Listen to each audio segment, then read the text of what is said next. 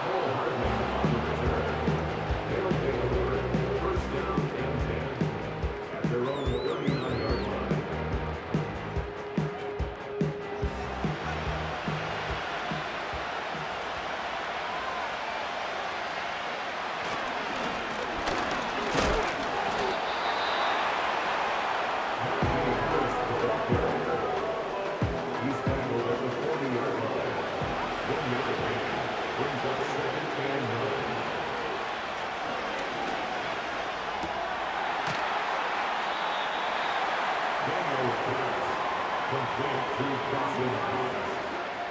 A 7-yard gain on the play. And it's another down.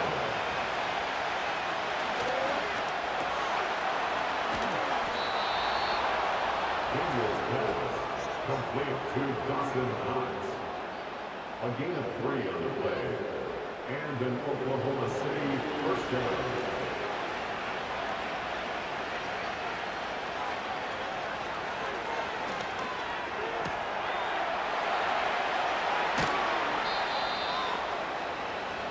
Daniels pass, complete to Jaden Reed. A gain of 29 yards. First down, Oklahoma City.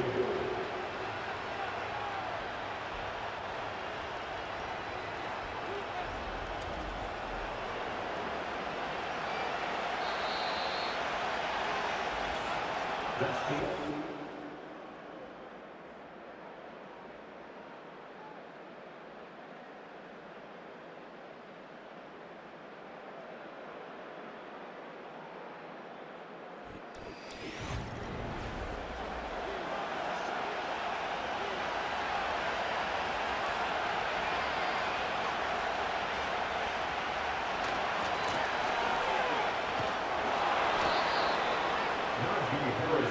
He was brought down by Kyle Hamilton.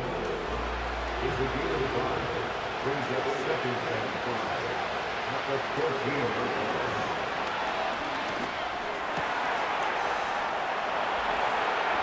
Daniels pass, complete to Dawson Knox. Touchdown, OKC.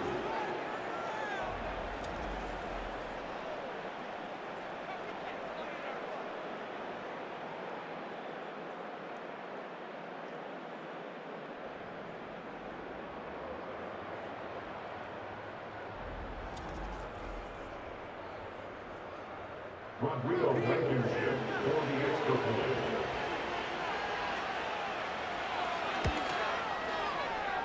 The kick is good.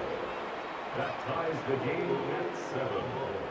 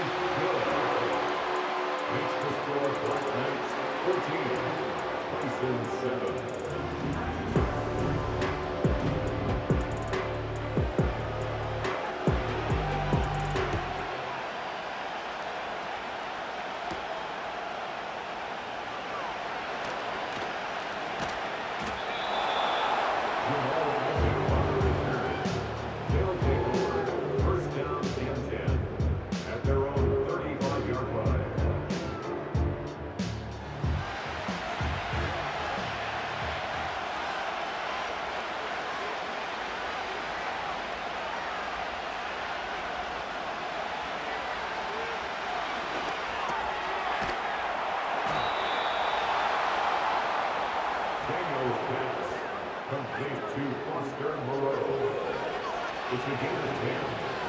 First down, Tyson.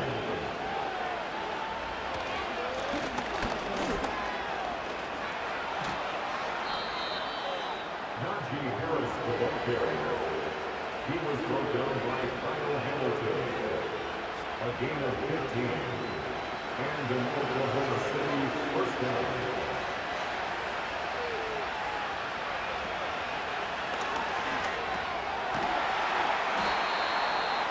Daniel's pass complete to Chris Carter. A 7-yard pickup brings up 2nd and 3 at the 33-yard line. Daniel's pass intended for a fourth down. Incomplete. Kyle Hamilton prepared to pass it back.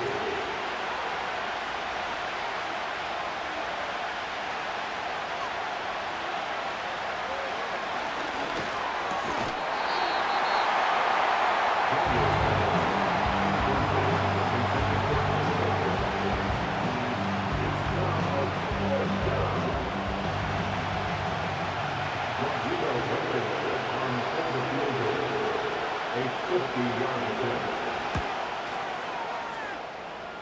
The kick is good. Makes the score Black Knights 14, Bisons 10.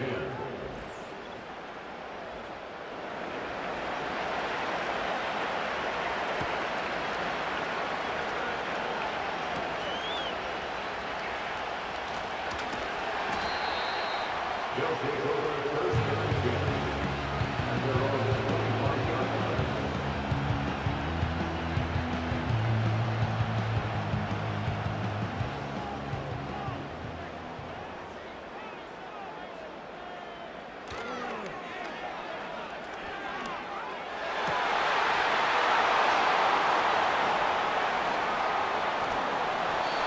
Richardson pass intercepted. They'll take over first and 10 at the 27-yard line.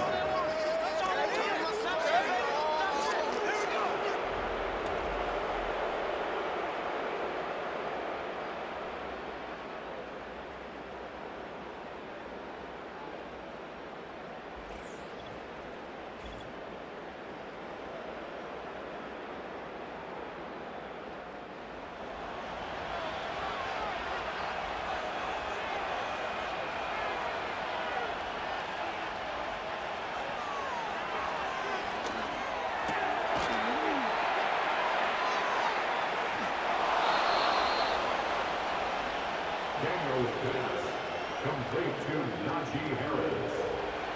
A gain of 13 yards. First down, Oklahoma City. Daniel's pass complete to Najee Harris. It's a gain of 7. Brings up 2nd and 3 at the 7-yard line.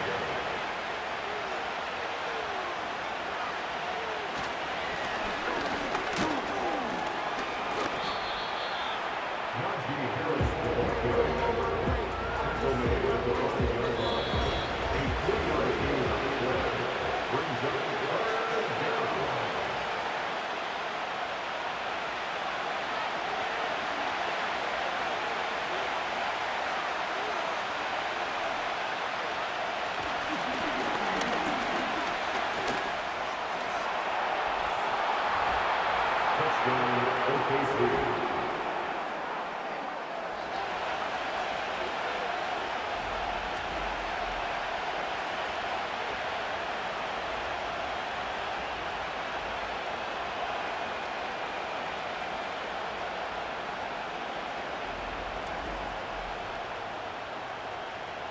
Rodrigo Blankenship for the extra point.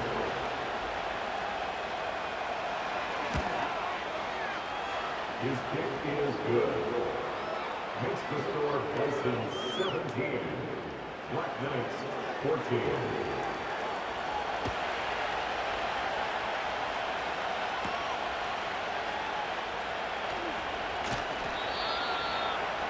They'll take over. First down and 10 at their own 23-yard line.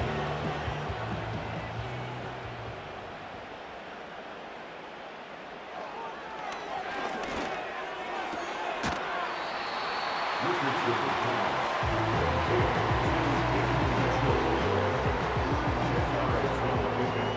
It's 2nd and inches at the 33-yard line.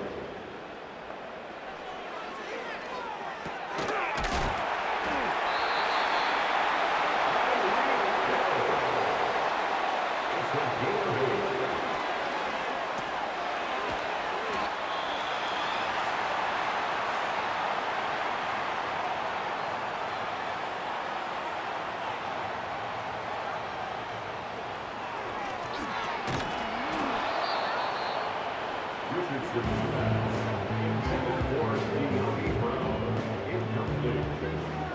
Brings up third down and 3 yards to go. Richardson's pass, intended for Sam McCoy, incomplete. Sets up fourth down. Bryce Behringer in punt formation.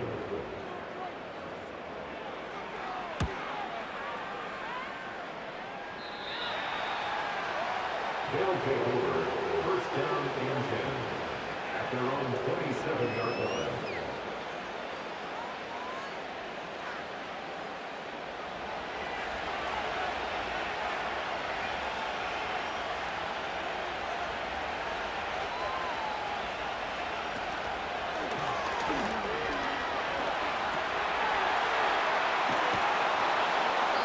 Daniels pass, complete to Foster Moreau.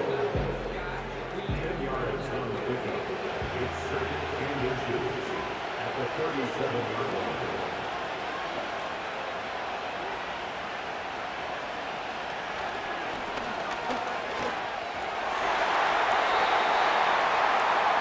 Daniels pass, intended for Justin Knox, incomplete. It's third down and less than a yard.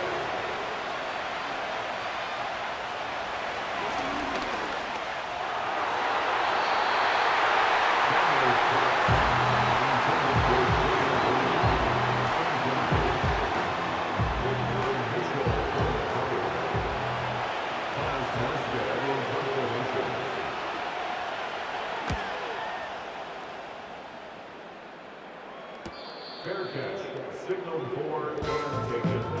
His guys take over first and 10 at their own 18-yard line.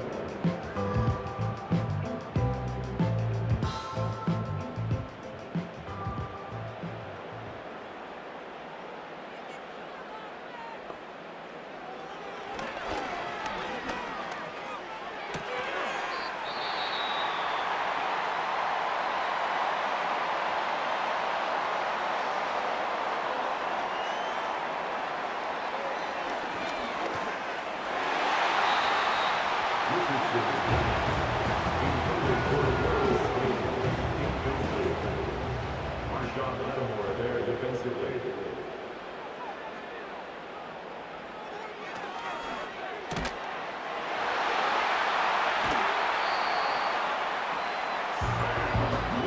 More balance. 13 yards on the play. That's good for a London first down.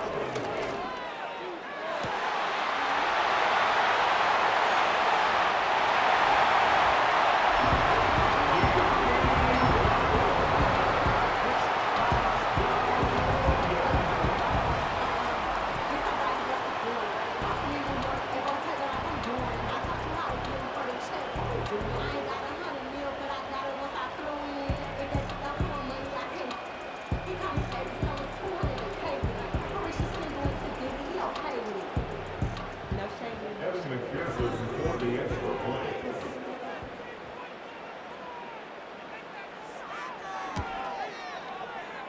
The kick is good. Extra score for the Knights, 21, 26-17.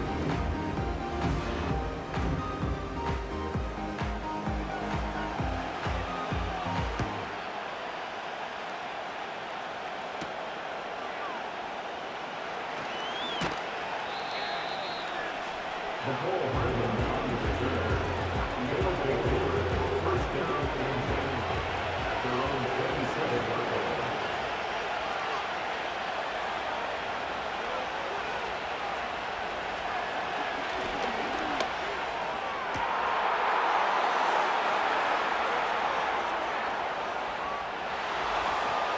Daniels pass, complete to number 14, Chris Godwin.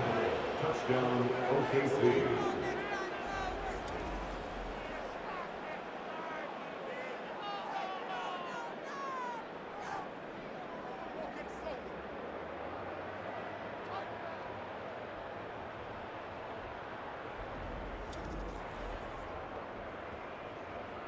Blankenship for the extra point.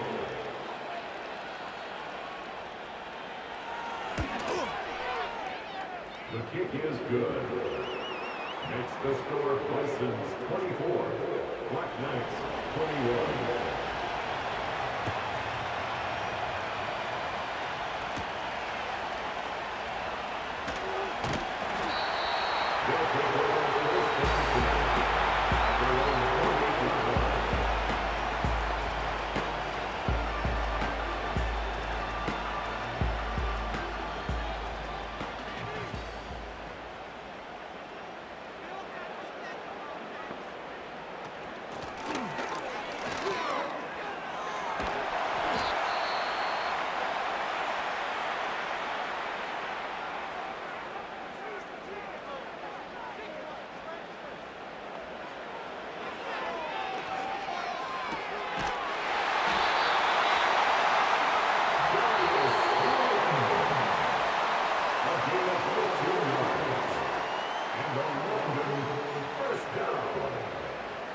First and 10 at the 45-yard line.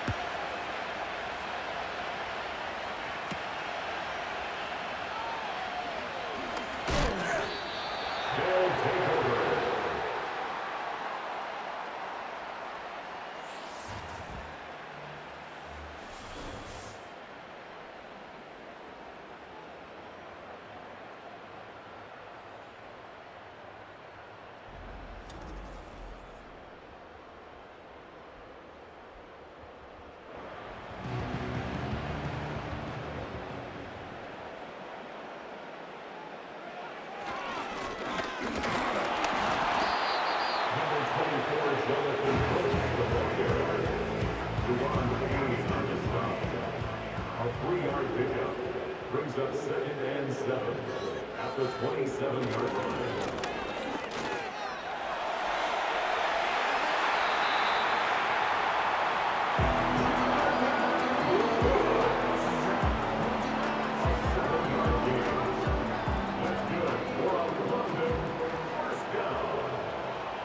First and 10 at the 34-yard line.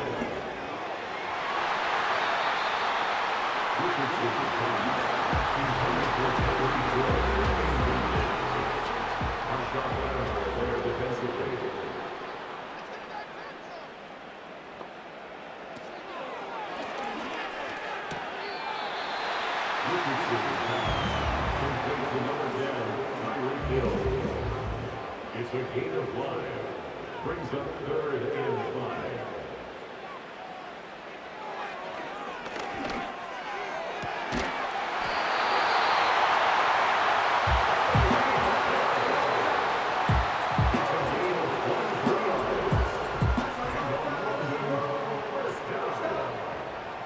First and 10 at the 38-yard line.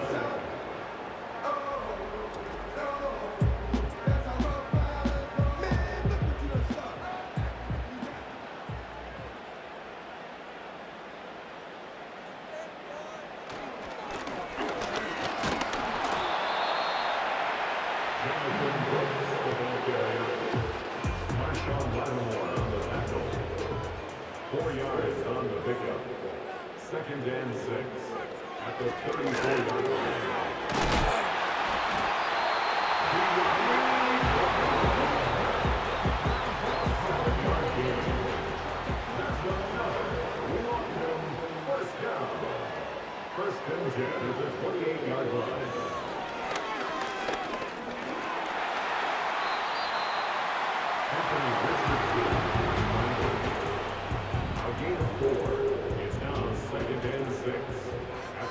24-yard line.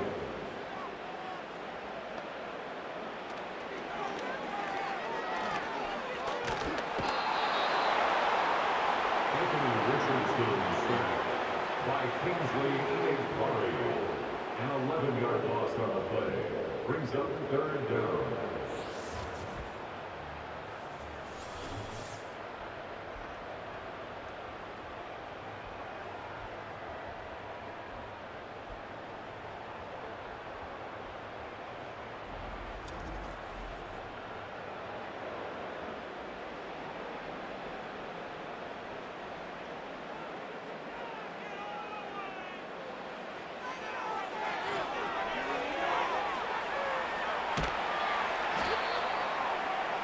Richardson's pass complete to Keaton Mitchell.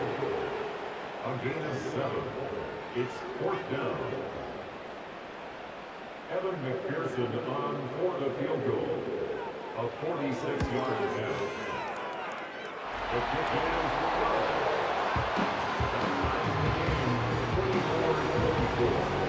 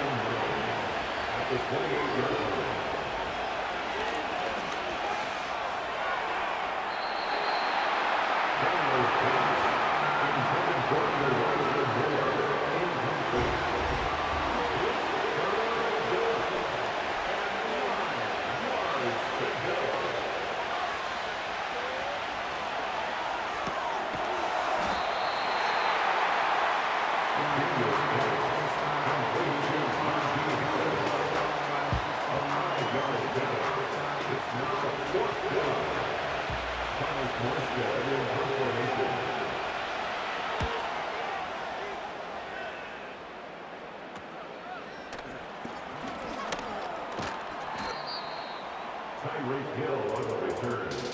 His guys take over 1st and 10 at their own 35-yard line.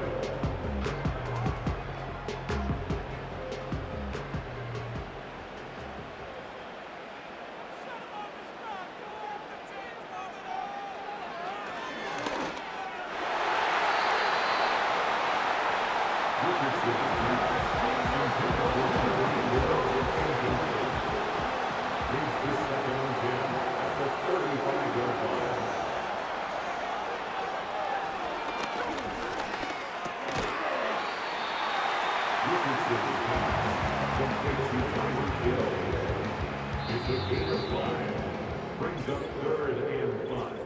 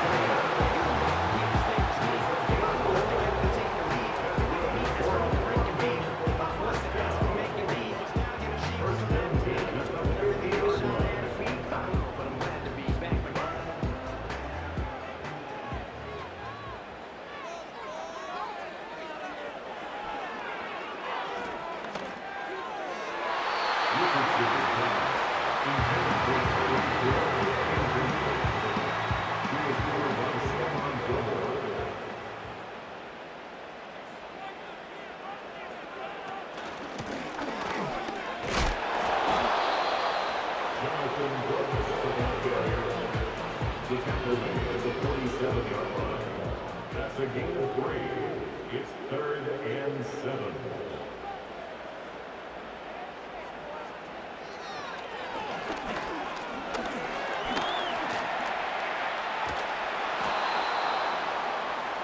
Anthony Richardson on the scramble. Preston Smith on the tackle. A gain of 5. It's 4th down.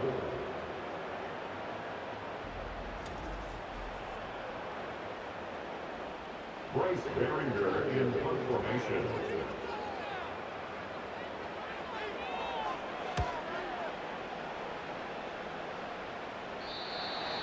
They'll take over. 1st down and 10. At their own 5-yard line.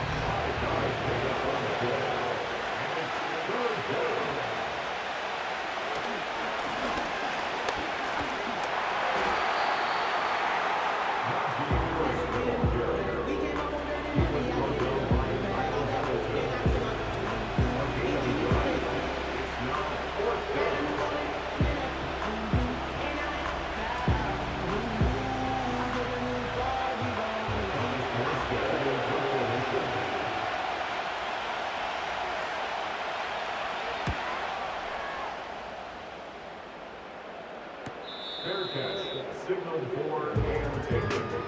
They'll take over 1st and 10 at their own 39-yard line.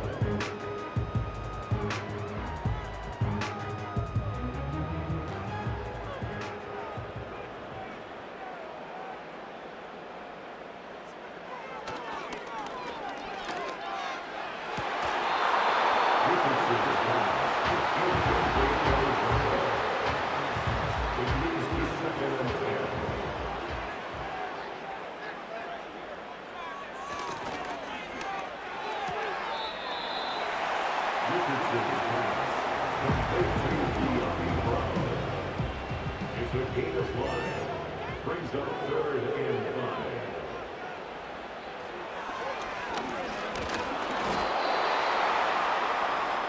Anthony Richardson sacked. An 8-yard loss. Brings up 4th down.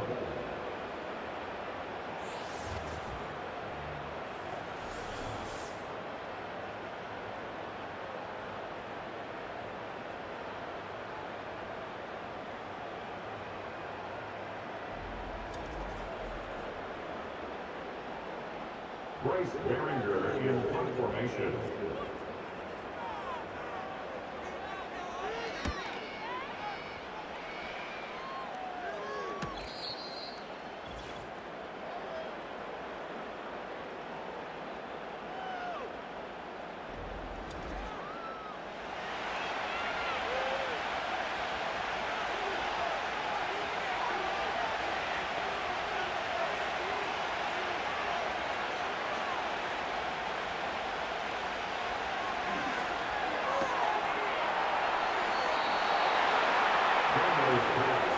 Complete to Foster Moreau. A gain of 13 yards. 1st down, Oklahoma City.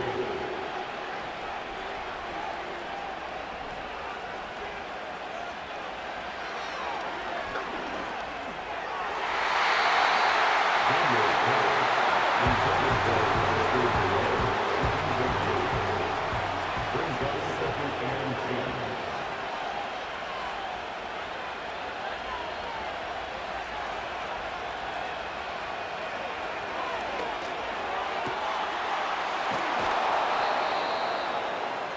Daniel's pass, complete to Foster Moreau. A 28-yard gain. First down, Bison.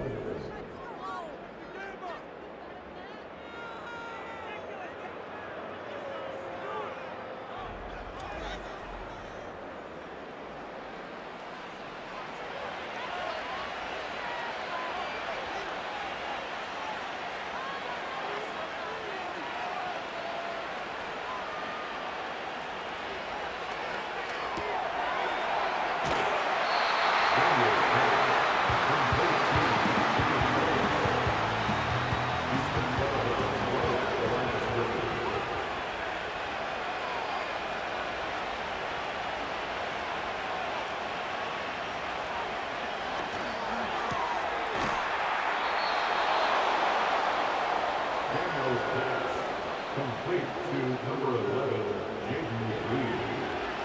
A gain of 13 yards. And an Oklahoma City first down.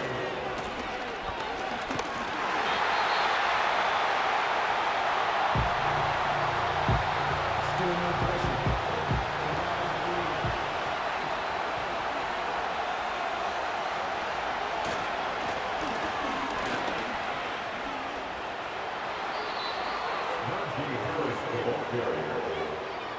A gain of 13 yards.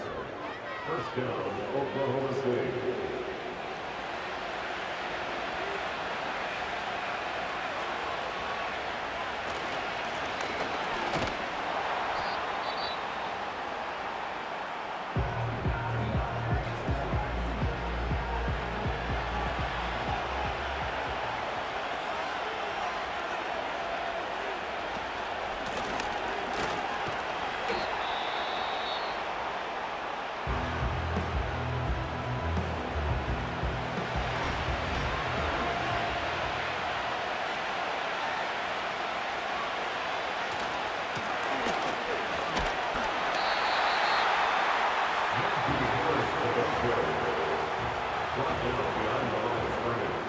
It's a loss of 2 yards. Brings up fourth down.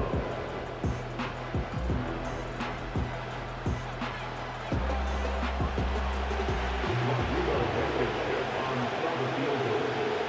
A 23-yard gain.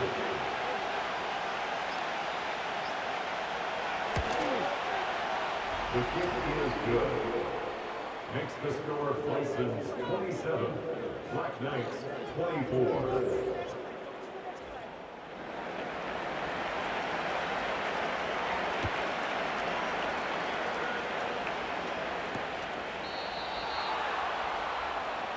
They'll take over. First down and 10 at their own 30-yard line.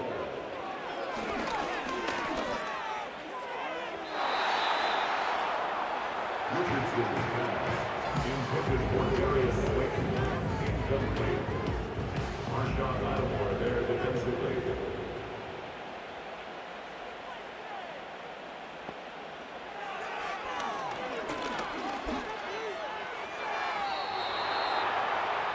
Richardson's pass, thrown away and incomplete. Javon Holland there on the coverage.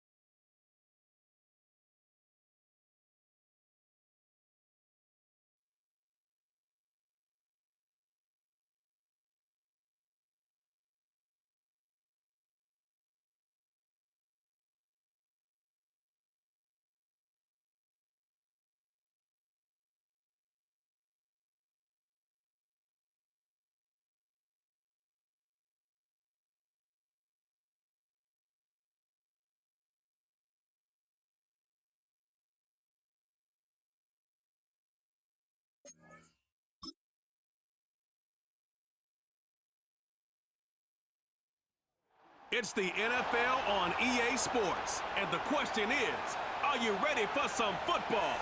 It's the Riverhawks and the Thunderbirds, next on Madden Football.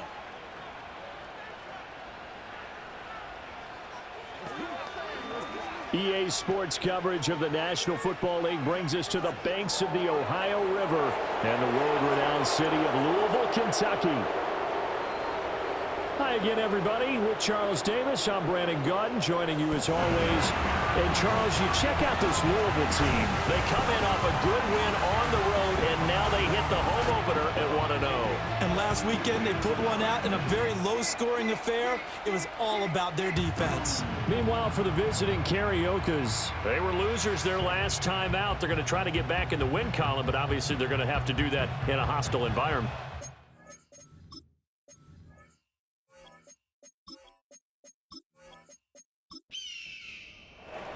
The final weekend of the summer. Hope you're enjoying it wherever you are as we are off and running on EA Sports.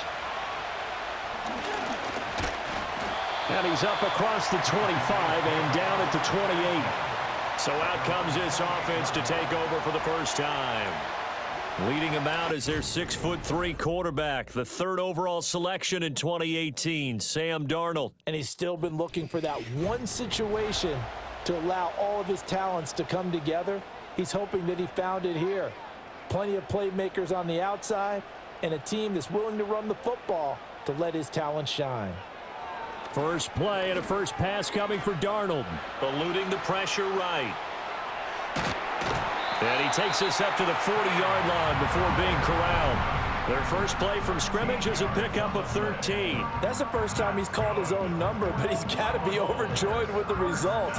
He wasn't just going to settle for a modest gain. To me, he was determined to come through with a big message to a defense that slept on him in the pocket. They'll fake the handoff. Now Darnold drops it to Jones in the flat. And he'll be out of bounds up near the 45 at the 44. Now a 2nd and 6. 4 yards on the pickup. A shotgun snap for Darnold. Got it complete to Khalil Shakir. And he's brought down. 12 yards there as they keep this drive rolling. It's another first down. To throw is Darnold. Got a man. That's Ayuk. They'll give him 4 yards there, and that'll bring up 2nd down. So we're here in Louisville, and this is a city with a rich sporting tradition, but until now, of course, it's never had an NFL franchise. But that has all changed, and folks around here, they simply could not be happier or more excited. Here now, 3rd and a yard. Brings up 3rd and 1. Again, Darnold. Pressure comes, and down he goes. That is Nick Bosa from out on the edge who worked his way in for the sack. There's a lot of discussion in the offseason about him having a big year and getting to the quarterback. They held him without a sack in week 1, but how about here? Finally gets his first one of the season. In the offseason, said he changed his diet, leaner, feels so good this year. Excited to see what type of a season he can have. So out comes the offense now with a long field ahead of them. They'll be led out by the former Tar Heel, their rookie quarterback from UNC. And I can't imagine that week 1 was anything except a whirlwind for this young man. A few bright spots in the opener, but as expected, a few rookie mistakes as well. Let's find out if he learned from them, and we'll show some progress and improvement starting here in week 2. Well, following the play now, they're going to stop the clock here as a man is shaken up. The medical staff will attend to him, and we will step aside. 2nd down and 6 now.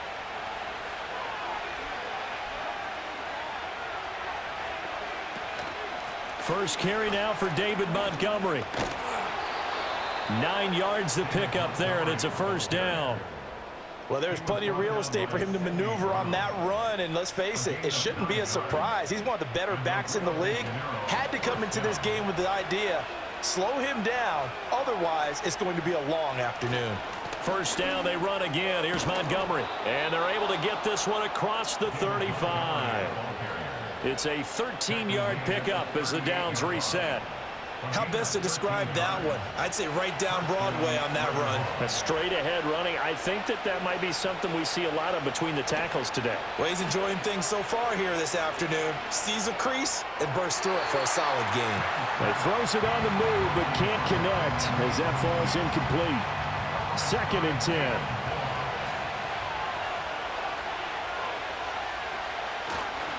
Up the middle, it's Montgomery. And able to get this one all the way up to about the 46-yard line. That'll leave them with a 3rd and 2 coming up. They got 8 yards there. They'll run it. Here's Montgomery. And he's got enough for the first across midfield to the 48. And hold on here, because on that last run, it looks like we have a player who was shaken up. Hopefully, obviously nothing serious here. Medical staff, though, going to take a peek, and we'll take a break. First down, here's the run with Montgomery. And he'll take this ahead for about 4. 2nd down coming up. A timeout here for an injured player, and definitely not what this defense wants to see. It's Khalil Mack who's in some discomfort. So as the medical staff takes a look, we'll step aside. 2nd and 6. Looking to throw, May. That's to the former Bronco, Jerry Jeudy. And they just keep marching right along. First down on a pickup of 8 there.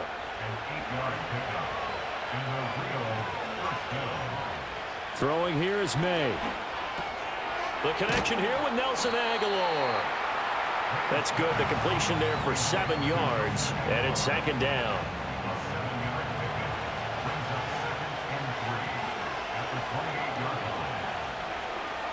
They'll throw with May.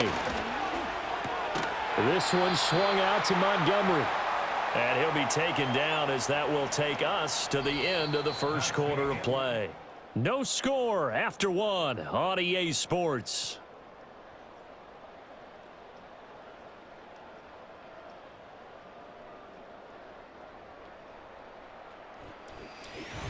Ready for the second quarter, and it's our visitors with the football. As they've got it with a 3rd down and less than a yard. A give to Montgomery out of the gun. And he gets the first down here as he's taken down at the 24. Brandon, what were they thinking on defense there? They looked like they were playing for the pass. That was 3rd and short. Yeah, it was an easy pickup because they handed it to him. That was way too easy. Just looked like absolute confusion defensively. Not sure why they were in that set. Yeah, I'd say you ought to have a few men in the box there. And maybe the wrong read there as he's going to go down immediately. It's a loss of 4 on the first down play. This has been a good march down the field, but now they're stuck looking at a 2nd and 14. He's going to keep this again. And he'll take it down here just shy of the 15 at the 16-yard line. He gets 12 on the keeper there, but now it's 3rd down. They'll come to the line, needing only 2 yards to gain the first here. On 3rd and short, they'll try option left. And he will have the first down before he's tackled at the 12. And hold on here, because on that last run, it looks like we have a player who was shaken up. While they come out and take a look at him, we will step aside for just a moment. To throw, it's May. And he's got it. And he couldn't quite get there. Tackled down at the 1. It's a good gain of 11. Sets him up 1st and goal.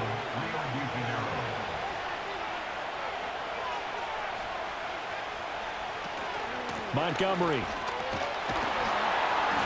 And he gets halfway there down to the 1-yard line. Only a yard on the pickup there. 2nd and goal.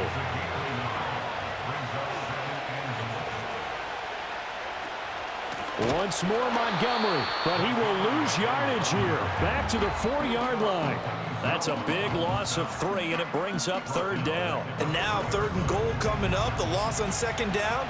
That just means this crowd's going to get even louder, and they'll get a little bit of extra help from the defenders as they exhort them to join them in the effort. And he will take this one in for a touchdown. Drake May. with his first career NFL touchdown. And the Riverhogs go nearly the length of the field and finish it off with 6 points.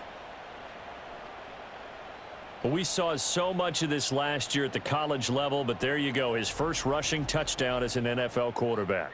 And with the speed he has, we certainly know it won't be his last, because that's something that aided him very well, as you mentioned, at the college level. It's something he's going to carry over, and they'll make it a big part of their offense. Extra point by Patterson, up and good. And it's now a 7-0 game. 7-0 is our score, ready for the dynamic kickoff as this one's away.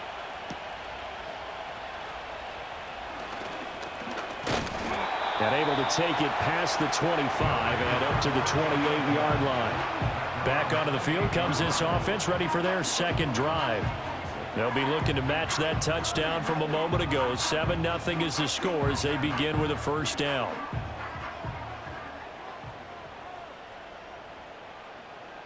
Ayuk goes in motion. Faking the give. Darnold nowhere to go here. He lost the football.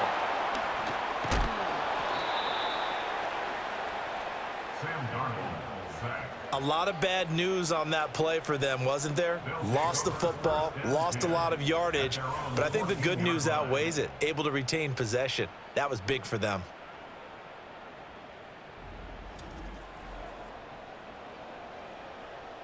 So they keep the football, but now face 2nd and long. Darnold. That's complete to Disley, the tight end.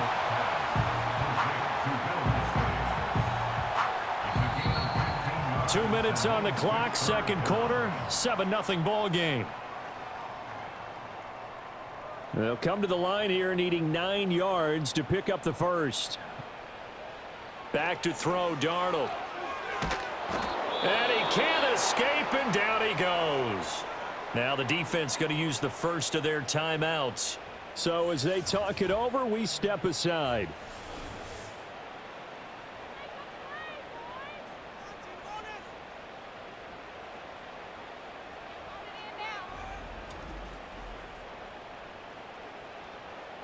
On 4th down, Ryan Stonehouse on to punt.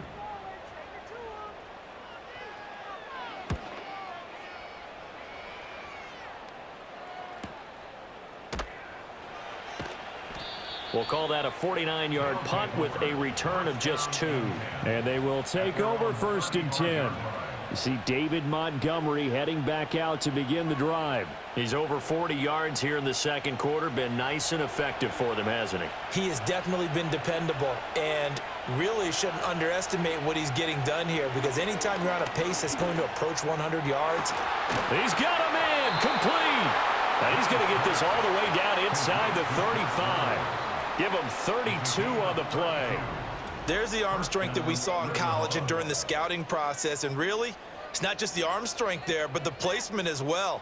To me, that was an excellent combination of arm talent and accuracy. So the big play changes the complexion of things. Here's 1st and 10 just outside the 30. He finds Aguilar over the middle. And he'll go down at the 26 following a gain of 6. This 2nd and 4. Here's May. They'll set up the screen to Montgomery.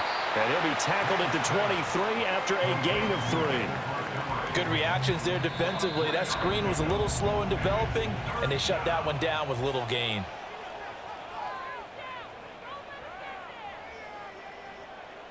A yard all they need, but it's 3rd down. To the air, May.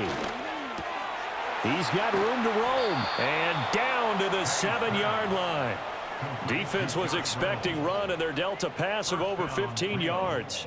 Seems as if the passing attack's starting to heat up a little bit here in the second quarter. You can sense and you can see the momentum, because now they're reading their patterns downfield, they're understanding the coverages, and they're finding the open holes in the defense. So we have reached halftime with a touchdown. That's the difference on the scoreboard.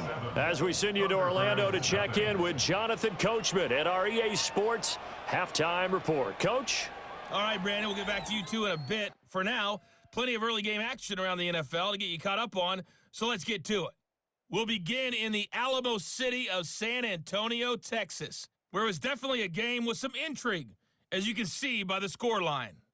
The Pioneers with 2 straight wins to start the season as they get the win at home there. From there we say, so long, America, hello, England, as we head over the Atlantic to check out the action in London. And as you see, they were losers earlier this afternoon. Jaden Daniels, 2 touchdown passes as his guys make amends for the setback in Week 1.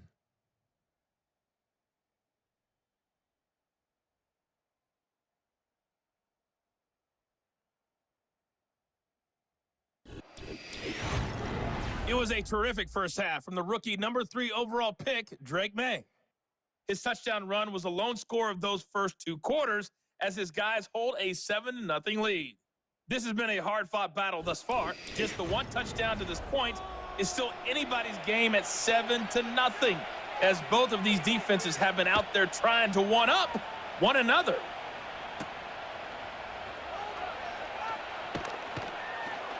And he's up past the 20 to the 22-yard line. The River Hogs offense and their running back getting ready to go back to work. And he's had his fair share of troubles in this one, unfortunately. This defensive front has wreaked havoc throughout the contest, and he hasn't been able to create enough space to make something positive happen to this point. The offense back out there at the line, ready for their next drive. Their defense has pitched the shutout. Now they probably need to deliver a little breathing room, maybe make it a 2-score game as they've got it 1st and 10. From the 24 now, here's a 2nd and 7.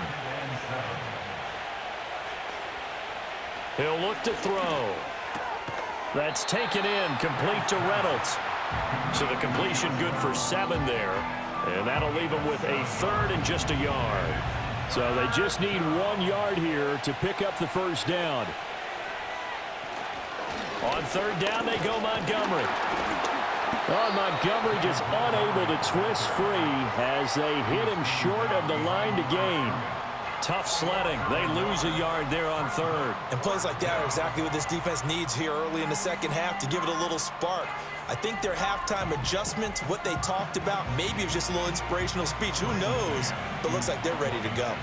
And on now is the punter as he's on to punt for the first time this afternoon. Only 2 punts for him last week in the loss as he gets this one away. Call that a 46-yard punt with a net of 40 on the 6-yard return. And out will come the offense as they take over. Well, the Louisville offense back out now.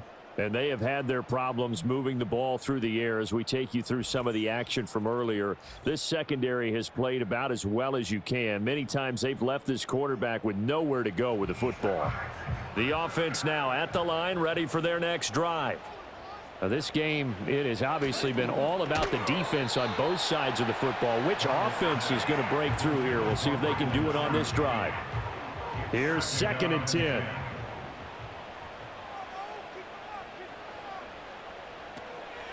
Up the middle, Jones. And down right around the 32-yard line, 4 yards on the pickup. I have to think a major focus of the halftime meetings had to be figuring out how to create space for the running game to get operating. Well, what you pointed out to me at half seems accurate. That line has struggled to sustain blocks. Yeah, I would agree with that totally. They've got to focus on staying on their double teams at the first level, make sure that block's secure before they slide off and try and chip someone at the second level. And that's the kind of play this offense needs to maybe kick them into gear a little bit. They've been stuck in neutral much of the game. Perhaps that can give them a little bit of confidence that big plays are out there. Here's Darnold. Setting up the screen here, Aaron Jones. They'll get 4 there out of the screen, and it's 2nd down. The key to any screen play is all in the deception, and that means everyone on the offensive side of the ball. But someone gave it up because that one wasn't very well concealed. And the defense able to rally to him and hold him for just a short game. And he'll be brought down at the 45-yard line. 6 yards the pickup, and that's a 1st down. I think they like this drive a little bit better there, partner. Running game helping out, picking up some of the slack. Because remember the last drive, they went 3 and out. Motion man is Shakir. And they'll keep on the ground with Jones. 5 yards is the tally on first down. That brings up 2nd and 5. I'd say they've got to find a way to get him going. He's such a big part of their offense. I wonder if they might throw it a little and come back to the run. Anything, because you're right. He's pretty much been completely neutralized. Short throw to Disley. 6 yards the pickup, and that's a first down. Many different ways to create space, but on that play, he did it with that big, wide body of his. Didn't get a whole lot of yardage on the play, but it did what it was supposed to. Pick up a first down. This one swung out here to Jones. And he'll work it inside the 30 to the 29-yard line. And they'll work from the 29 on 2nd and 6.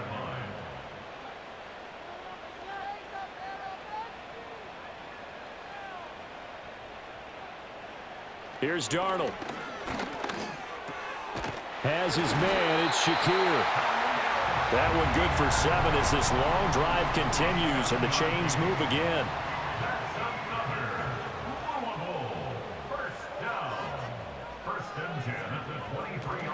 Play action. It's Darnold.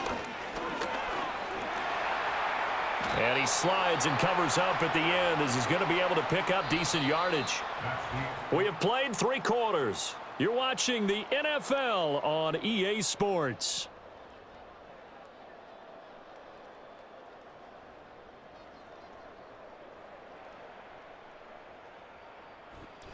Back now here on EA Sports, as we're about ready to rock and roll for the 4th and final quarter. On the delay, Jones. Oh, no, he lost the football. Oh, and one of the linemen on the other side has got it. Could have been a costly mistake, but as it turns out, they keep possession. You can't give away these types of opportunities in the red zone. And I'm sure that was flashing through his brain as the ball escaped his hands. Fortunately for him, able to get picked up by his team, fumble recovered. They still have an opportunity deep in the red zone. A loss of a yard, and it brings up 4th. There's no question that coming into this game, this defense was pretty vocal about its desire to take this running back out of his game. And all that pregame wolfing has turned into results. 1 score down. Here we go. They're going to go for it here on 4th down. 4th down, and for Darnold, it's desperation time. Able to find the open man. That's complete. And able to get him down, but he does reach the 5. Some collective exhales over there on the sideline. A big pickup through the air on 4th down to bring up 1st and goal. Now they'll bring one of their tight ends in motion right. Now Jones. And he's able to break out of 1 tackle, but then quickly brought down. It'll be a gain of 5 there as they move closer. It's 2nd and goal.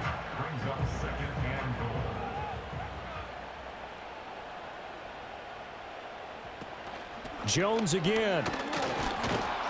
But he will not get to the goal line. In fact, he won't get to the line of scrimmage as they push him back to the 2. It'll go as a loss of a yard, and it'll set up 3rd down.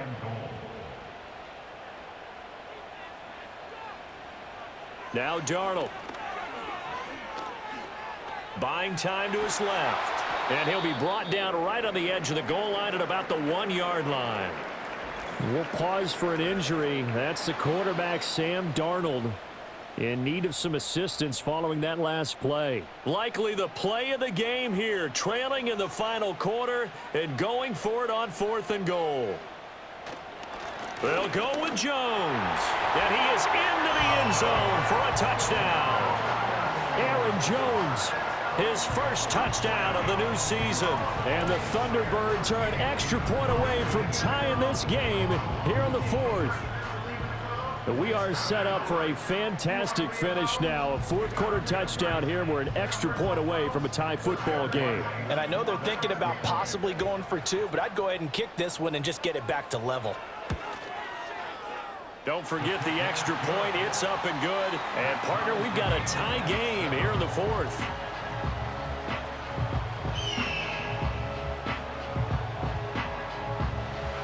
Now this one setting up for a great finish. All tied in the 4th as the kick's away.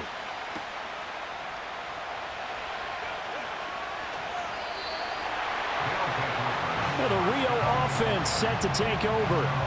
They no longer have the lead after that last touchdown, all tied up in the fourth quarter, and a chance for this offense to mount a potential game-winning drive right here.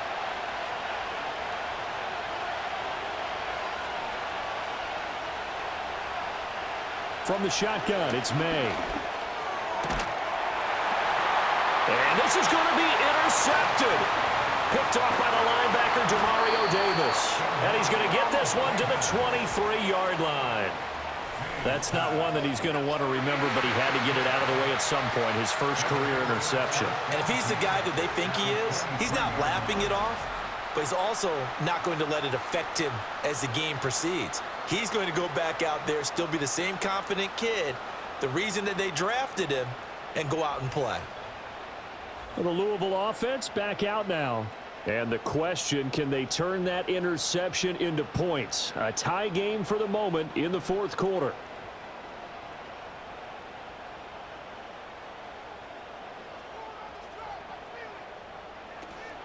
Now a first down carry by Jones.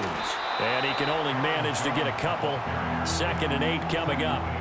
Seems pretty obvious defensively a key was stopping the run game. How have they done it so successfully? To me, it seems that these guys really did a nice job of paying attention during the scouting report meeting. And you know, Brandon, when they do those, they talk about the top plays that these guys like to run. The best runs for the top running back, those are the ones you focus on and want to take away. And they've done that pretty successfully in this game.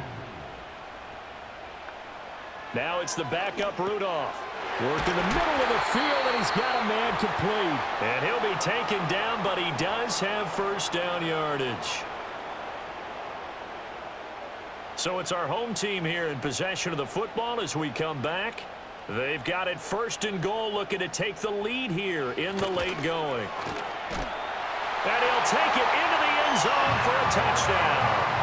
Aaron Jones, his 2nd rushing touchdown on the year. And the Thunderbirds have broken our tie and have taken a fourth quarter lead.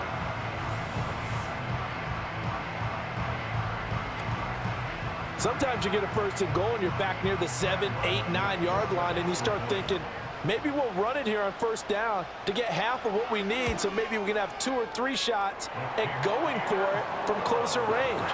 So this is a bonus right here. What a great run to work his way into the end zone. The kickoff unit is out on the field, and they will send this one away.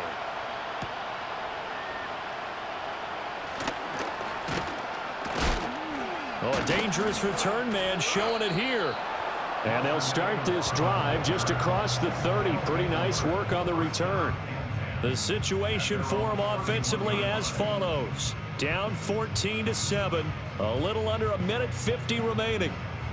They need a touchdown and the PAT to tie it as they come up 1st and 10.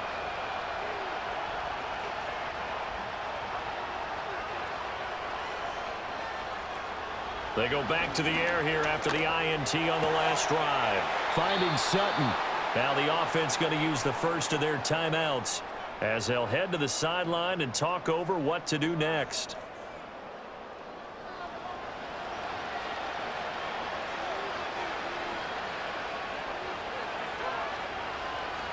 He'll look to throw. Escaping the pressure right. And this turns into a nice gain with a slide at the end. Plenty of time and 2 timeouts still at their disposal. 1st and 10 here. This throw taken in by Isaiah Likely. And they're going to be set up down around the 15-yard line. Well, hang on now. We're going to pause here. We've got an injured player. Now, the medical staff is going to come out here and take a look, and we will take a short break. This is 1st and 10.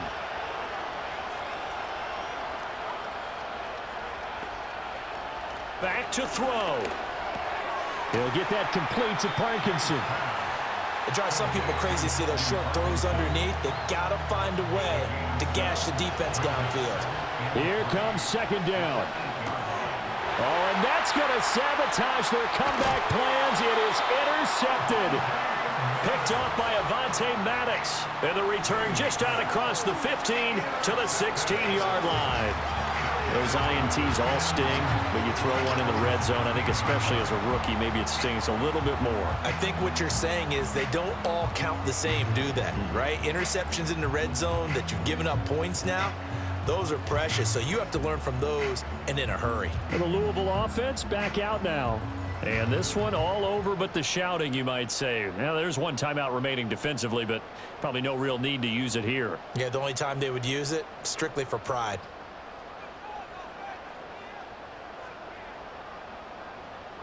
Victory very much in sight now as they'll take a knee. Now the defense will burn their third and final timeout as the clock will stop with 37 seconds to play. And they take a knee.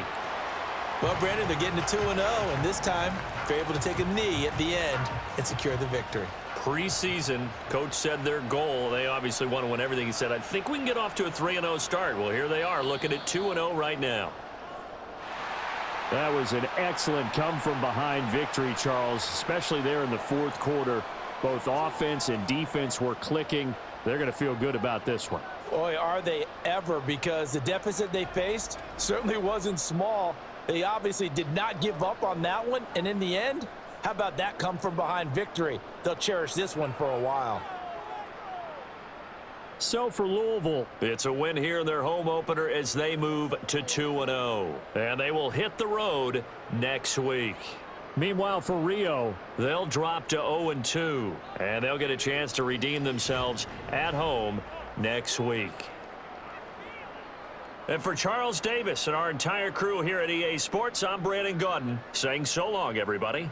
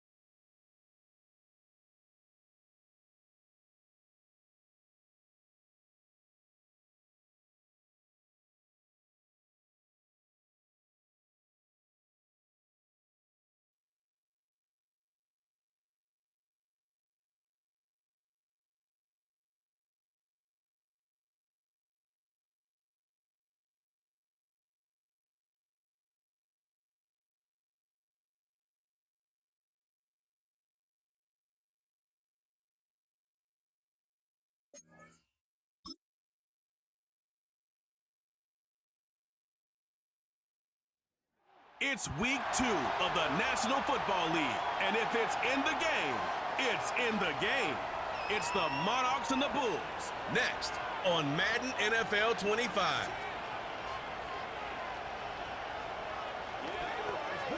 This is the NFL on EA Sports as we come to you from the banks of the Missouri River at Omaha, Nebraska. Alongside my good friend Charles Davis, I'm Brandon Gaudin. And Charles, you look at this Omaha team entering play. They come in off a loss in the opener last week. That one was on the road. Now they get their first taste here of home cooking. And what they're hoping to do is feed off the energy of the home crowd. Great tailgate, great fan support. Let's see if they can put it to good use. Meanwhile, for the visiting Aussies, they too were losers last week, so they're also hoping to get back in the win column. Something's got to give.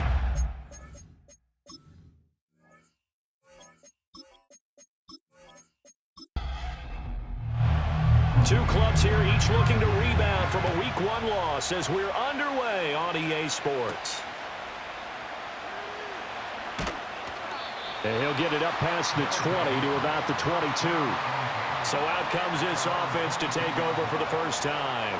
They'll be led out by their rookie quarterback, the latest in a long line of NFL QBs from USC. And this would be his second NFL start. Last week was about what you'd expect to see from a rookie quarterback. Had some good moments, but not enough to lead his guys to victory. Now we'll have to see how he handles adversity because on the college level, he didn't lose a whole lot of games. Connecting over the middle with Downs. And he's going to get this one across the 30-yard line. 11 yards there on the first play from scrimmage. So they'll come up 1st and 10 now from the 33. They'll bring a tight end in motion left. On play action, here's Williams. He's got it complete to Stephon Diggs. And he slips up past the 45 before being tackled. They give him 14 yards that time and a fresh set of downs. Back-to-back good plays have him on the move on first down.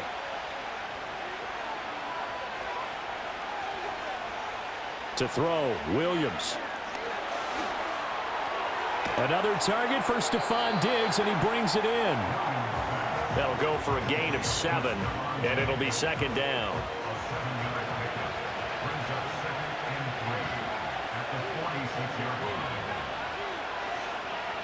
To throw once more, here's Williams.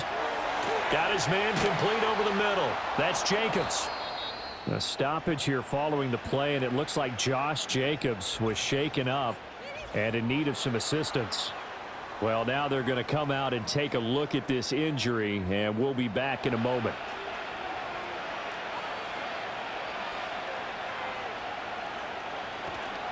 They'll run for the first time here with Brown to the 36-yard line. Stop there.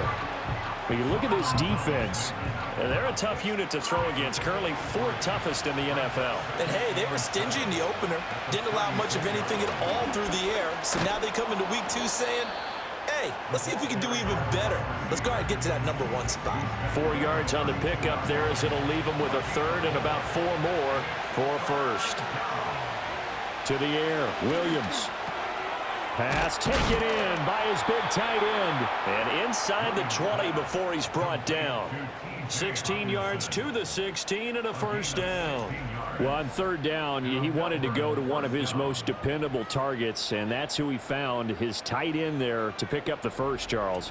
And you use the proper word there, dependable. And sometimes spectacular, because tight ends nowadays, they can do it all. But they're the guys you trust, especially across the middle of the field where there's traffic. He delivers, and they pick up nice yardage. Throwing is Williams. All right, rifles one, and that's going to be intercepted. Picked off by Cole Holcomb.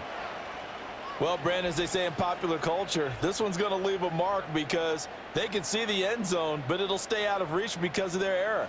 All their offensive teammates have to give the quarterback right now, offer a little bit of encouragement because what's done is done. Let's get them next time out. After the interception, here's Jackson. And that is incomplete. He couldn't hold on through the contact. Brings up 2nd down. It's now 2nd and 10. Jackson. Oh, that'll be incomplete. Well, he took a shot as he let that go. And it's going to bring up a 3rd down. Right where this set of downs started, they need a full 10 here to pick up the first down and move the chains. Now it's Jackson. And this turns into disaster. He's not going to get forward progress. That'll be a safety. Well, we thought these two defenses, they might come to play. One has already come to play here. A safety for the opening points of the game. Brandon, let's file this play away because if it turns out to be a tight game, who knows? This could wind up being the difference.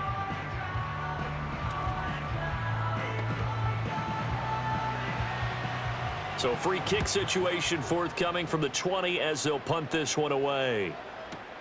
Fielded just inside the 20. Back onto the field comes this offense, ready for their 2nd drive. A big mistake last time they were on the field, tossing that interception inside the red zone, and really taking away what had been a pretty successful drive up to that point. Yeah, and I don't think there's any question about it. As they head out on the field for this drive, that whole offensive unit is just thinking redemption. You know, they moved it really well, didn't pay it off. This time, they want to make sure that ball ends up in the end zone, and they're the ones possessing it. So on the other side of the field now, it's 1st and 10 as they've got things rolling on this drive. Looking to throw is Williams. He'll look underneath and finds Brown. And give him 6 yards here as he stopped near the 35 at the 34. And from the 34, here's 2nd and 4.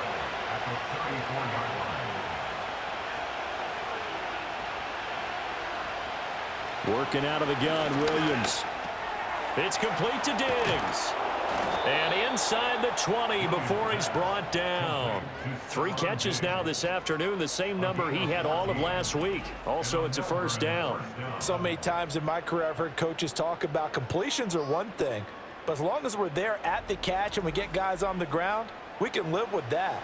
But if you're going to give up 10, 12, 15 yards after the catch, then your defense is going to be in a lot of trouble. They'll go play action here with Williams. And this will be incomplete. Physical play on the football there, and it's 2nd down.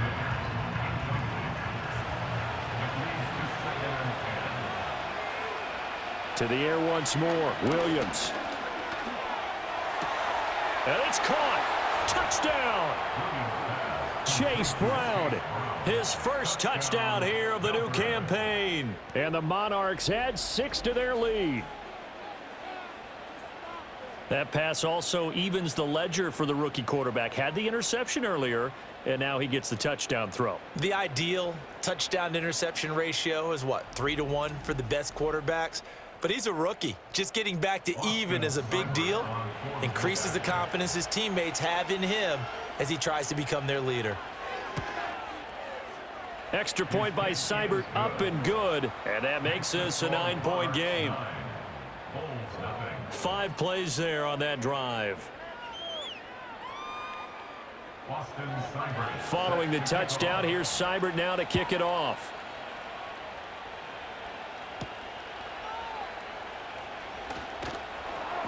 And he'll be tackled just shy of the 25. Back onto the field comes this offense, ready for their 2nd drive. And the last time they had the football, they surrendered 2 points on the safety. They don't want to do that one again. No, not at all. It's almost like a bases clearing double, isn't it? Give up a couple of runs. Sure. just messes things up for you offensively. But now they've got to go ahead, take it, set it aside, and move forward. The numbers for Addison in last week's ball game.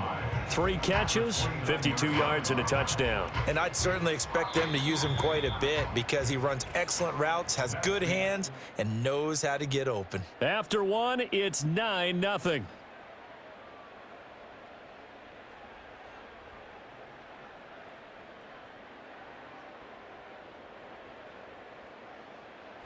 Second quarter down, it's our home team with possession as they are looking at a 2nd and 5 situation. Jackson looking for Addison again, and he's got him again. And down he goes, but he takes it up to the 40.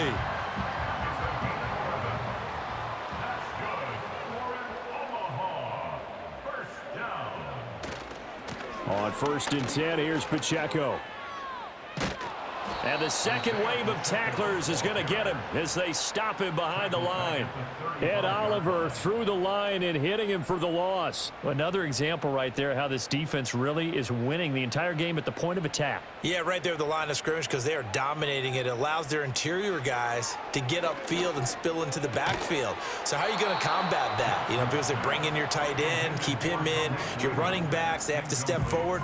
Bottom line, your offensive line has to block them first to give yourself a chance. Now on 3rd and long, they'll look to throw. Lamar Jackson, such a threat with those legs, able to improvise and get the first. It was 3rd and long, so he had to figure that the defense would be coming with extra pressure. Found a way to get away. He couldn't see the imaginary yellow line on the field, but he knew exactly where it was and found his way there for a first down. So on the other side of the field now, it's 1st and 10 as they've got things rolling on this drive. In motion right is Addison. Now here's a fake on the jet sweep as they'll go instead with Pacheco. And he'll manage to pick up about 4. It's 2nd down. 2 minutes gone by, 2nd quarter.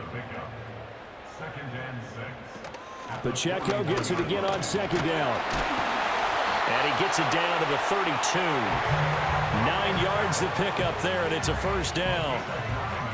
For a lot of guys playing this game, there's no better feeling than running right through a tackle. He's able to lower his center of gravity and churn his legs for a really nice pickup. Again, it's Pacheco. And he'll take this ahead for about 4. 2nd down coming up. And that was a quality play to start a new set of downs. That was simply an offensive line winning the battle up front and winning in a big way and giving their guy in the backfield a nice lane to hit. And he will take this one in for a touchdown. Miles Sanders, his first rushing touchdown on the year. And the Bulls have got it back to within a score. So how about that for your first carry of the game? Not bad. How about that, and not bad at all. I think he earned himself a little bit more work, partner, because that's what you want from your number 2 or your number 3 running backs. You want him to come in with the fresh legs, give your team a little jolt, and he did it right there. Best way to lobby for more playing time? Have runs like that. Aubrey good with a PAT. And the lead is down to 2.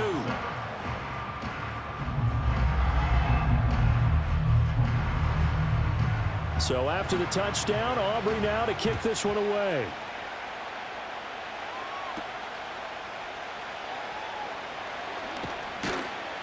And they will wrangle him down a couple yards shy of the 30.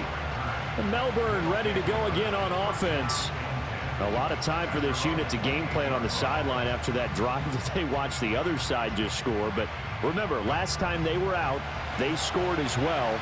We'll see if they can seize that momentum right back. And they have had a lot of time to cool off from reaching the end zone the last time. So have they been able to keep themselves mentally sharp and into this game, even though they haven't been on the field? And you and I both know, one big play, though, gets them right back up to that level. So from the 39 now, they'll come up on a 1st and 10.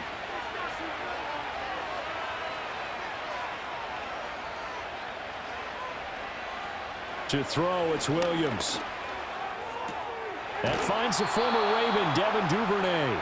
And he's able to get this one out closer to midfield across the 45. That'll give them 8 that time, and they'll be left with 2nd and a couple. 2 minutes remaining in this first half of football. Ball on the 47-yard line. Here's 2nd down and 2. Here's Williams. And his throw here's incomplete. I see the surprise in your face there, partner. That is a rare incompletion from him. He's been on point this entire game. He has percentage completion-wise way up. Not that time. Williams from the gun on 3rd down. Able to find the open man. That's complete. And able to pick up the first across midfield to the 47. Give him 6 yards, and they do convert on 3rd.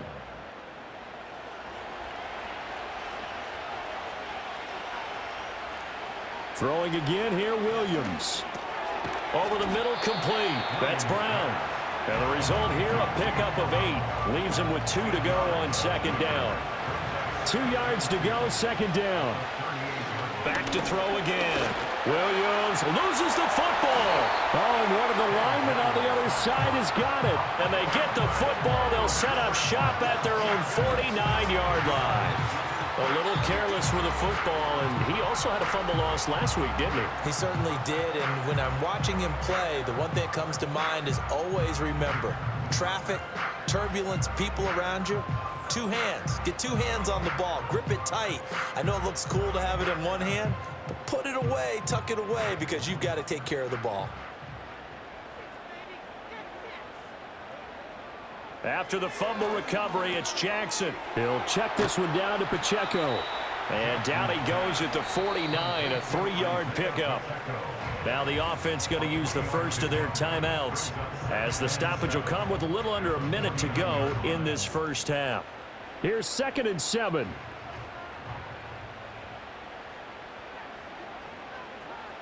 Here's Jackson. Oh, he tries to force it in, and it's intercepted. Picked off by Ernest Jones. And he will take this one home. It's a touchdown. An excellent play there, CD, on the pick six. And I think were they a nickel? Did they have an extra DB out there? Yeah, Brandon, I think they were in standard nickel, not the Buffalo, as teams like to call it, meaning 3 safeties for big nickel. They just wanted to take away the quarterback's throwing lanes, and that's exactly what they did and came through with a big-time pick six. Here's Seibert now to add the extra point.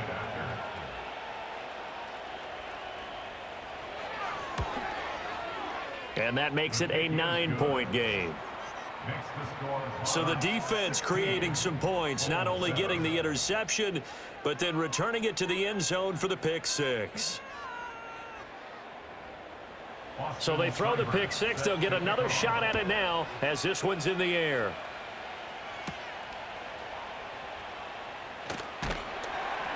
And a decent return out to the 27-yard line. Back out comes this offense now late in this first half.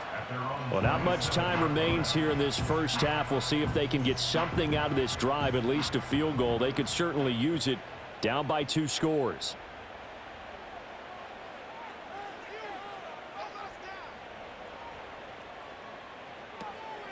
Here's Pacheco to begin the drive.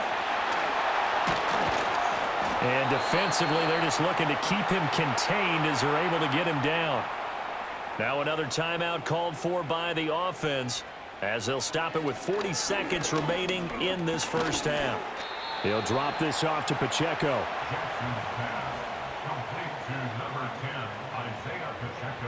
To throw is Jackson. Oh, and his early struggles continue. Here's another one intercepted. Xavier Woods with a pick. And he will take this one home. It's a touchdown. 3rd down, passing down. They throw the extra defensive back in there for a nickel package, and it worked out. Yeah, and it's not anything that you would think is just great strategy. It's just that when you have 5 defensive backs on the field on an obvious passing down, it's a lot tougher to complete a pass. And on that play, they completed it just to the wrong team, and it cost them 6 points. Seibert on for the PAT.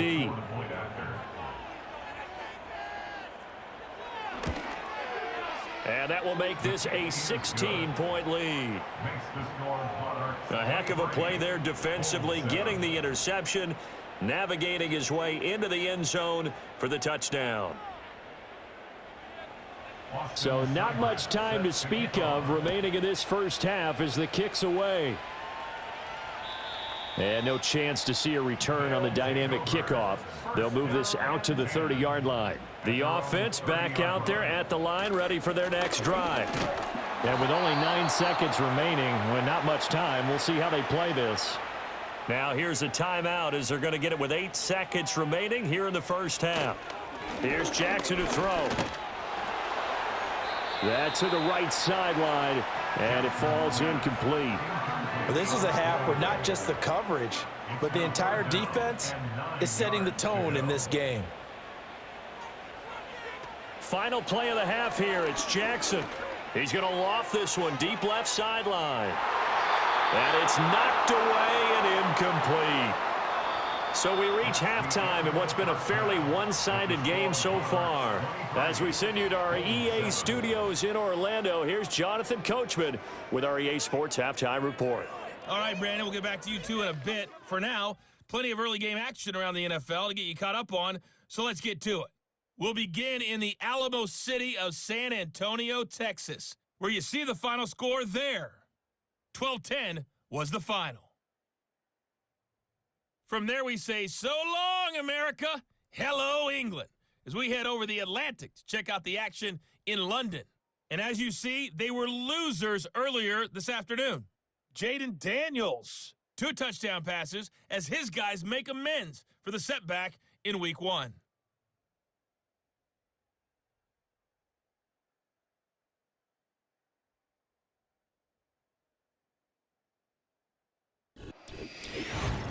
We were certainly treated to an entertaining first half.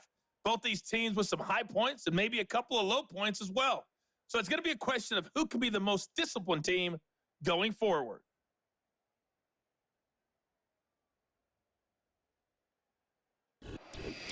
All right, Coach, thank you very much as we welcome you back for quarter number 3. So this a 2-possession ball game as we get back underway, set for the third quarter.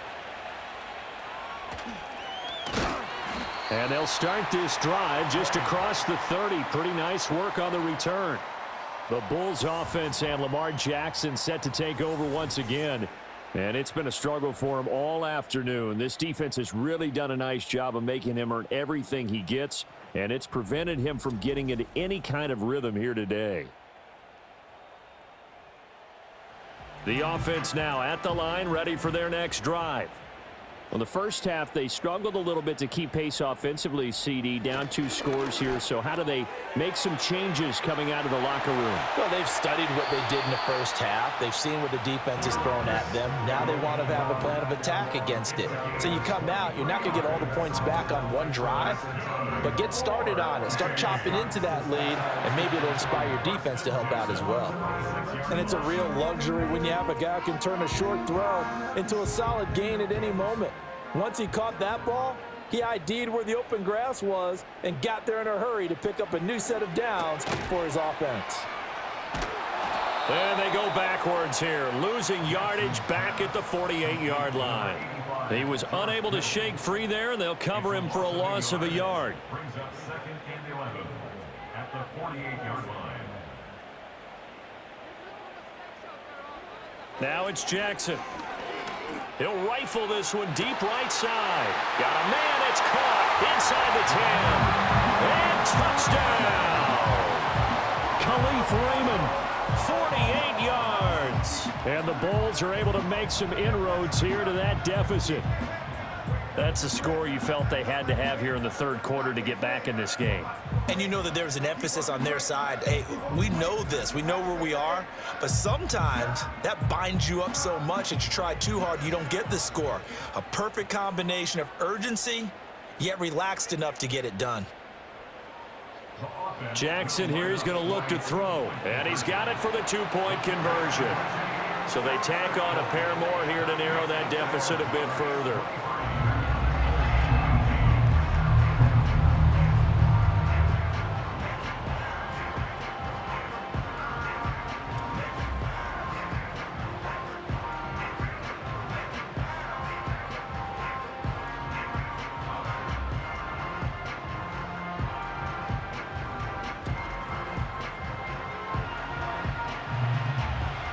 So after the touchdown, Aubrey now to kick this one away.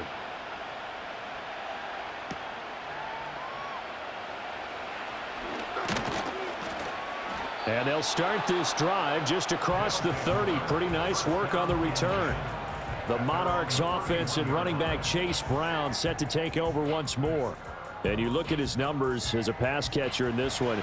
They've lined him up in different spots, shifted him around, and made him a real weapon in the passing game.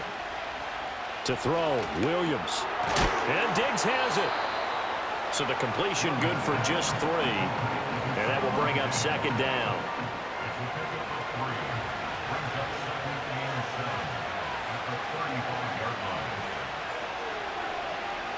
Throwing is Williams. That's caught left side by Sinnott. And he'll be taken down, but not before he gets into enemy territory. Rookie to rookie on the hookup there, and it's a first down.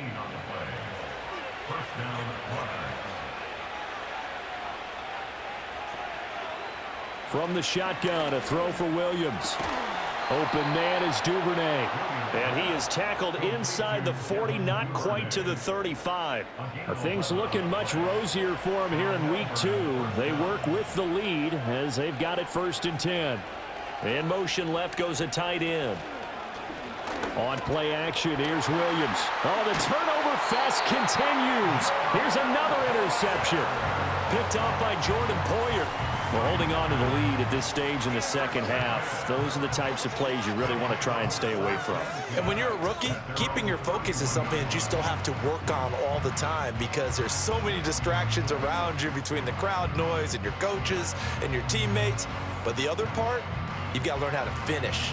It's the 2 F's for a rookie quarterback. Now here's the Omaha offense getting set to go now. This drive here beginning probably with a pair of motivated groups. Remember, the offense scored a touchdown on their last time out, looking to repeat that in Charles's defense. They were very frustrated after giving up 6 the last time on the field. And frankly, it's just a battle of wills in a lot of ways because you know they're both motivated. They both game plan for this drive, and they both have specific outcomes in mind. To me, it just comes down to who can execute better and which side can step up and assert its will over the other. Pacheco gets it again on second down. They're going to drop him behind the line yet again, and things going from bad to worse. Just a loss of a yard there, but it's not going to help. Now they face a 3rd and 14. That was well played there defensively. 2 tight ends in the formation, which essentially gave them 7 blockers up front. Hard to imagine with all that size and beef that they could let a tackler through, but that's exactly what happened. A loss resulted. So time to start going in the other direction as they come up now 3rd and long. Now it's Jackson. Throwing quickly there, but it's incomplete. So it doesn't look like they're going to be able to build off the turnover. Well, the defense certainly did its part to get them the football, but you're exactly right. It looks like they're going to have to punt this one away, and it's not a turnover, but doesn't it feel like one after grabbing the momentum with the defensive play? Yeah, and they had all that momentum after getting the football, and now zapped right back in the other direction. It'll be a net of 40 yards there following a 43-yard punt, 3-yard return, and it will be 1st and 10 as they take over. Line of scrimmage, the 31 now on 1st and 10. They go back to the air here after the INT on the last drive. This will be stopped about 2 yards shy of the marker. 8-yard gain, 2nd and 2.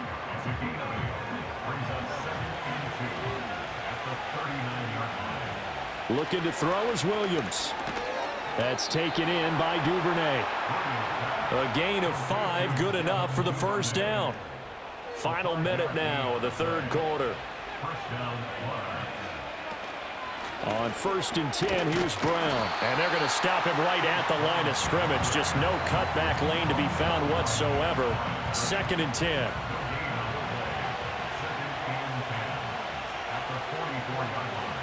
To the air, Williams. And this one incomplete. Too much contact to hold on to that one, and it's 3rd down.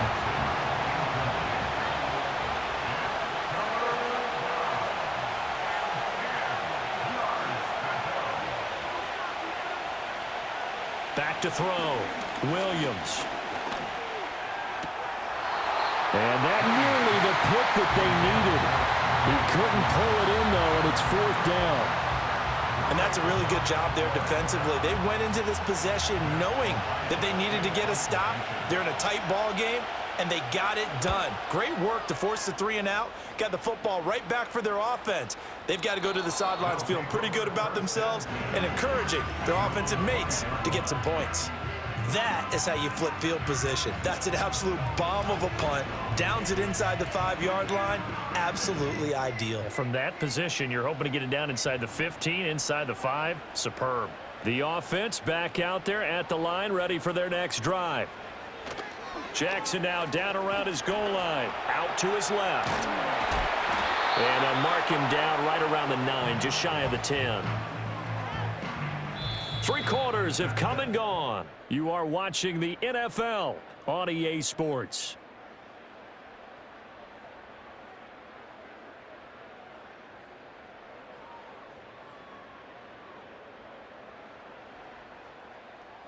Back now here on EA Sports as we are set to bring you the home stretch here, the 4th quarter. As Shaheed going to go in motion. Headed straight, it's Pacheco. And he fumbled it. It's on the ground. And this is picked up by the defense. And they're going to get the football just outside the 10 at the 11-yard line. Do you remember in preseason we were going to the different training camps and visiting teams, and we always would see the running backs working out and going through those gauntlet drills and, you know, guys either slapping at the ball or the machines. You've got to learn to take care of it. Yeah, they lost it there. Big fumble. Melbourne ready to go again on offense. They'll be hoping to work a little clock and try to add on to this slim fourth quarter lead. But whatever happens on this drive, certainly a huge fumble recovery by their defense at this juncture. And he's got his man in stride, complete. They'll wind up getting 7 on the play, and it'll be second down.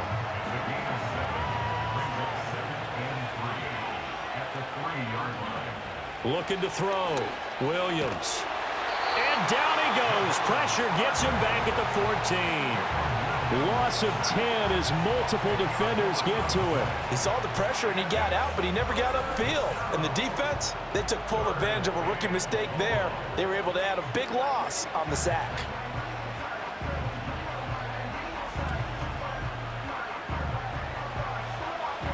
And this offense on third down today, they've been okay. 2 for 3 thus far. This is going to be 3rd and 13. This is Brown going up the middle. And he'll be brought down well short of the first at about the 9-yard line. It's a gain of 5 on the play, and it'll bring up a 4th down. So now one of the biggest kicks of the night is forthcoming. This to make it a 2-score game. Seibert's kick is good, and that will extend their lead even further. So that's, CD, an important one here in the fourth quarter. And that importance cannot be overstated. All eyes on both sidelines were staring that one down all the way. The significance is that they made it a 2-score game. Still lots of time left to go, but likely that was their goal at the start of the drive. Get 3 points, make it a 2-score game, and they were able to get it done. Omaha's offense back out for another series. And this group has suffered far too many self-inflicted wounds thus far as we run through some of the mistakes. It's darn near impossible to win in this league when you're turning the ball over at the frequency that they have. The offense now at the line, ready for their next drive. A tougher task for them now. That turnover on their last possession led to the field goal, meaning that they have to now try to erase a 2-score deficit here in the fourth. And that is incomplete. Oh, the coverage a little too good there, and it's second down. Jackson. Over the middle and complete to Addison. They get 7 out of that, so they're left with a 3rd and 3.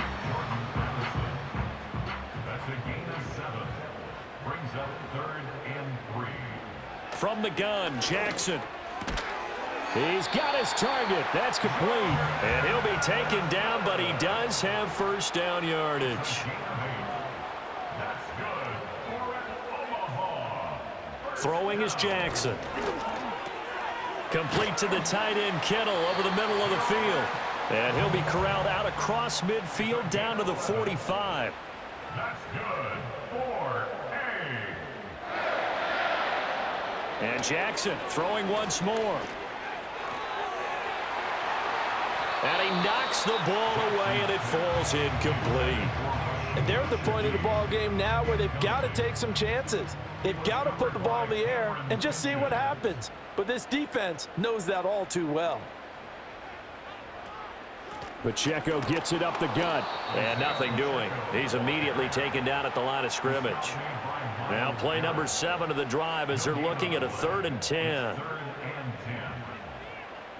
Jackson now. Throw caught by Raymond. And he'll go out of bounds after taking it a little further down inside the 40. It'll go down as a gain of 6. And it'll be 4th down. So now on comes the field goal unit. And wow, this is no ordinary try here. This officially a 55-yard attempt. And he has got it from 55 yards away. That was never in doubt. And that'll make this an 8-point game. So they hadn't called on him at all until this point, but he comes through here and buries one from long range. Yeah, that's awfully impressive because usually kickers like to get that first one out of their system in the first quarter, sort of get them into the flow of the game, but to come in this late and knock it down from long distance, give him a lot of credit. Melbourne ready to go again on offense. The field goal we just saw has us now at a one-score game, and on this side of the football, things are getting pretty tenuous, a little stressful. Blood pressure up a little bit, you think? I think up a lot of it. Could you imagine taking the pulse right now? It might be like a jackhammer out there on that side of the ball, but here's what the deal is. I think what we've observed is a team that's been playing not to lose as opposed to playing to win. And they've got to get back to that, and that means opening things up again, being a little more free in what they're trying to get done on offense. A short gain here, maybe a yard to the 29. And this is the worry because sometimes you can get a little too predictable in spots like this. You know you're going to run the ball, but they know you're going to run the ball as well. And now you look up and you're staring at an important third down. To throw, it's Williams. And that is incomplete. And when you've thrown as many interceptions as he has in this one, you definitely start getting a little hesitant to throw the ball out wide because that's prime pick-6 territory. That time, he made sure the only guy who was going to catch it was sitting in the third row.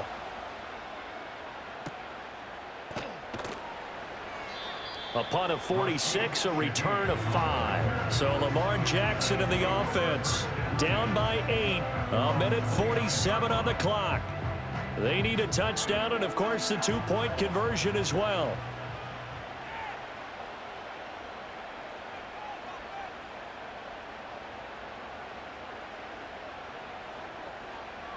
Now Jackson connects with Kittle underneath.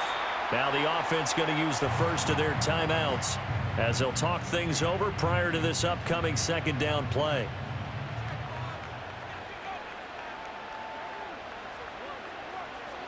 Here's Jackson. And that is incomplete. A lot of force bearing down on him there. He could not hang on. It's third down.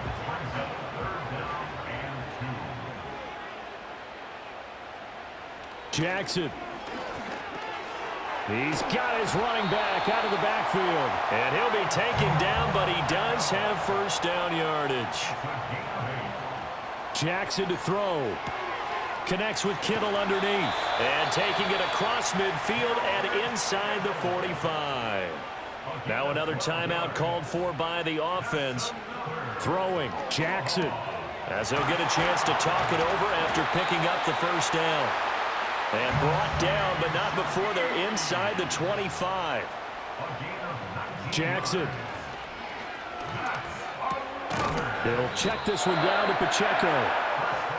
Under 50 seconds to play. Here's 2nd and 10. Now the offense will burn their third and final timeout as the clock's going to stop with 47 seconds to go in the fourth. Another try, 2nd and 10 now.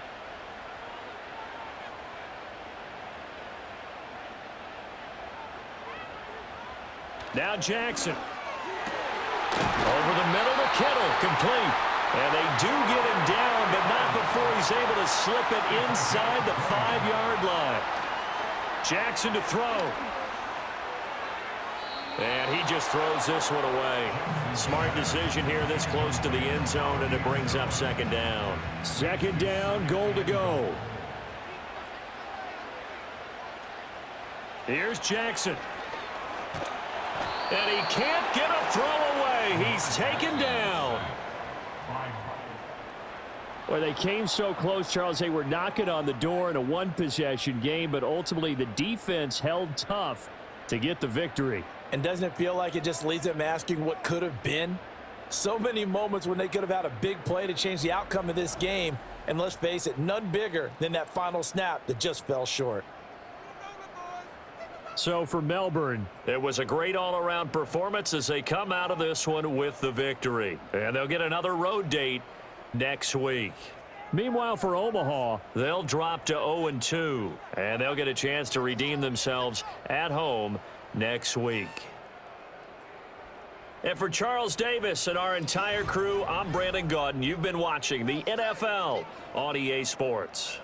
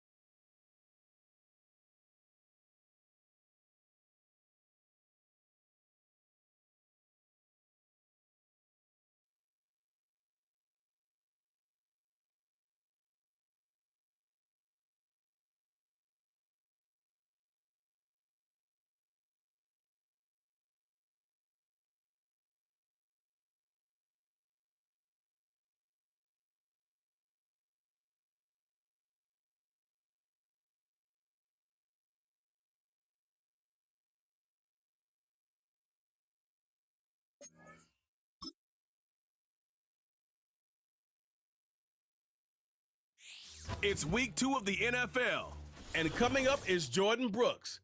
He'll get after you every chance he can get on defense.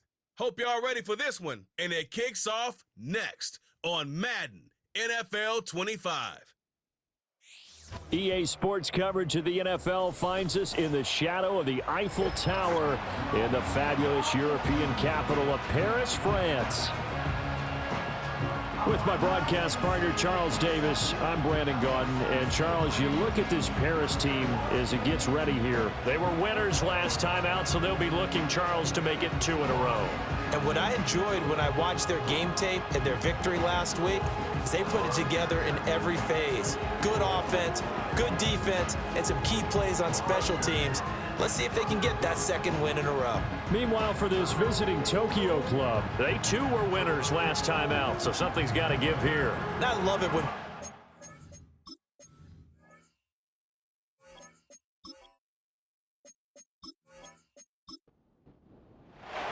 Two teams here, each off to 1-0 starts as this one is underway on EA Sports. And a good effort on the return there. Gets him across the 30, up to the 33. So out comes this offense to take over for the first time. And they'll be led out by their rookie QB, the young man out of Oregon. And a very promising debut in week 1. Let's face it, rookie quarterback, anytime you can go out in week 1 that way and get a victory, you take that as a giant positive as a team and as a player. Now, he'll work on improving his own individual play while continuing to help his team win. Yeah, he'll work free from 1 tackle, but that's about all as he's taken down. Only a couple for him there on the game's first play, and it's 2nd down. Throwing, Nix. Man open, that's Jamar Chase complete. That one a first down pickup of 8.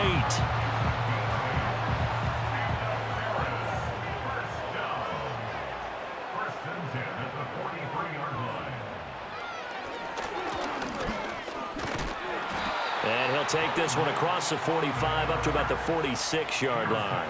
Give him 3 on the keeper there, and it is 2nd down. Brings up 2nd and 7. Nix to the air. And this throw incomplete. And the defender all over him that time, and it's going to lead to 3rd down. So 7 yards from the first down here as they come up to the line of scrimmage. To throw is Nix. This is swung out to Eckler. And they went the wrong way there. Losing yardage back at the 43-yard line. They'll wind up losing 3 here on the play, and that'll bring up 4th down. That's a nice clip and save sequence there defensively because they did everything as they would have wanted to. They forced the 3rd down, blanketed the field with coverage, nowhere to go with the football, forced the dump off to the back, and even then they closed quickly and got him down behind the line of scrimmage. You name it, they did it well in that last sequence. So out comes this offense to take over for the first time. They're led by their quarterback from the University of Alabama, Mac Jones. Mac Jones absolutely believed in himself coming out of high school. Went to Alabama despite the fact there are many high-profile quarterbacks already on the roster and blossomed into a Heisman Trophy candidate in his final season with 41 touchdowns and only 4 interceptions. Steady, consistent as a passer, doesn't have the biggest cannon for an arm, but can stretch the field and lay those passes in on the deep ball. And they work this well upfield across the 45. Ineligible receiver downfield.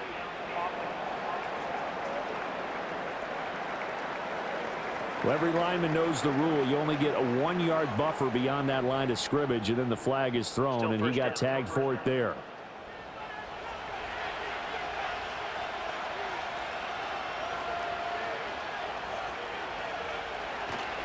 A give, running right, Etienne. And nowhere to run on the interior of that defensive line. He'll get back only to the line of scrimmage. No gain on the play. It'll be 2nd down.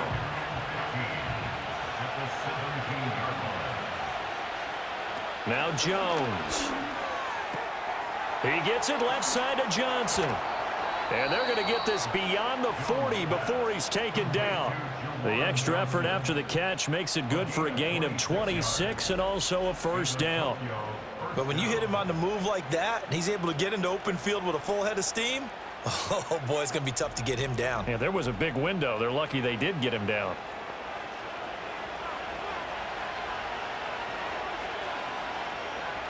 Throwing, Jones. And that's going to be incomplete. Too tough to hold on to that one. It's second down.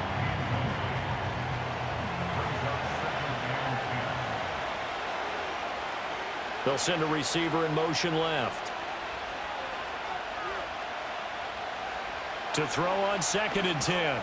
Jones. That's taken in. Dontavian Wicks. That'll leave them with a 3rd and 2 coming up. They got 8 yards there.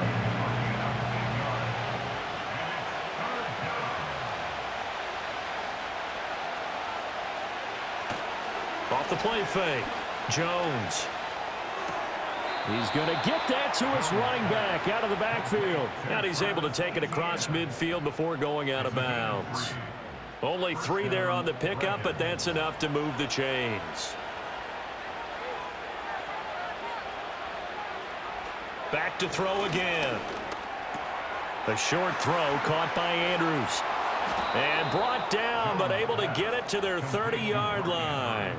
17 yards on the catch and run. It's a first down. And this was a nice example of an offensive coordinator scheming his guy open. Just a little underneath route, just trying to free up some space. And it worked awfully well. Got him not just space, but plenty of room to run after the catch to pick up really nice yardage. Again, he'll drop to throw. And this is going to be hauled in by the tight end, Andrews. And they are able to stop him, but he does take it all the way to the 2. That one nearly 30 yards, 29 officially. It's all pretty simple sometimes, isn't it? Go where the defenders are not, and he does exactly that. Makes a nice catch to move the chains. Defense, got to find a better way of accounting for the shorter routes that are being run against them. Etienne. And he gets halfway there down to the 1-yard line. It's a gain of a yard, and it'll set up 2nd and goal.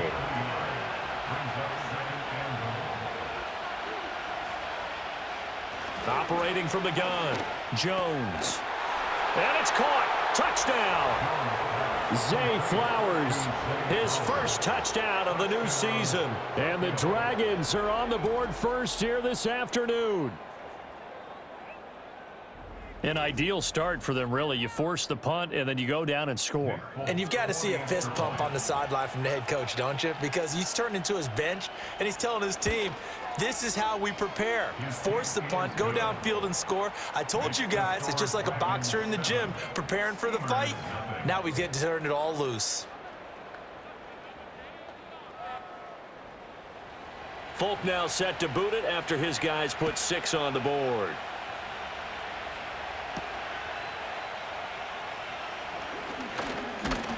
And he's going to be taken down on what will be the final play of this first quarter. After 7-0 on EA Sports.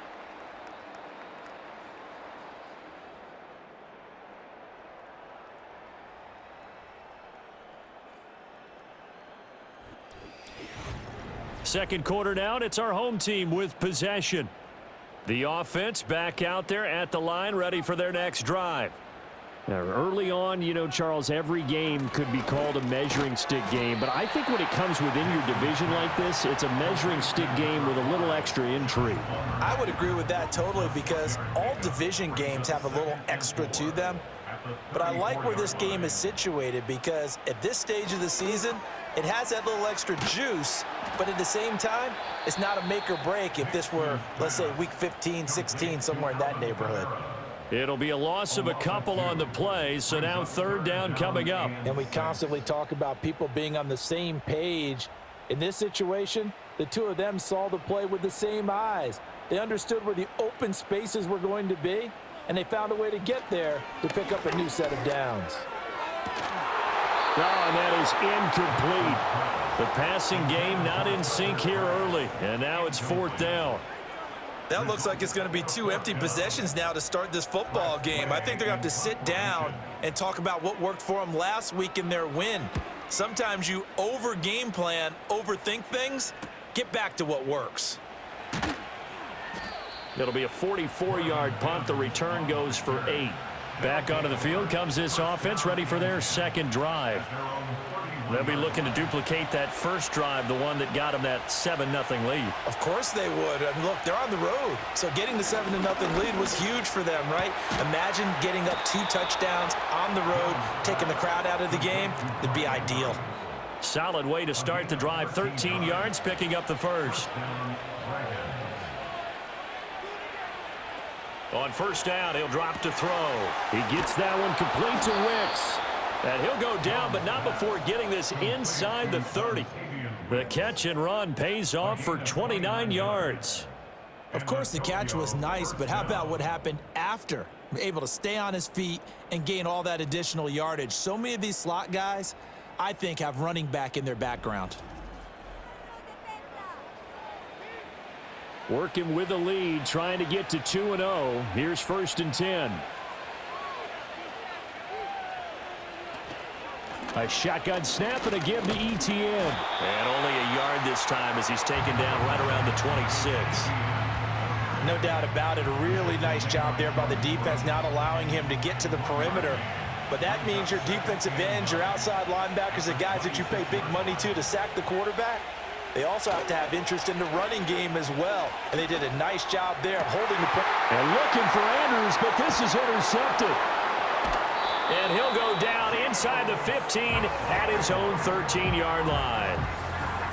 So this defense coming up with a takeaway, and maybe that's something that can bring a little life to that sideline. Well, I don't want to say that they've been sleepwalking through this first half because that's simply not true, but you're right. We haven't seen a lot of fire from these guys, really, on either side of the ball. So maybe that's the catalyst that they needed to get them back into this game. Here's the Paris offense ready to take possession. Still in the first half, but this offense has struggled. Haven't really been able to get anything going, not only in the points category, but in the yards category. We'll see if they can do better here on this drive.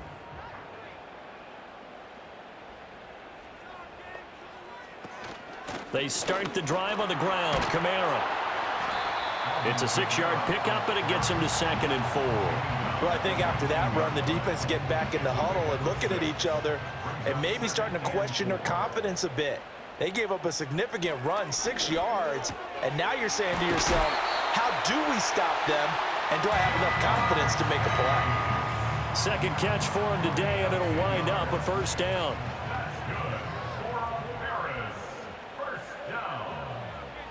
And Chase will go in motion left. Now a first down carry. It's Kamara. And they'll wind up getting this to the 37. Gain of 9. Second down and a little more than a yard here.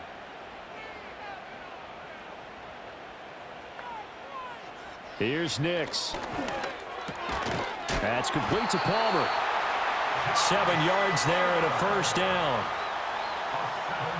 To throw. Here's Nix. That's again complete to Palmer. And he'll be out of bounds just shy of the 40.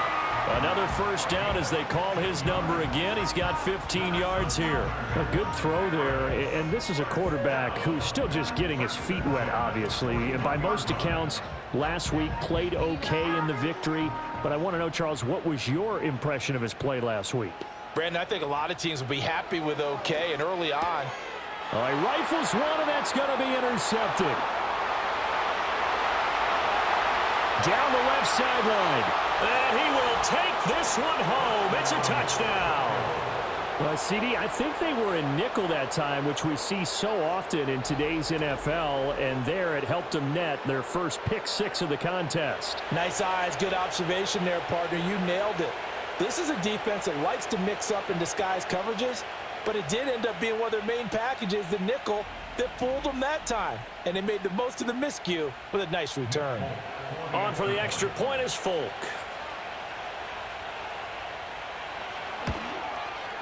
And it's good to make it 14-0. So the defense creating some points, not only getting the interception, but then returning it to the end zone for the pick 6. So they'll get another shot on offense following that pick six, and now the kick is away.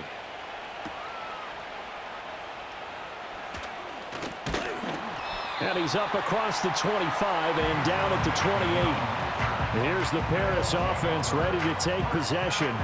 And Charles, we'll see what they can do here. Not a ton of time left, but enough certainly to get points out of this drive, and they need them right now because they're trailing. Yeah, and this is exactly why you practice a 2-minute drill all through camp and at least one practice each week before a game. A minute left, more than enough time to string a few completions together, reach the end zone, and then make that walk back to the locker room just a little more animated. Now it's Nix. On the check down, he finds Kamara. And he'll lose yardage. Brought down at the 32. From the gun on third down, it's Nix. Now throw right side here, going to be incomplete.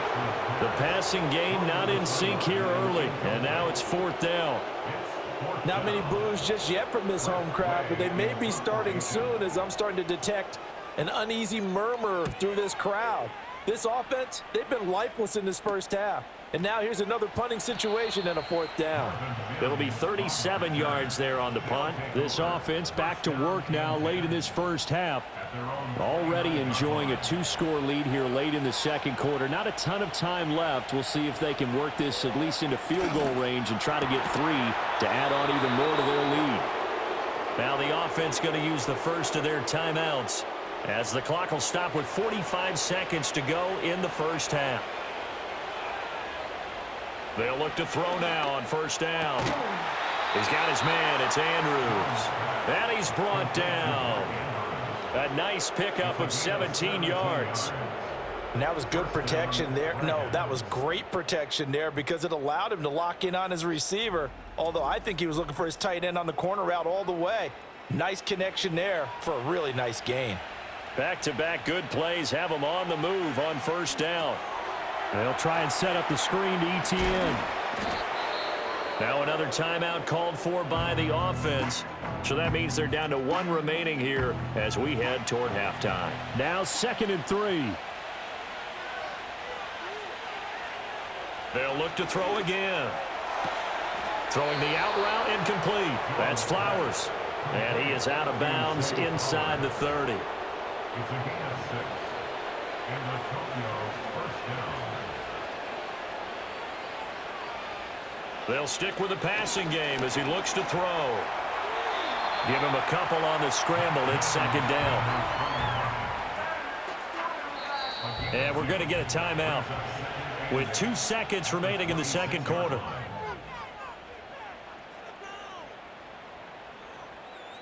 So with 2 ticks left here in the half, on is the field goal unit. On the right hash, it's a 43-yard attempt. Folks, kick is good, and that will do it for this first half. So we reach halftime in what's been a fairly one-sided game so far, as we are off to Orlando now to check in with Jonathan Coachman and our EA Sports Halftime Report. Coach? Okay, Brandon, we'll get you back to you and Charles in a bit, but first it's time for a trip around the NFL following an eventful opening weekend. Let's see what's happening in Week 2. We'll start across the Atlantic in London, England, where it was definitely a game with some intrigue, as you can see by the scoreline. Jaden Daniels, 2 touchdown passes as his guys make amends for the setback in Week 1. From there, we're off to check out another game. And as you see, they were winners yesterday. The Pioneers get off to a hot start as they make it 2 straight with the home victory.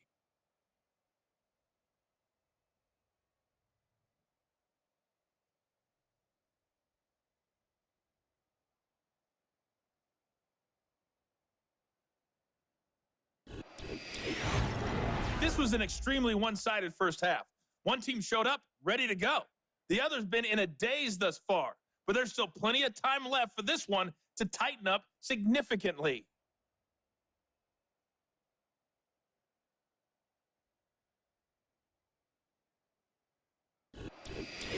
Okay, Coach, thanks as always to you and the gang in Orlando as we welcome everyone back in for quarter number 3. A very one-sided first half, 17-0 our score as we get going in quarter number 3. The lane opens here. He's past the 30. For this offense ready to go to begin this third quarter. Hey, Charles, they've got the lead. Put your coaching hat on here now. What's the game plan for the second half? I think getting the running game going a little bit more, because I thought in the first half they didn't get it moving the way that they would like. They had success throwing it, but I think these first couple of drives, they want to get those running backs going and give them more opportunities, and I will guarantee you that those guys were lobbying for them in the locker room at halftime.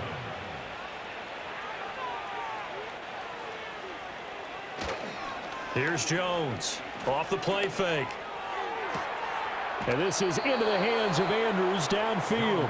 And he's going to be out of bounds, but not before he takes it inside the 40. 27 yards there, a first down. And while we may be looking at the scoreboard, this offense certainly is not, because they're showing no signs of backing down, even with a 3-score lead here in the third quarter. I think they keep taking their shots. They've seen blown leads happen throughout this league. They don't want to fall victim to it themselves. On 1st and 10, it's Etienne. And he'll work it inside the 30 to the 29-yard line. On any explosive run, you can almost feel the ground shaking, and that's from the offensive linemen creating space for their runners. I had an old coach tell me before, they always told his runners, run around the offensive line in pregame. Get used to the ground shaking so you don't trip and fall when it happens in a game. And they'll be inside the 25 now at the 24. 6 yards the pickup, and that's a first down.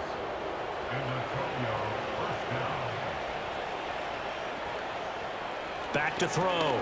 Jones. Oh, he's got a man wide open, complete. And he gets into the end zone for the touchdown. Marvin Mims. A 24-yard touchdown. And the Dragons take the opening kickoff of the third quarter and drive right down the field to extend their lead. So, Charles, they are well on their way to a 2-0 start. Now, last week, they had the close victory. This one more commanding, much more comfortable. Well, the sense we got from them was that last week they felt like they didn't play their best. They got the win, but they weren't really on top of their game. But they put it all together here in this one, haven't they? What an impressive, impressive performance.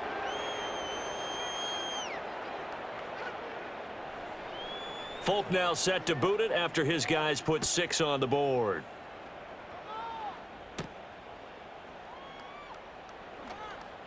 Unable to corral him. He fights through. And he'll get it up just past the 20 as his guys will go to work at the 21-yard line. Now we take a glance at the offense as they work their way back out for their first possession of the second half. And their halftime hole now even deeper, and they need a big drive here just to answer the first touchdown of the second half scored against them. They were down at the half. Now, as you mentioned, they're down a little bit bigger, but no time for discouragement. Just got to get back to it, right? Put your shoulder against the boulder and start pushing and try and get back to where you were to start the half. And he'll go down right at the 30-yard line. He's able to call his own number for 8 that time, but it leaves him with a third down. Brings up 3rd and 2. Nix from the shotgun. Well, had his hands on it, couldn't bring it in. Pretty symptomatic of how this game's been going. Oh, I thought he had that one, and that was nearly a big third down conversion to give this drive some life. Instead, they're on the spot and help separate the receiver from the ball. And now the punter, Tress Way, as he sends this one away. That'll be a 47-yard punt, officially 5 on the return. The Dragons offense and Mac Jones making their way back out. And as we show you some of the highlights from earlier, he has been instrumental in getting his guys the lead as he looks to finish strong and close this one out.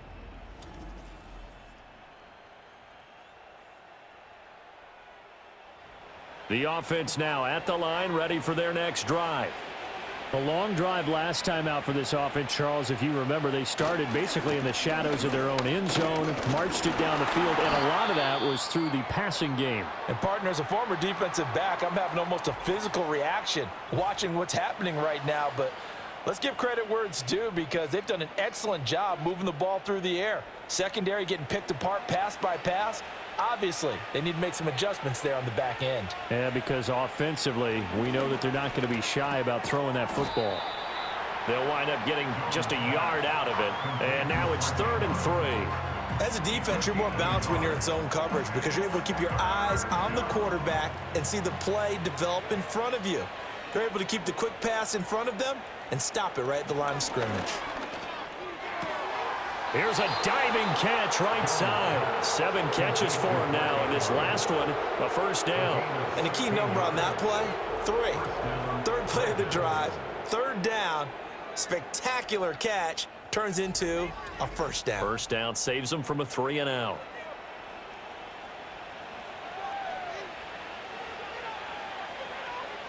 From the midfield stripe, they'll look to throw. And that went to the right side and incomplete. Something we haven't really seen much of from him, an incomplete pass. Yeah, last week he finished at 70%. This week he's up over 80%. I don't know how you slow him down. Pass rush is usually the best way because a quarterback on his back usually can't complete a pass. They do get a yard there, but only a yard. Leaves him with 3rd and 9 looming.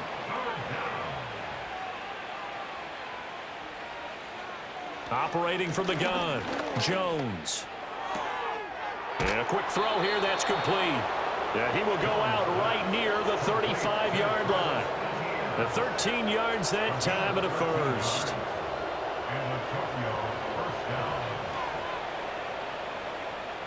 And they'll send the slot in motion left. They'll look to throw here on first down. Firing quickly here, and that's complete. And this will leave him a yard short. Nice pickup of 9 yards on first down. Just need a yard here, 2nd and 1. Back to the ground with Etienne.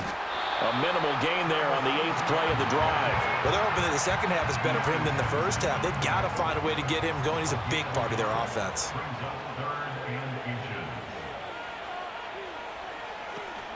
They'll run with Etienne. And he's going to get the first down as they bring him down at the 23.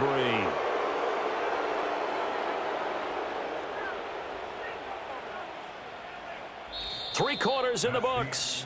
We'll return with more after this break. You're watching the NFL on EA Sports.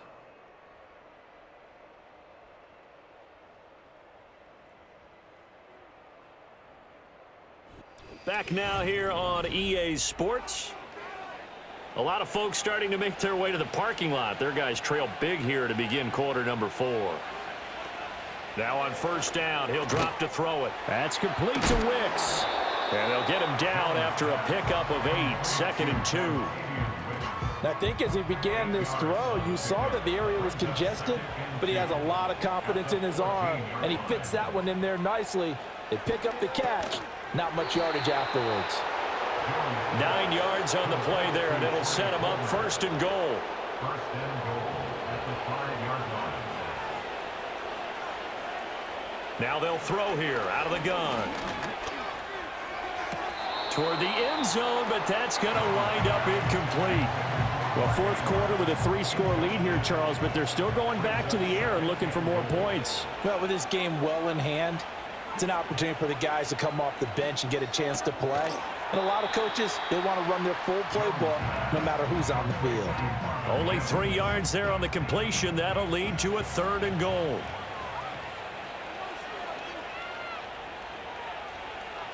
Looking to throw.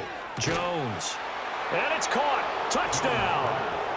Marvin Mims with 2 touchdowns on the season, both in this game. And the Dragons are on their way to a 2-0 start. Well, Charles, they had the comfortable lead, and now it's even more comfortable. Another score here in the 4th quarter to grow that lead. Bart, I think your initial reaction is surprise when you see a team piling it on this late in a blowout. But there are plenty of coaches who also think that if you pull up completely and stop trying to play the game, it shows disrespect to their opponent. So they don't want to embarrass them. They continue to let their players go for it.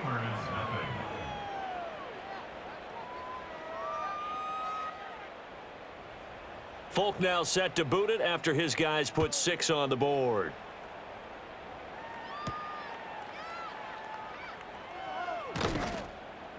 And out a little across the 25 to the 27. Here's the Paris offense ready to take possession. And let's face it, this drive is not going to have any bearing on this game, but it's kind of important for one reason, isn't it? It certainly is. You got to get points. And, okay, all right, I'm being facetious here, but you get points, you feel a little bit better about yourself as you move on to the next one. And they get him down, but not before he takes it across the 40-yard line.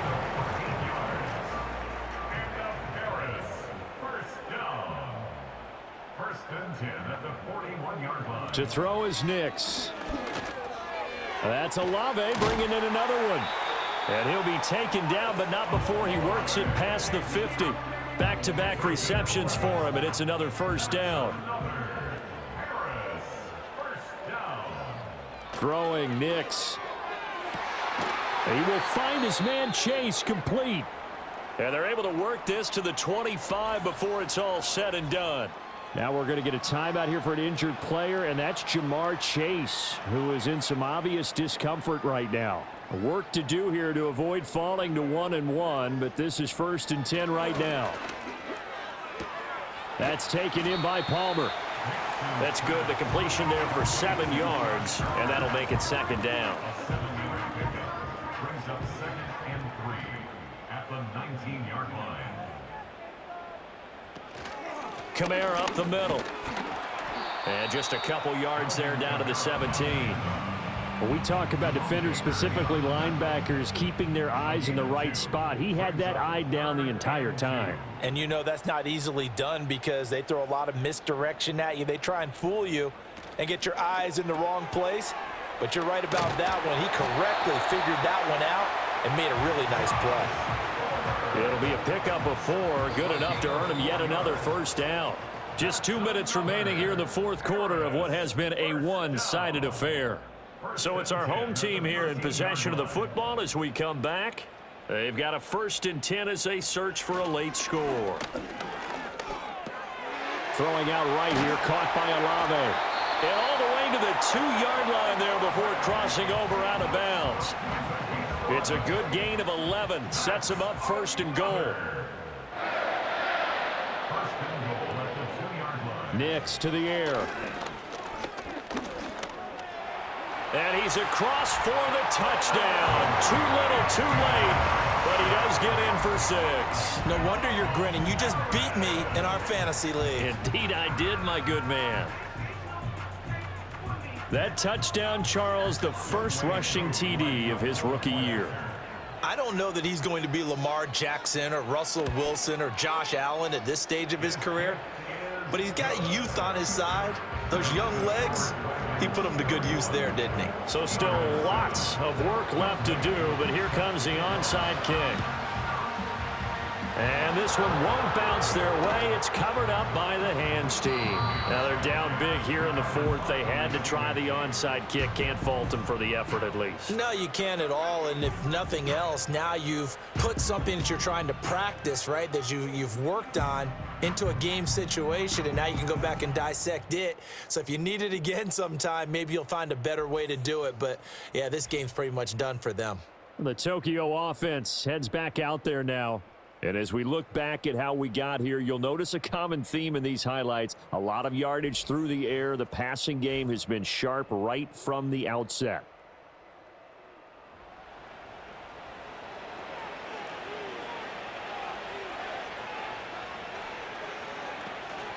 Etienne up the middle. And the ball is knocked out. And now this ball picked up by the offense. But here in the final 2 minutes of the game, this will be blown dead. Only the fumbler can advance the football. So this will go back to the spot of the fumble itself. And now before the ball changes hands, they're going to take a look at this just to make sure that they have it right. Now the question, was the knee in fact down before this ball comes loose? And is the video convincing enough to overturn it? A lot of factors here. Remember, you also need clear possession of the football afterwards. This is a tough one to overturn. So that one overturned. They say the knee was down, and that will not be ruled a fumble. A handoff running left is Etienne. And he's going to be met at about the 43. Better ball security, but not much else to show for it. Here is 3rd and 5. A 2-yard gain on the play. And it's 3rd down. Another tote for Etienne. And he is going to lose yardage here. He lost 2, and it brings up 4th. Here's Riley Dixon now, as he should be able to pin him back deep here with his first punt. He only punted twice in the win last week as he gets this one away. No returning this one. It sails out of bounds, and they'll spot it right at the 20. So this crowd will not go home happy. It's a victory for our visitors, and it was their defense that really paved the way to this victory as they allowed the 1 touchdown, and that was all she wrote. Almost want to do the defense chant right now, right? Defense with a couple of claps in there, but no one wants to hear that from me. Let's just talk about how they got it done, though. When you take care of every aspect of the game, shut down the run, control the airways, right? Make sure the quarterback is harassed. This type of performance you get. They can't fashion together any offense, no consistency, and they just took control. So for Tokyo, it was a great all-around performance as they come out of this one with the victory. And they'll get another road date next week. Meanwhile, for Paris, they'll fall to 1-1, and they will try to get back in the swing of things next week on the road. That'll do it for us. I'm Brandon Gaudin alongside Charles Davis. Thanks to our entire crew as well. We'll talk to you next time. So long, everybody.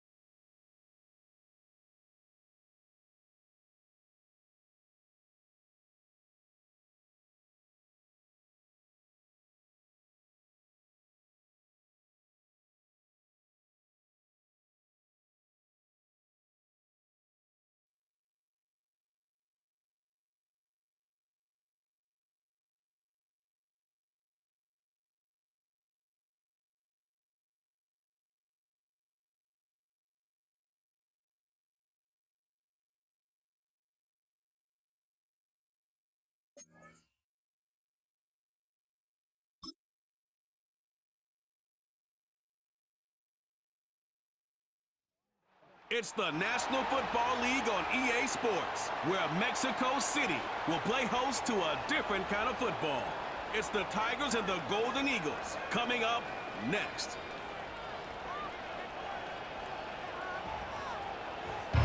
EA Sports coverage of the National Football League brings us south of the border to the vibrant capital of Mexico City. With Charles Davis, I'm Brandon Gaudin. And Charles, you look at this Mexico City team as they enter play here. And losers their last time out, so they'll look to make amends here. And one of the best ways you can do that is to be at home, and they are. They're going to try and ride that home crowd and that wave of emotion to a victory in this one. Meanwhile, for the visitors from Canton, they were winners last time out, so they'll be looking, Charles, to make it 2 in a row. And what I enjoyed when I watched their game tape and their victory last week,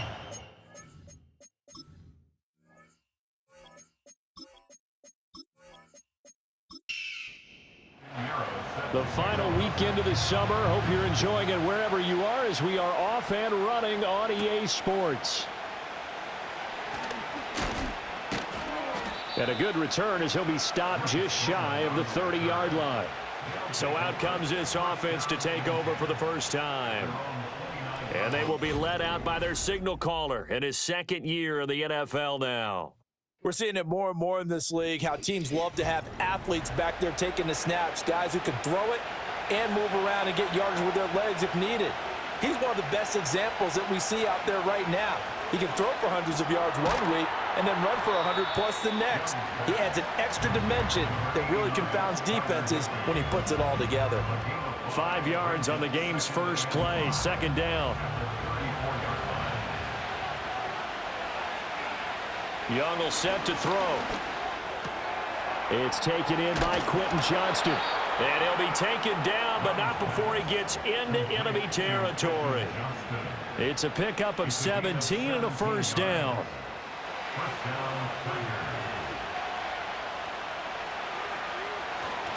They'll run for the first time with Kareem Hunt. And he'll manage to pick up about 4 at second down. The numbers on the ground for Hunt a week ago. 14 carries, 73 yards. And those numbers have both he and his blockers motivated this week. They saw that yardage total climbing, but stopped short of 100. Every one of them has to be driven this week to help him reach the century mark. On second down, right back to Hunt. And a strong run there as he'll take this all the way down to the 35. It's a first down on a gain of 10. That O-line, they cleared a big hole there on that run. The athleticism of offensive lines continues to evolve, and we're seeing it here. Not only are they controlling things right at the line of scrimmage, but they're able to get upfield to get to what we call the second and the third levels. You know, get to linebacker spot, the secondary spot, getting all the way downfield with their blocking, which helps keep the running back clean. They'll try to continue that trend here this afternoon. On first down, they'll run with Hunt. And brought down, but not before they get it inside the 10 to the 7. 17 more yards on that one as they keep the drive rolling. They've taken this opening kickoff and marched it right down the field defensively. Not much resistance. And that's the point, because my admiration is for the guys moving the ball right now. They know what they're doing. Their plan is working. But I flip it over and watch and say, okay, what are you going to do to change things up? Because if you don't, they're going to put that ball in the end zone real soon. Toward the back corner of the end zone, but he could not get. Kevin Stefanski consulted with his guys above, and they've told him, throw that challenge flag. They're taking a peek at whether or not those feet were in bounds, and obviously a big call here in the end zone. And not just the feet. How about the hands? How's the ball possessed while the feet are hopefully getting down in bounds? That's what they're trying to look at to see if it all comes together. So not successful there on the challenge, and he'll have to be careful from here on out because he'll only have one challenge remaining. And that'll fall incomplete. He was hit just as he let that go. And now it's third down.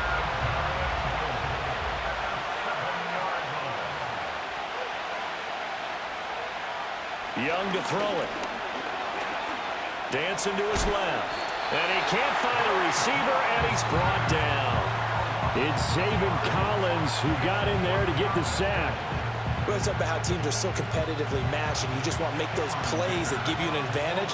How about right here? The difference between letting them score a touchdown versus holding them to a field goal, that's absolutely huge with the play he just made. And you know he hated taking the loss there on third down.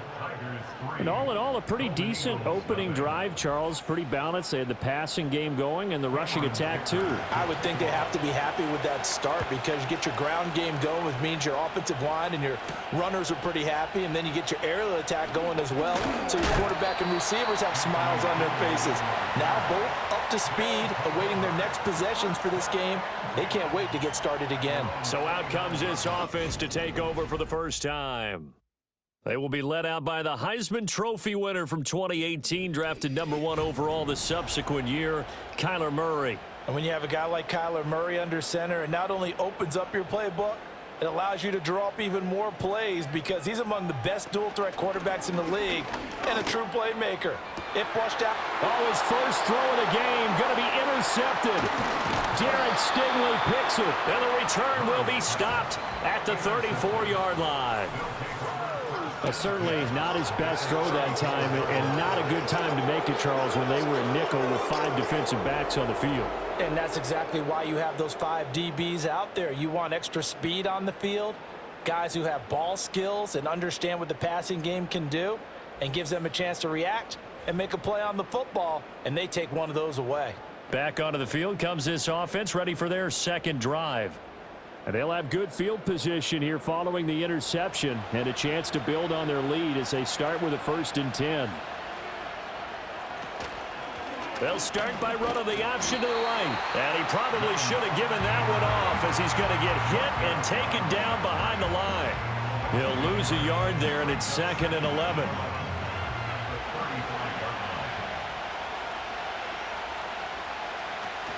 Running with Hunt here out of the shotgun. After getting stuffed on 1st down, not much better there. 2-yard gain. But you look at this defense. They currently sit at number 4 in the NFL in terms of stopping the run. We know it's only week 1, but the results are pretty good so far. The key is, can they do it week in and week out? Because right now... And he cannot get away, and Young will go down. And now it looks like we're going to get a timeout here. We've got a man shaken up. The medical staff will attend to him, and we will step aside. Now on 4th down, it's Cameron Johnston on to punt it away. And deep to return it is Marcus Jones. He was only asked to punt once in the victory last week as he sends this one away. And they'll play keep away from the returner as this one will be marked out of bounds at the 13-yard line. Pretty good spot. Back onto the field comes this offense, ready for their second drive. And for this offense, Charles, you got to think kind of crucial here to put something together on this drive, because remember last time out they threw the interception on the very first play. And you can't afford to let this defense keep building any more momentum. They're playing awfully well, and they're awfully confident right now. To me, it's time to attack and take some of that momentum back, but make sure you're selective in doing so. Understand where you want to throw the football and make sure it's open before the ball leaves your hands. They'll run. This is Jonathan Taylor looking for a cutback lane, but nothing there as he's met at the line of scrimmage. No gain on the play. It's now 3rd and 4. 3-0 after 1 on EA Sports.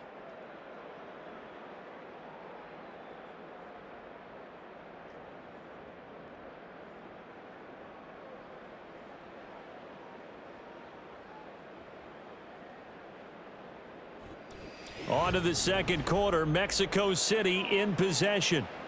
3rd and 4 as they've got it as we resume action. Murray now. Pass to the sideline and pulled in. And he takes us beyond the 35 before going out of bounds. 18 yards the gain for number 18. That's a pretty throw right there. That ball's in the air a long time, but it's right on the money on the right sideline. A really good route. Moving the defenders towards the middle of the field before breaking to the sideline. What a completion there. Big-time arm strength. Very nice route. And they run the option here on 1st and 10. And a pretty good burst there as he'll get this across midfield and down to the 46. Another nice gain, 16 yards there and a 1st down again. 1st and 10 at the 46-yard line. Play action. Now it's Murray. And he can't get rid of it. He's taken down. That's George Karlaftis, who fought his way through the line to bury him. And they're picking up right where they left off with the shutout that they pitched last week. A huge part of that, this pass rush. They know how to get after people. Offensively, good luck finding some answers right now. And good work there in open space. And he's got this all the way down now to the 32. 15 yards on the play, 1st down. 1st and 10 at the 32-yard line. Now Murray off play action. It's caught by Sanders. And that play is blown up, losing yardage back at the 35. But despite the completion, they're going to wind up losing 3 there. 2nd down.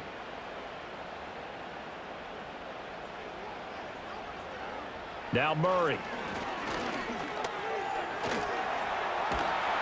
And he'll be a little shy of the 25 here at the 26-yard line. He turned that into a nice gain, gets him 8 yards closer for 3rd down. That's a gain of 8. Makes it 3rd and 4. To throw is Murray. This one brought in by Jefferson. And he'll be taken down, but he does have first down yardage.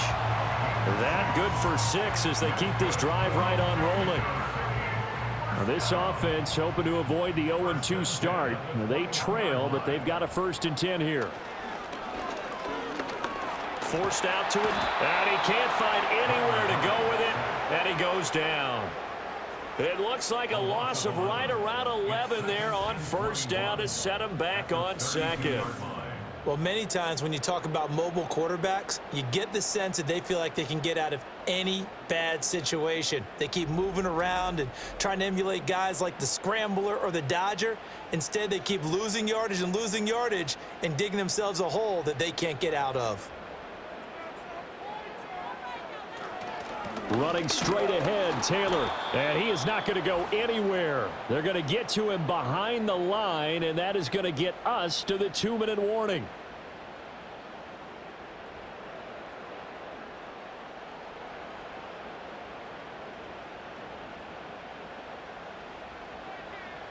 In motion, the tight end, Kelsey. Now on 3rd and long, they'll look to throw. He'll find Taylor. That's complete. And he's going to get this to about the 20, but that is well short of what he needed. Now for the field goal try, here's Eddie Pinheiro. This will be a 37-yard attempt. This is up and good from Pinheiro. And that will tie us at 3-3.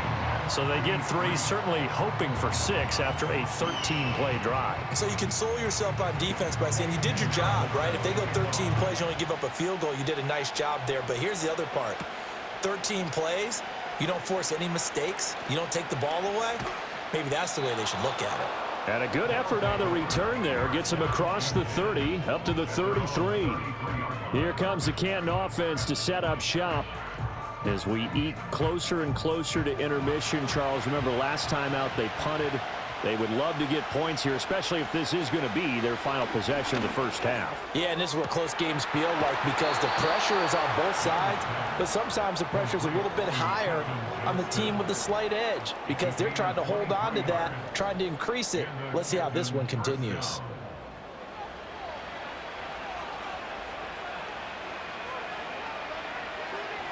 Young now. He's going to dump this off to his running back, Hunt. So the completion gets him just a yard, and that's going to bring up 2nd down. Here is Young. Right side, he has Johnston. And he gets it inside the 35 and just shy of the 30. This offense finding its legs now. Here's another 1st and 10. Now Young. He's got another one to Johnston. And inside the 20 before he's brought down. Now the offense will burn their 3rd and final timeout as they'll stop it with just over 40 seconds to go in the first half. Could we get a touchdown in this first half after all? It's 1st and 10. Young. He's got it to Wilt. And now a fumble. The ball's out. And this ball recovered by the offense. But remember, they cannot advance it here in the final 2 minutes of the half. So this will be blown dead. And it'll come back to the spot of the fumble. And now, as with every potential turnover, they're going to take a second look at this just to make sure.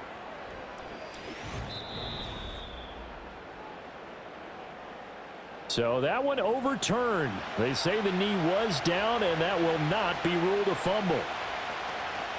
Off the play fake, Young. And it's caught. Touchdown. Quentin Johnston in the final seconds of the first half. And the Tigers have taken the lead here in the final stages of this first half. Good throw there, and I don't want to blow it too out of proportion, but he looks a lot more comfortable in his second season. You can tell he put the work in the offseason, and what I mean by that is understanding the playbook. Not just the plays and how to execute them, but how to do it against a variety of defenses. Also understands his team better, what they can and cannot do. You can see the confidence rising in him as he plays. And not wanting to risk anything here late in the half, he'll just take a knee, and they'll bring the football out to the 25. The offense back out there at the line, ready for their next drive. And they'll have time for one play. That's it. 3 seconds to go before intermission. And this is dropped. Oh, it's incomplete. He had a big gainer in his sights, but he could not reel it in. So we have reached halftime with a touchdown. That's the difference on the scoreboard. As we go up to Orlando now and hand it over to Jonathan Coachman with our EA Sports Halftime Report. Take it away, Coach. Okay, Brandon, we'll get you back to you and Charles in a bit, but first it's time for a trip around the NFL following an eventful opening weekend. Let's see what's happening in Week 2. We'll begin in the Alamo city of San Antonio, Texas, where you see the final score there. The Pioneers able to push that early season mark to 2-0 with the victory at home. From there we say, so long, America, hello, England, as we head over the Atlantic to check out the action in London. And as you see, they were losers earlier this afternoon. Jaden Daniels, 2 touchdown passes as his guys make amends for the setback in Week 1.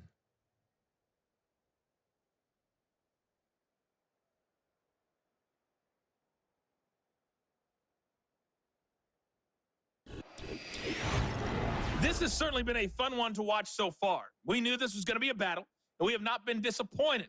This is the kind of game that could wind up hinging on which side can play mistake-free football the rest of the way. Okay, Coach, adjustments likely going to play a big role in this third quarter in what's been a tight contest so far.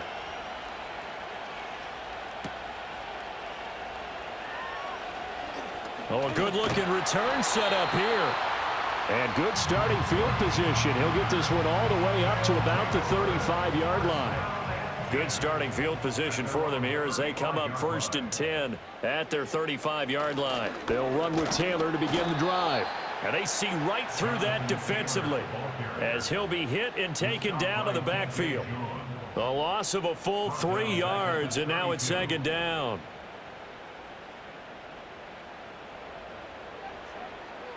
Jefferson moving in motion left. Now here's a fake on the jet sweep, and instead a give to Taylor. And he is met in his tracks behind the line of scrimmage. 3rd and 15 coming up after that loss of 2. A tall task ahead of him here, needing a full 15 yards to move the chains. Throwing now is Murray. He's got his target. That's complete. Now he's loose down the left sideline. And all the way in for the touchdown. Michael Pittman, his first touchdown here of the new campaign. And the Golden Eagles are an extra point away now from tying this ball game. As a former DB, you might not like to see that, but from a wide receiver's perspective, those are the plays they dream of. Correct on both counts, all right? Because once he took off, I mean, let's face it, that should have been done in Big Sky country. Aren't any speed limits out there? And off he went. Glad I wasn't the one trying to chase him. Piñeiro's extra point up and good. And we are even at 10 apiece.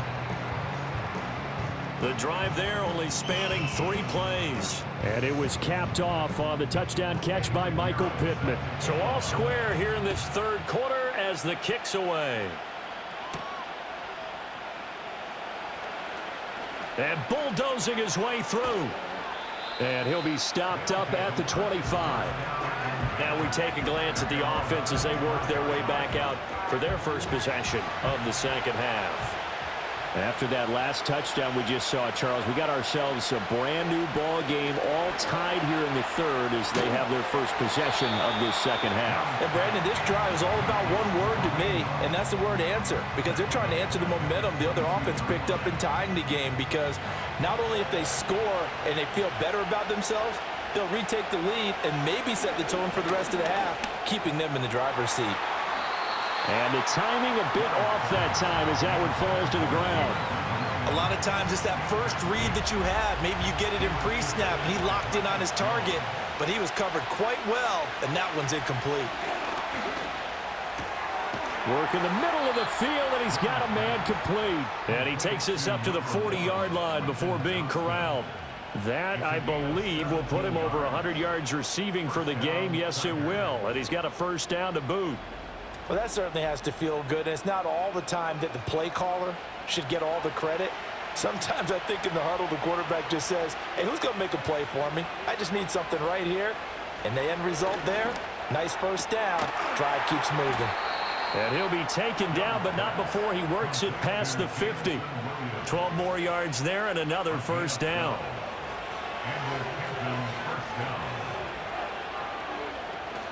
Out of the gun, they run it with Hunt. Marcus Jones there for the tackle. Getting had a ton of success here so far, but you get the feeling that he might be on the verge of popping one. Yeah, even on that one, there was a little bit of a hole, but it closed there quickly at the end. To throw, Young. Short throw, it's Higbee. And they just keep marching right along. First down on a pickup of 8 there. First down by Higbee, and he's sneakily been one of the most reliable tight ends in the passing game over the last handful of seasons. He may not hit 100 targets this year as he did prior. And he cannot get away, and Young will go down. It'll be a loss of 10, and it'll bring up second.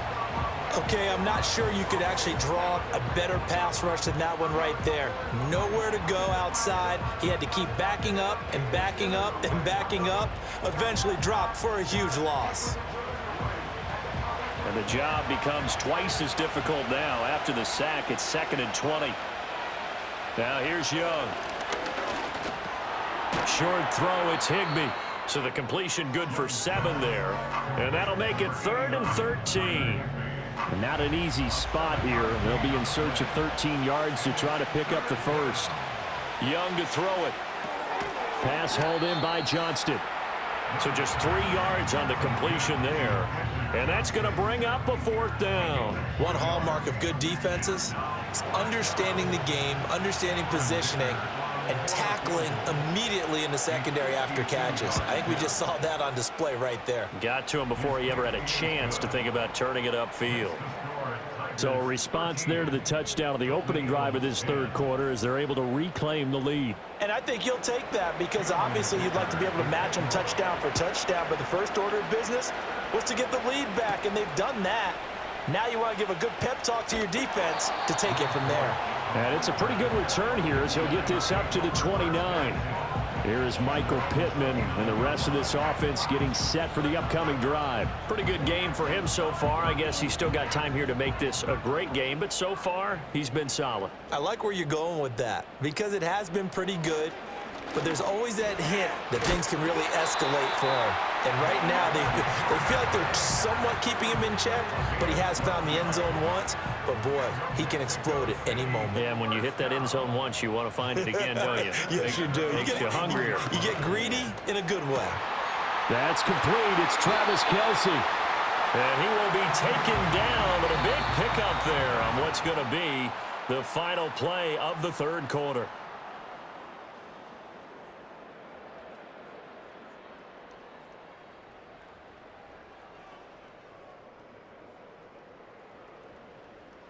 Back now in Mexico City. It's been a very hotly contested game to this point. Just a field goal separating these two teams as we get set for the 4th quarter. 1st and 10, Taylor now. And he's going to get a solid gain of 9 before being brought down. 2nd and right at a yard. It's a gain of 9. Brings up 2nd and a yard.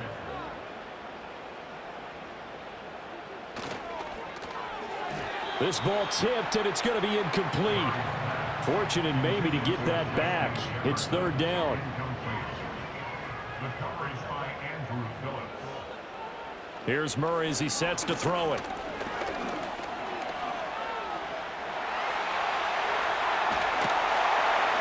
And he'll take it into the end zone for a touchdown. Kyler Murray with 2 touchdowns on the season, both in this game. And the Golden Eagles have moved out in front here in the 4th quarter. Now, this has definitely been a back-and-forth affair, and now they have the lead here in the 4th quarter. Yeah, and they gave up the field goal on that last drive, as we remember, but it felt like their offense told them, don't worry about it. We've got your backs. We'll come back with a touchdown of our own, and they did. Piñeiro's extra point up and good. And that will make this a 4-point game. The drive summary that time, 5 plays. And the play that polished it off was the touchdown run by Kyler Murray. Now after the touchdown, here's Piñeiro to kick it off.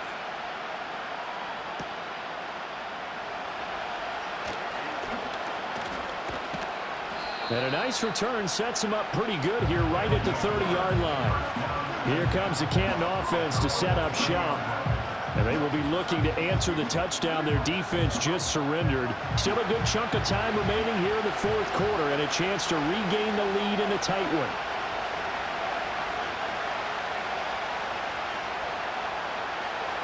Now Young. Short throw, it's Higbee. So 5 yards here, 5 on the play, and it's second down.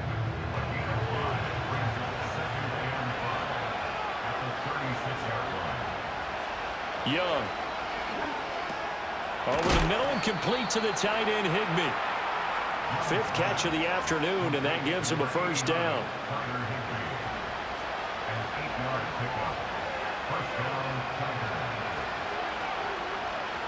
Throwing, Young. He'll find Williams on the slant. And he'll be taken down across the 50 at the 45 in enemy territory.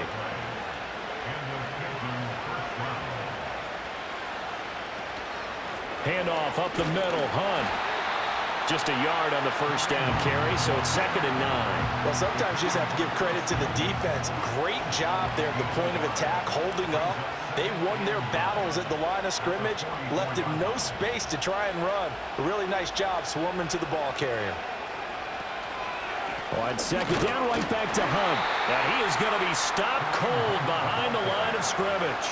It's a loss of a yard, so it's back to 3rd and 10. This linebacking core, they've done a good job of keeping that running game in check, haven't they? They certainly have, and what they'll also do when this game is over is thank the guys up front, the big defensive line, because they've kept them clean, so to speak. Not letting blockers get to them, allowing them to run to the football and keep that running game bottled up. And almost, but not quite. Needed 10, he got 9. 4th down.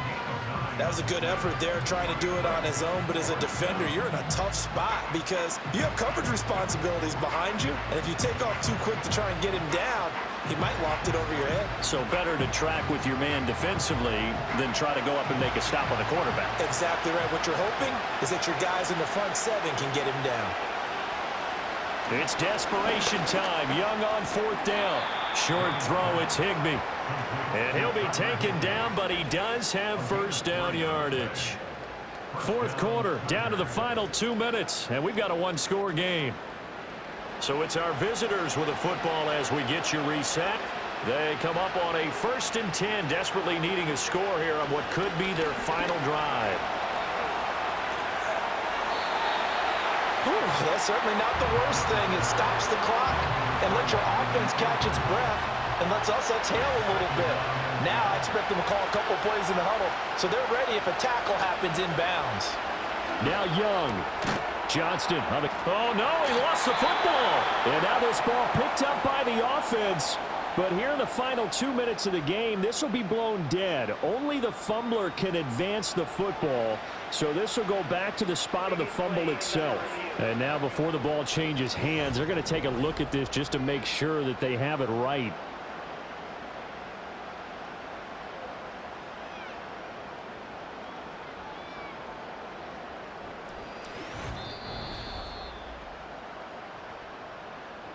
So the officials and the folks in New York got a second look at this one, and the call is going to be overturned. Young. That is caught. And he'll be taken down, but he does have first down yardage. Tell you what, he's been able to put the ball in some tight spots all game long. That throw, no different. Yeah, a lot of people would call it a gutsy type of a throw. I think he looks at it as, I can do it, so it's not that big of a deal to me, and I'm going to keep firing. Oh, no, he lost the football. And now this ball picked up by the offense. But here in the final 2 minutes of the game, this will be blown dead. Only the fumbler can advance the football. So this will go back to the spot of the fumble itself. Young to throw. Touchdown! Michael Wilson, a 7-yard touchdown grab. And the Tigers answer back with a touchdown of their own to take a fourth-quarter lead.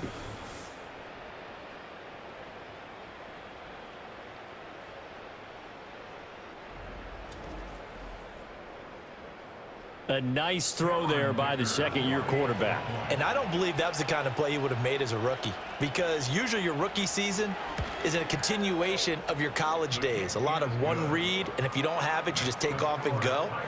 Now he's settled in the pocket a little bit more, reading the field and getting to his second and sometimes third progression. That was a nice play.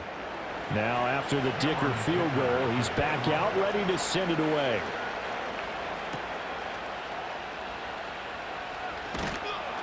And he takes this near the 25. Just a little pass there. Call it the 26. The situation for him offensively as follows. Down by a field goal. 1:06 to play. How will this thing pan out? We'll watch as they come up on first down. Now Murray. And that is incomplete. He couldn't hold on through the contact. Brings up second down.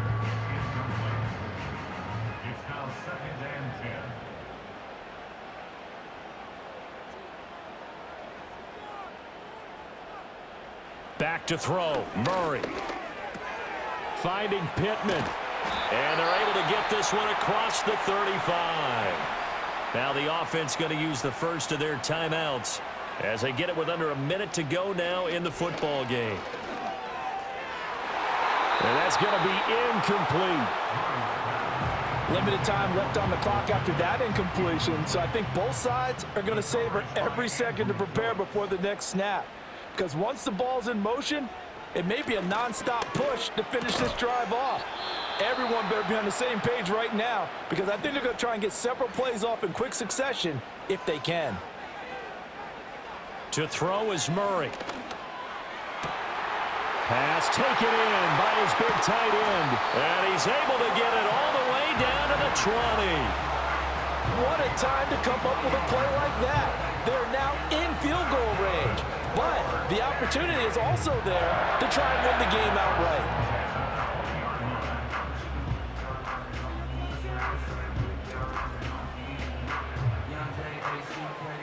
Well, this offense still has the one timeout here, remember. 1st and 10. And he can't get a throw off. He's taken down. What a huge play at this point in the game. A 45-yard attempt. The kick by Pinheiro is good. And that will tie this game here in the final minute of play. So in the final minute, they turn it over to their kicker to get him back to even, and he does not disappoint. Brandon, do you think the pressure ever gets to this guy? Because I sure don't. That was pretty smooth right there. But I tell you, he better not rest on his laurels, because there's a good chance they may need him again if this game goes to overtime. The visitors' offense and Bryce Young headed back onto the field. And we'll take you through some of the highlights here. You'll notice he had a hand in a lot of them so far. He's got this offense rolling right now. They'll come up 1st and 10 here. Here's Young. The quick throw knocked away. It's incomplete.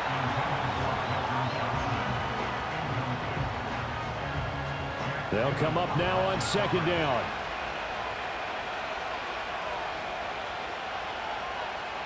Now Young. And that's incomplete. Clock stops with 10 seconds left. Nice back-to-back plays defensively. They're stacking momentum now. 1 incompletion, 2 incompletion. They're going for more. Able to find the open man. That's complete. He's going to have the first down and then some. And he's in! Are you kidding me? How do you give that up? One of the most improbable ways to finish a game, and they do win it on the final play. Well, we know the crowd is absolutely stunned by what we just saw there. Forget I'm stunned. I have to believe that you are as well. When they finally get their legs back under them, they'll head to the exits, and I think they'll probably be muttering a few choice words along the way, too. How did that happen? I don't know. They certainly thought overtime was on the horizon, bracing for overtime. We were, too, and we may want to wait a little bit before heading for the exits, let that parking lot clear out a bit. Maybe there's a later flight we can catch. That might be a good idea. What a finish in this one, Charles. You know, this group, they come in, they have to fight a hostile atmosphere every snap. They get the late score, they get the victory, and that flight home, it's going to be a little sweeter after this one. And Brandon, just like you, I was fired up for that last sequence. How about that? Wouldn't you have loved to have been in the huddle when they were mounting that game-winning drive? Big-time moment. No one shied away from it. They tuned out the crowd, kept their heads, and executed the way they needed to earn that win. So for Canton, it was a great all-around performance as they come out of this one with the victory. And they will head back home next week. Meanwhile, for Mexico City, they'll drop to 0-2. And they will try to get back in the swing of things next week on the road. Thanks for tuning in, everybody. Alongside Charles Davis, we thank our entire crew. I'm Brandon Gaudin. This is the NFL on EA Sports.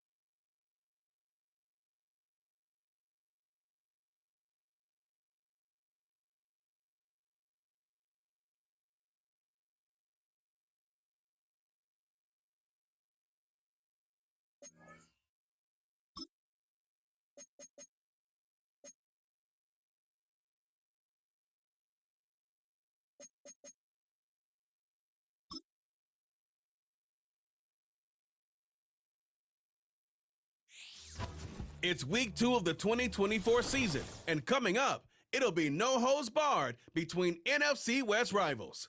It's the Nighthawks and the Desperados, and it comes your way next.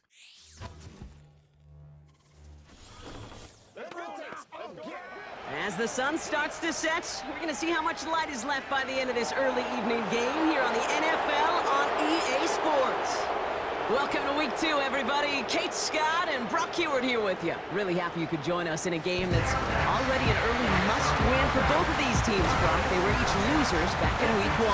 It's only 2 weeks, Kate, of a 17-game season, and people I know out there are going, come on, they must win right now. But the percentage of teams all-time who make the playoffs after an 0-2 start, it's right around 10%, so you are spot on once again. Not impossible to do, but your season outlook's a whole lot better if you're the team.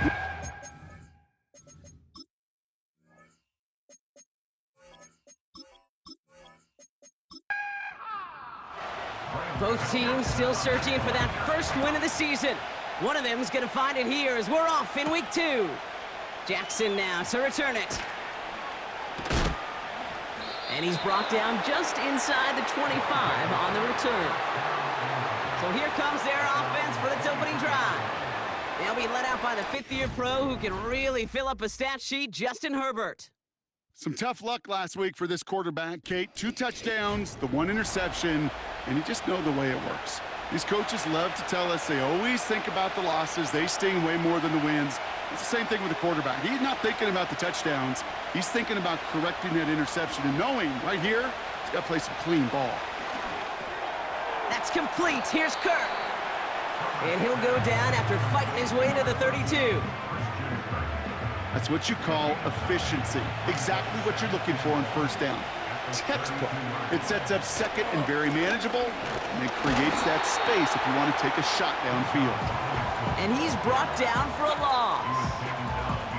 Kate, it's amazing how fast these guys are on the field and how fast your fortunes can turn. Second and short run, you're feeling good about yourself. But with a negative play, well, now comes a critical third down. Complete beyond the marker. And that's good yardage there with a new set of downs to boot. You know, it sure seems like he knew exactly where he was going with that before the snap. That's a pre-snap decision that led to a post-snap first down. 1st and 10 from the 41.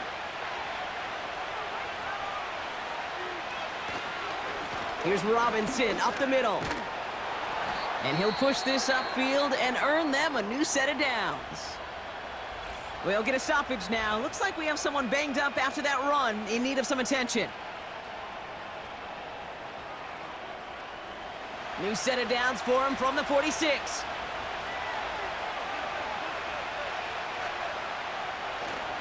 Going to the ground again on first. And it's going to be about a 3-yard pickup in the end. Bobby Okereke making that stop. Give him a few yards on that run. It's 2nd and 7.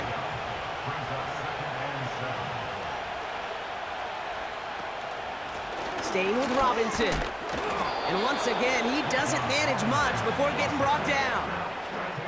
They got 2 yards there. That leaves them with 3rd down and 5. Herbert from the gun. That's cut. Bouncing football. But it bounces out of bounds, so they'll retain possession. It goes as a gain of 19 yards. And that'll give them a first down. I think that's one of those cases, Kate, where this defense wished that ball was round. You know, it's not, and it bounces in funny ways, and unfortunately for the defense there, it bounces the wrong way right out of bounds. All set up now for 1st and 10. Working from the gun here, it's Herbert. That's taken in by Henry. And he gets this forward to the 19. 2nd and 6 coming up here.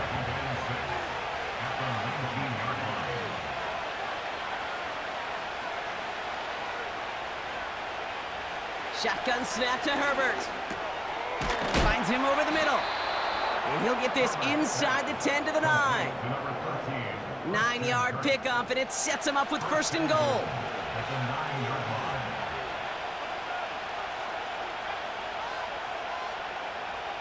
Herbert throwing again. This throw is cut.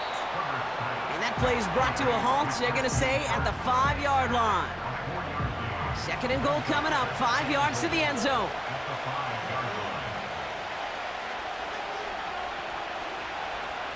On the play fake, it's Herbert. And he's in, touchdown!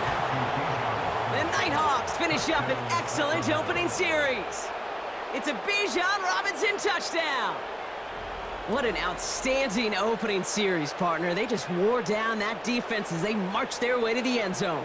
Yeah, it took a whole bunch of that opening script to find a touchdown, but it showed just how well designed that script was. It was the right sequence of plays to keep that ball moving and find the end zone while getting your offense established and into top gear right here early on. That one right down the middle. And the Nighthawks will jump out to a 7-0 lead.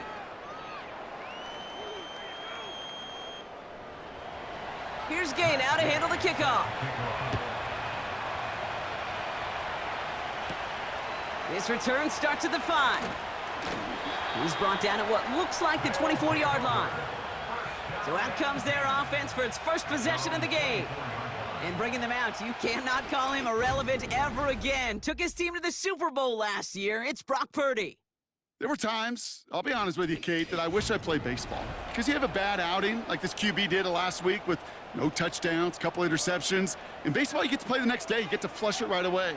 He's had to sit on it all week long, and you know he wants to rectify it here. And he found some running room for a nice gain. Call it 7 yards, and now they'll have 2nd down and 3.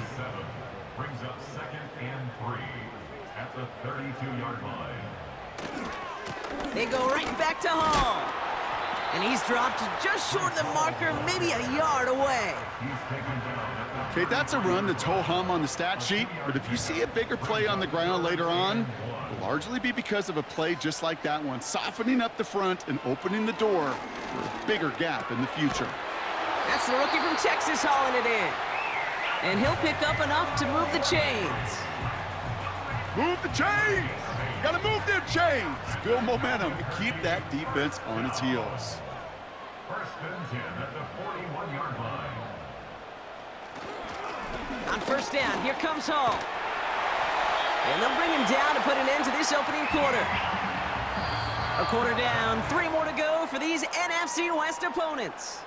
7-0 is our score. Back in a moment with more of the NFL on EA Sports.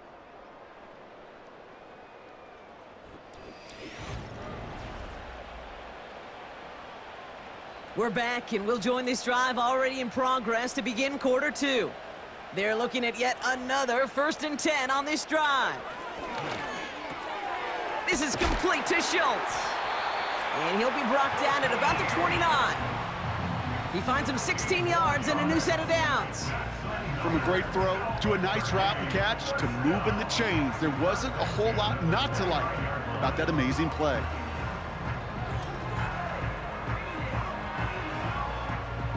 Opening script working gangbusters so far. 1st and 10 now at the 29. Handoff running left. Here's Hall.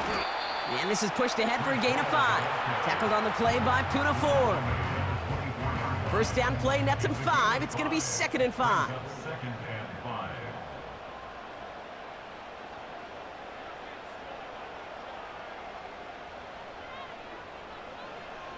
Shotgun snap for Purdy. Completed over the middle. And he gets this down to the 13-yard line. Give him an even 10 yards on the play. And it'll give him a 1st down.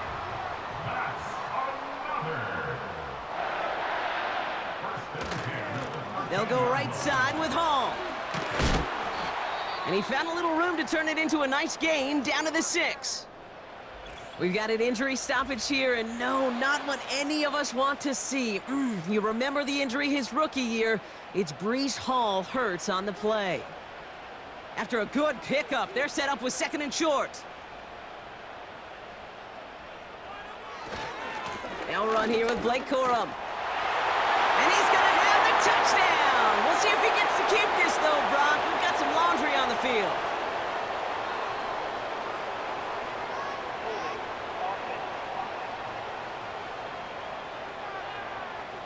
But, partner, they say there's holding on every play. You just got to look for it, right? That time, though, we did not have to look too hard. Back to the line they go. It's 2nd down. Running it after the penalty. And the defense gets there to force a small loss. This coordinator tried to show some trust and belief in his offense. A run after a negative run? Well, you lose a lot of equity and belief in that coordinator. I don't think he's going to try a third run after back-to-back negative losses. Has him on the quick hitter. Decent gain here, but short of the first. You know, I like the completion. You never turn down a completion. That's just not the right throw to make in that spot to move the chains. The kick by Gonzalez is good. And it's dropped back down now to a 4-point game. That's the type of long, sustained drive that takes some of the starch out of your opponent. The only negative is that the kicking team was out there for a field goal and not an extra point. But they do come away with 3. Jackson now to return it. Good looking return here, and he's got room. Some good work on that return. Brock gets this up to the 33. The Nighthawks are being led back out on offense by Justin Herbert here. Ball at the 33 for first down. And this is an interesting game for both they and their rivals across from them, Brock, getting a key division matchup so early in this season. And that's good for a gain of 5. Greg Newsome bringing that play to an end. Every once in a while, it's fine to be conservative on first down, especially when you get enough to stay on schedule and get a little something coming out of it, too. Here's 2nd and 5. On target to Waddle. And he's brought down after a nice gain and a first down. That's just great instincts. Go air it out on 2nd down rather than just play conservative and run it. They hit a weak point in the coverage and don't need to worry about 3rd down at all. Football on that 47-yard line, first down.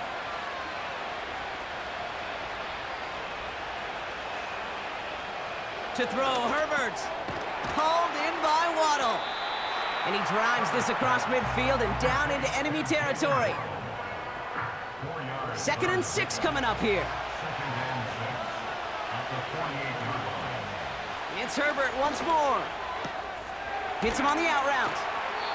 Give him 11 yards, Brock, and a fresh set of downs. Kid, I can't tell you how good that is. Anticipating the outcut, having the ball on the way before the receiver's head even turns, he puts it on him so that receiver can easily get out of bounds for the nice gain. Pocket isn't holding up. They're able to drop it. And the big play drives them backwards. 2nd down coming up. No one picks him up, and he reminded everyone in the building why that's a major mistake. The linebacker's athleticism on full display. A sack in under 2 seconds? That's a select group of players on the planet who could pull that off. Finds his man, Waddle. It was as if the defense knew what play was coming. That was a play they knew they could defend, and boy, did they ever, stopping it right at the line of scrimmage.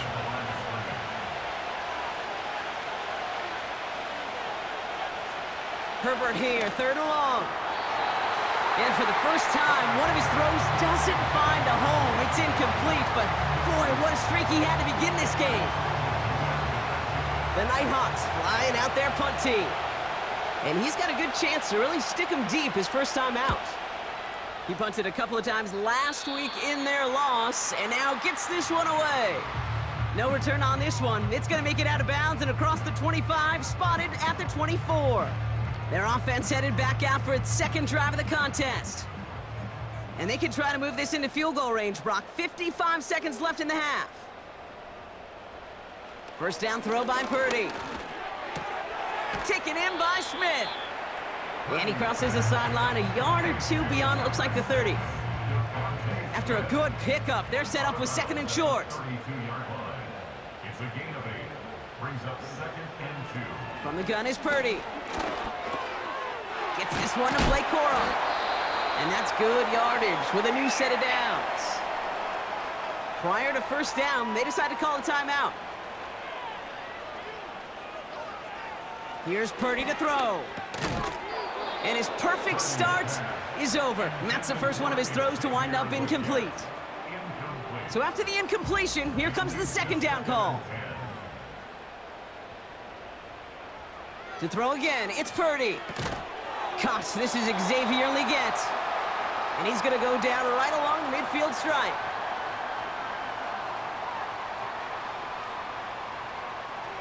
Third and short, here's Purdy. Can't find anyone open, and he's forced to throw it away.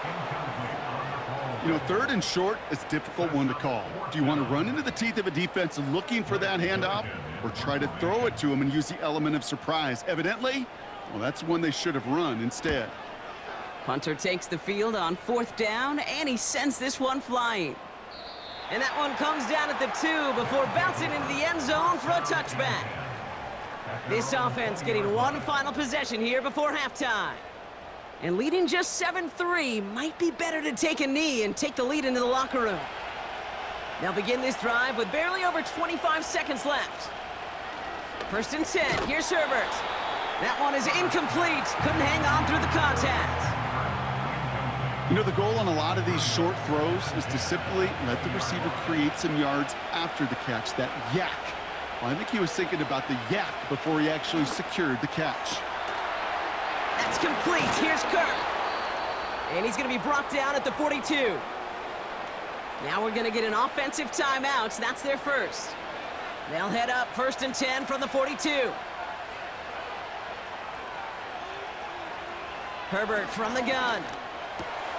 Quick slant taken in by Waddle. And he's taken down directly on that 43-yard line. Timeout taken by the offense, their second. Let's see how they attack this 1st down, Brock, from the 43. Herbert to throw once more. Makes the grab in bounds left side. That'll go for an 18-yard gain. And that gives them the first.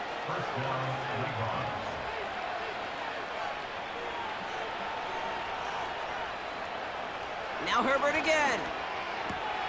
That's taken in by Henry. He does it. Touchdown. The Nighthawks will add to their lead at the end of the half. You love seeing a tight end get the chance to show off those wheels, right? And in the best of cases, he could rumble the whole way home. Kate, think of getting somebody with that type of mass rolling at full speed. Who's really going to want to stand in the way, wants to stop him anyhow? The answer? Nobody. Gay to add the extra point.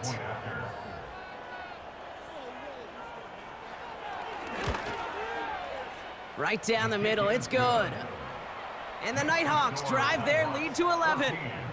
Desperados 3.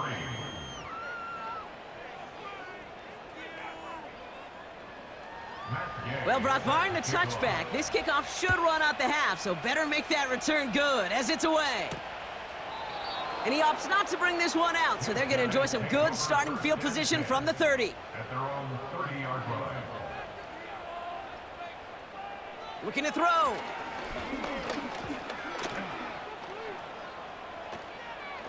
And he just hucks this one away. Wasn't going to risk a throw or force something. It brings up 2nd down.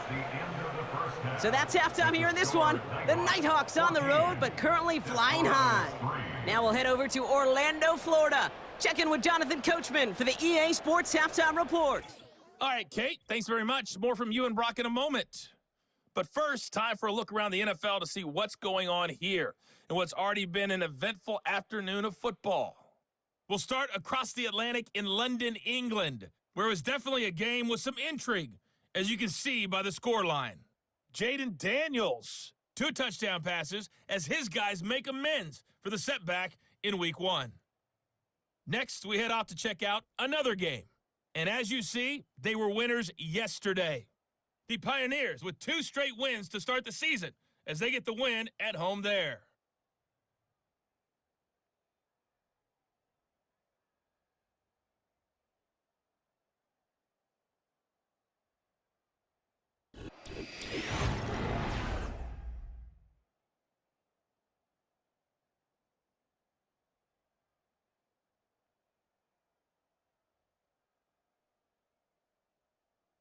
With that, the 2 squads are headed out of the tunnel. So let's get you back out to K. Scott and Brock Ewer.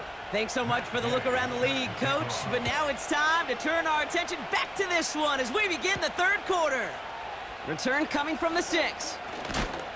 And this drive will start inside the 25. Their offense taking the field now for the opening drive of the 2nd half. And they find themselves trailing by 11 as they take over down 14-3. They'll start on the ground, Corum. And they'll bring him down after a pretty short gain. Manages just a yard on first down. Now it's going to be 2nd and 9. 1 yard gain brings up 2nd and 9 at the 25-yard line. Corum again.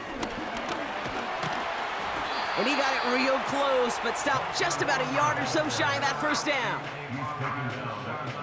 3rd down, 1 yard to go. Brings up 3rd and 1. Purdy looking to throw. Complete beyond the marker. And he's going to bring it up to the 40-yard line before he stopped. Call it 7 yards on the play, and that's enough for the first down. New slated downs to approach here from the 40. They're going to run on first down with Corum. And they're going to stop him after he wiggles his way forward for 2. I think we got to be careful, and I'll raise my hand of thinking that play was just a nothing burger. Because what can happen from that, Kate, is he put some nice toppings on it. A play-action pass, a shot that comes down the road for what looked like a very plain play. And he's caught behind the line for a loss. I talked to a bunch of different GMs, Kate, especially around draft time, and they all say the same thing. Linebackers are so hard to find. It's hard to transition from the college game that's in so much space to this game where you've got to play in a phone booth, yet have that explosiveness to chase a play on the outside down like that linebacker just did. He's got Smith. And they finally bring him down, but that is a big gain and a new set of downs. A big play, 23 yards to move those chains. You know, Kate, you'll find teams go to this crossing route concept sometimes a dozen times a game. A lot of times it's for shorter yardage, but sometimes things break in the right coverage for a much bigger impact play, just like that. Now the shotgun give to Cook. He gets it forward for a gain of 3. Hauled to the ground by Jordan Hicks. Give him a few yards on that run. It's 2nd and 7. It's a pickup of 3. Brings up 2nd and Shotgun snap for Purdy. Legette's got it. And he nearly takes it to the red zone before going out. Offense set for a 1st and 10. Shotgun handoff now to Cook. And that's good yardage there with a new set of downs to boot. Some backs are easier to tackle than others. Some, well, they just choose violence. They look for those opportunities to bust through tackles and keep those legs pumping. Pretty throwing here on first. Too much on that, and it sails through the end zone, incomplete. You know, I love this, Kate, from an offense. Just philosophically, stretching that secondary out with your tight end. Even still, one of the deeper targets you're going to see him get. It's a shame they couldn't quite connect. And he's got them down to the doorstep inside the 5. They've held him out twice. Here we go, 3rd and goal. Now it's Purdy. And he will take this in. Touchdown! The Desperados cut into the lead coming out of halftime. No hesitation on that throw. He got the guy he wanted right away, and he got it to him for the touchdown. You know, it's great, Kate, to draw up plays and have all sorts of different options, but it's even better when you don't have to get to your second read. His first broke open just like they planned, and that's 6 in the end. And they get the 2-point conversion. He's in the lead, only a field goal now. Critical 2-point play there, Brock. The conversion puts them now in range of tying this sucker up with a field goal. So different for everybody in the building, right? A 3-point game, and especially different for the kicker. He wasn't needed there, but get yourself ready. Your defense does the job. You may need a game-tying field goal at some point soon.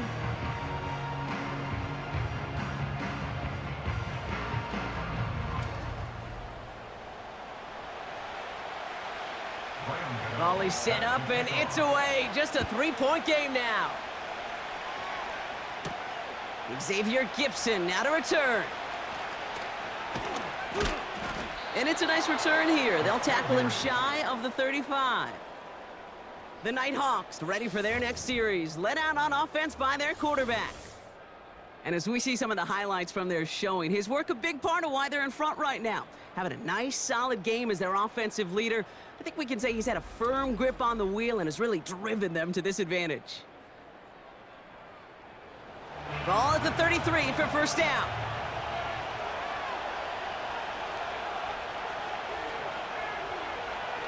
Shotgun snap to Herbert. On target to Waddle. And he'll push this upfield and earn them a new set of downs. From the 44-yard line now, 1st and 10. Working from the gun here, it's Herbert. And oh, someone stepped in, it's intercepted. That's Bobby Okereke. And it's a touchdown as he brings it back for the pick six. Went to the old well one too many times, Brock, and this time the defense was ready for it. Now, you make as many catches as he has in this game, you're going to attract some extra attention. They knew it was probably going his way in the near future, and they had somebody there waiting for it that time.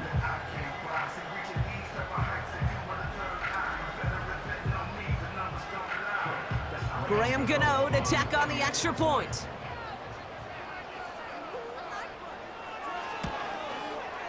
Extra point sent right down the middle. And the Desperados take a 4-point lead.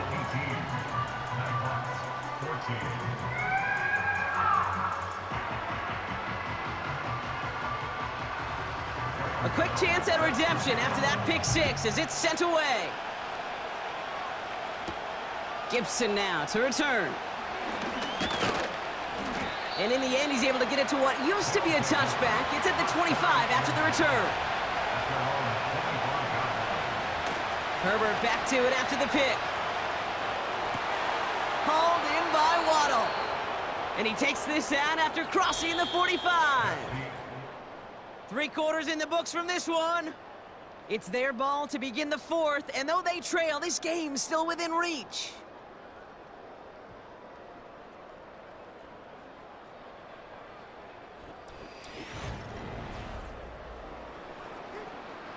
Great start to the drive. They're up in the neighborhood of midfield after just one play.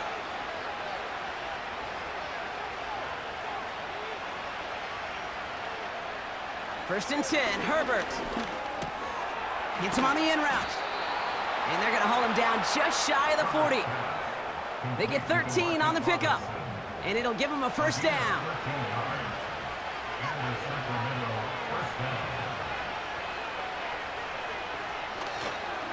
Robinson on the inside give. And with a nice gain, he runs him down inside of field goal range. It's a solid 7-yard pickup on first down. Now they're going to have 2nd and 3.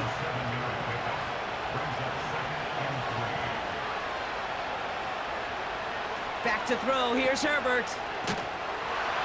And they've got him behind the line for a big loss. I got to be honest with you, Kate. That's an occasion where a drop would have been a whole lot better than a completion. Couldn't find the way back to the line, and it's a rare pass that actually loses yardage.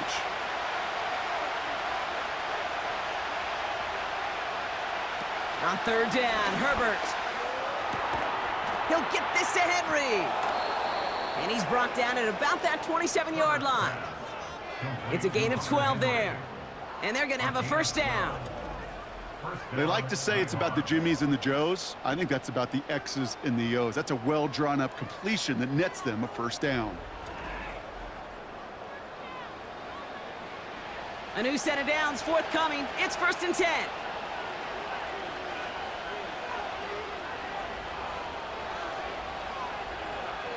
Now Herbert to throw. Finds his man Waddle. And that tackle stops him after a solid gain. The goal of that little drag route is to get him for at least a minimal gain with space to add after that. That picked up a good chunk, and it was nearly a big play. From the 21. Throwing the out route complete. And he's going to be tackled, but still all the way down to the 6. Give him about 16 yards on that gain, Brock, and it sets him up with 1st and goal.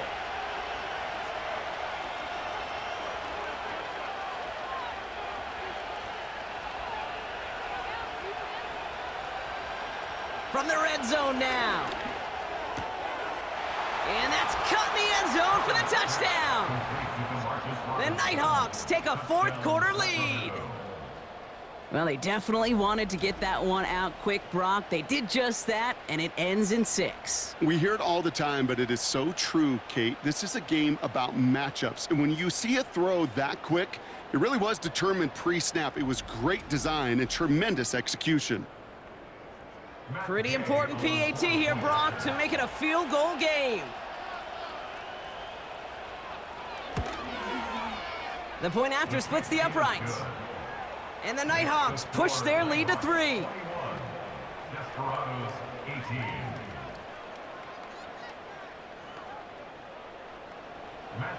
Here's Gay now to handle the kickoff.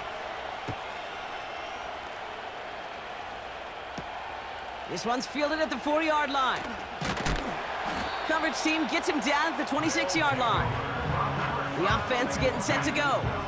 They find themselves down here in the 4th after that touchdown. This game could end up depending on how they respond right here.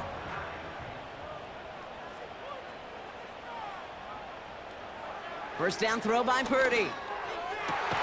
This is reeled in by Leggett.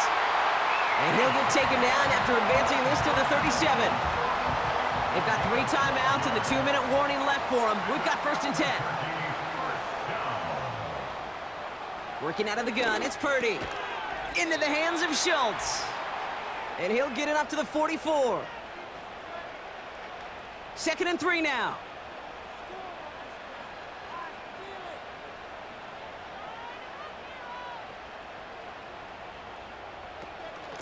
Cook trying this one up the gut. And he's dropped just short of the marker, maybe a yard away. That offensive group really hoped he was going to get it all right there, reset it back to 1st down. But instead, the defense, well, they're not going to let anything come easy. And their fight is giving them a chance to stall things out on a 3rd and short. Again, it's Cook. And he made a bid for midfield there, but stopped on his own side at the 49. Trying to set this up quick. Setting up to pass. Pass complete to Cook. And he's brought down for a loss. Offense at the line, but they won't snap it. We've got a timeout. As they'll meet and decide what to do on this 2nd down.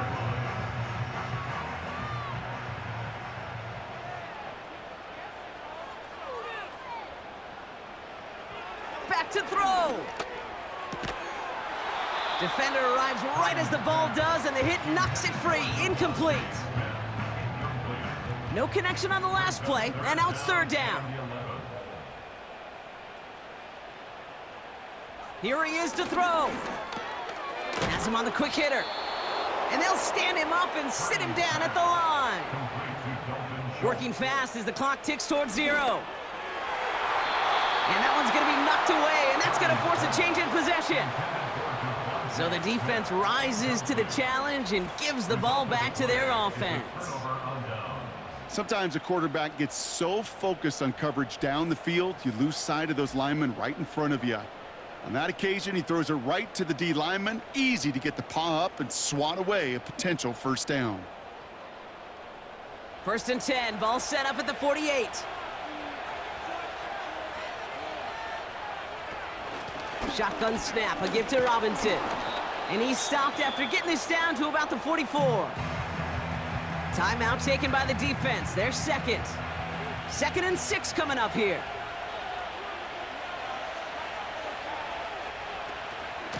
Another carry for Robinson. And he doesn't get much, a small pickup down to the 42. The defense takes its 3rd and final timeout. Setting up for the kneel down on 3rd. A final kneel down here, and that should put a bow on this one. Nothing left to do now, Kate, but celebrate on one side and watch on hopelessly from the other. What a hard-fought effort to get to this spot, and now you can enjoy the victory. Punt team is on now, and they get this away. So this one carries all the way to the sideline and out. No chance to make a play on that, and they'll take over at the 16-yard line.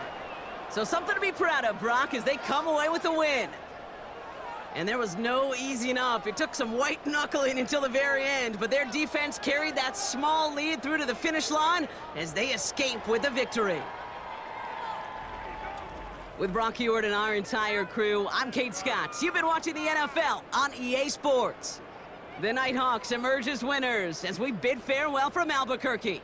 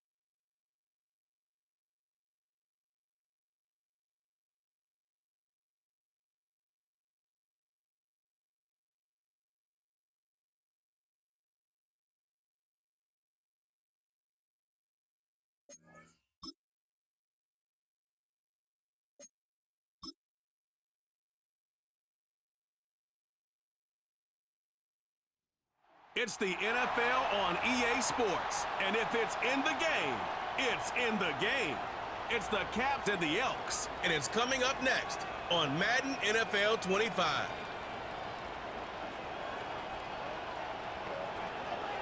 With the Wasatch Mountains overlooking us, EA Sports so proud to welcome you to the capital city of Utah, Salt Lake City. Hello again, everyone. Brandon Gaudin alongside Charles Davis. And Charles, you look at this Salt Lake City ball club. They've been buoyed by getting 2 home games right at the start, and they come off a good victory in week 1. And the way they played last week defensively, you look at the tape, it looks like they had extra guys on the field, and they thoroughly shut down that offense. Meanwhile, for the visiting Columbus club, they too were winners last time out, so something's got to give here. And I love it when both teams...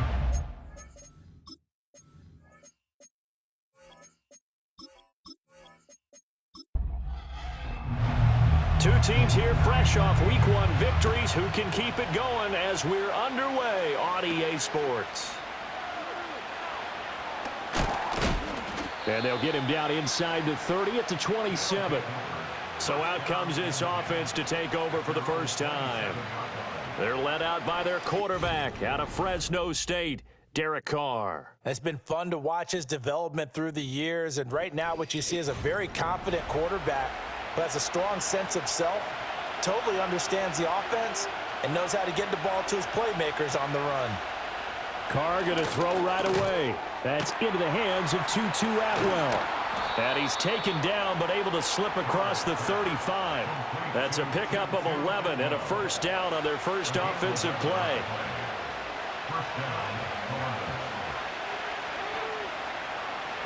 Now Carr.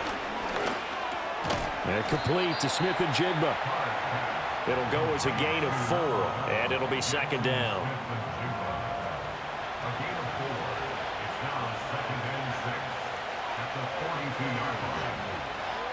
Here's Carr to throw. A short throw pulled in by Kincaid. And he'll be taken down, but not before he gets into enemy territory. 12 yards there as they keep this drive rolling. It's another first down. To throw, it's Carr. Smith and Jigba with a grab. He's got room to roam.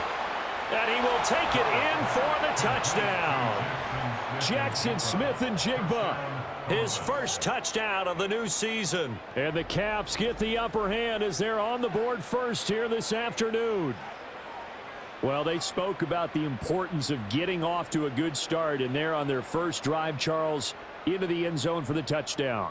And what an advantage for them. They're already clicking one drive in, didn't need to wait to get up to full speed. We had heard about the extra time they put in with each other, trying to learn each other's skills, what they like, the whole deal, and it paid off early in this one. I would expect them to keep firing on the next drive and keep that connection going. Just a 4-play drive that time. And it was capped off by a Jackson Smith and Jigba touchdown catch. The kickoff team on the field now as they will send this one away.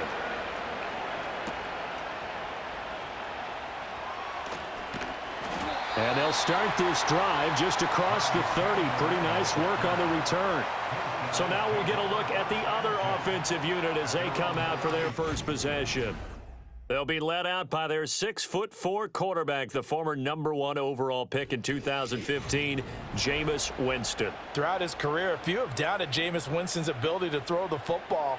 The concerns? They've always centered around his accuracy and taking care of it. When he makes good decisions on the field, excellent numbers usually result. That's out to the flat for Akers. And the result here, a pickup of 8. Leaves him with 2 to go on second down. Now a 2nd and 2. At the 39-yard line. Now the first carry for Cam Akers. And he's swallowed up right near the line of scrimmage. Call it no gain that time as it's going to leave him with a 3rd and about 3 to go. Here's Winston. Work in the middle of the field, and he's got a man complete. And he'll be taken down, but he does have first down yardage. Call it a gain of 7, and it gets him a new set of downs.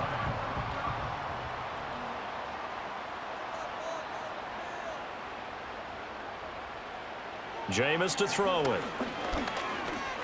Steps away to his left. And he's going to have to eat this one as down he goes. Multiple players combined for their team's first sack of the game. And no matter what the situation, the O-line just hates that because they feel like they didn't protect little brother back there, right? Man, that's just so difficult for them because just think about every single play. When you decide to throw the football, you're dealing with some of the best athletes on the planet. You talk about guys, if they weren't playing football, they'd be starring in the NBA at power forward. It's a really difficult task. They'll bring one of the tight ends in motion left.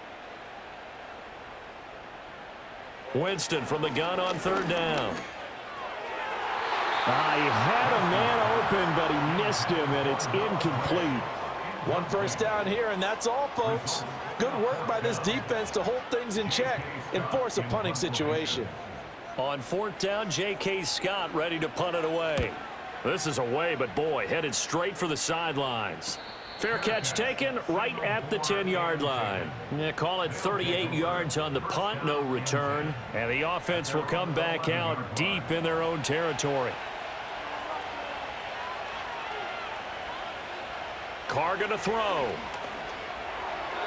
Throwing over the middle, and it's incomplete. Well, this defense very strong in that victory from a week ago. Yeah, they held them to well under 200 yards of total offense, and in today's NFL, that's a feat to be proud of, especially with the emphasis on offense and what we're seeing each and every week, that great creativity and usual productivity. And not much there at all, as he'll get this only up to about the 11. They'll come up now 3rd and 9. Here's Carr. A short throw pulled in by Kincaid. And they'll hustle up to stop him well shy of the first, right around the 15. The result, only 4 yards there on the play. And that's going to make it 4th down. Here's Corliss Waitman now. Back deep to return is K.J. Osborne. And now a fair catch called for and taken just outside the 40-yard line. A 40-yard punt, no return. And it will be 1st and 10 as they take over. So good starting field position for them here as they come up 1st and 10 at their own 42. Off the play fake, Winston. He'll check this down to Akers out of the backfield. And he'll lose yardage here, back at the 41. He was unable to shake free there, and they'll cover him for a loss of a yard. After one, 7-0 on EA Sports.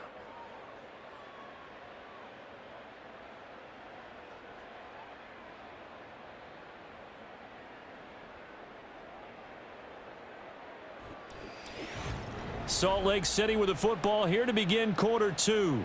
2nd and 11 at the 41. As they've got it as we resume action. They'll go with Akers here up the middle. And he'll get about 3 here up to the 44-yard line. Just not a whole lot of room to operate there on that carry. No, not at all. They did a really nice job staying in their proper places and not allowing any lanes to open up. To throw, Winston. He had him. He was open, but he couldn't get it to him. It's incomplete. So many times when we talk about coverage, we're just about a defender running with a receiver, but a big part of it is understanding where the football is, finding it. In this case, when it arrived, it wasn't a surprise, and he was able to bat it away. That'll be a 41-yard punt, just 1 yard on the return. And out will come the offense as they take over. Columbus's offense just about ready to go again. These guys definitely hoping for a better showing than their last appearance. They couldn't really even move the football much beyond the shadows of their own goalpost, Charles. We'll see if they can get a better, more sustained drive going here. Yeah, and every team that we ever talk to says the exact same thing. When you start a drive from that deep in your own territory, the goal is a minimum of at least 2 first downs, because even if you have to punt then, you change the field position, right? You flip the field a little bit. They didn't get that done. This time they want to string together a nice drive and help themselves out. Fights forward for only about a yard up to the 21. 3rd and 2.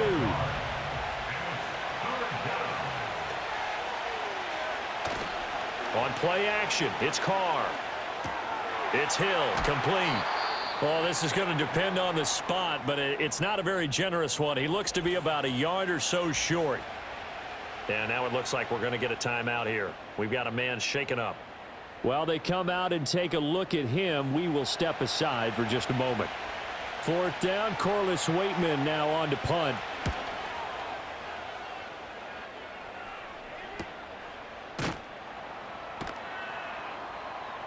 It's a 45-yard punt, just a 1-yard return. And they will take over 1st and 10.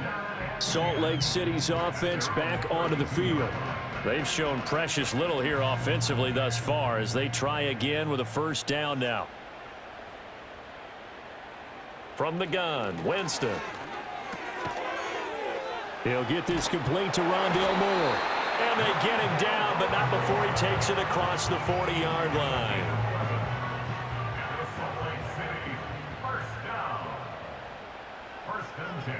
And the tight end goes in motion left. They'll run on 1st down with Akers. He'll get a nice chunk there on the 1st down run, and it's 2nd and 4. Decided to hand it off that time on the run-pass option. Appeared to be an easy decision. Just gave it inside. Nice steady gain. Second down, they'll go with Akers again. Trying to find a lane, but instead he'll get back to the line of scrimmage and no more. Call it no gain that time as it's going to leave him with a third and about 3 to go. They go play action. Winston. Able to find the open man. That's complete. And he'll be taken down, but he does have first down yardage. Give him 6 yards, and they do convert on third.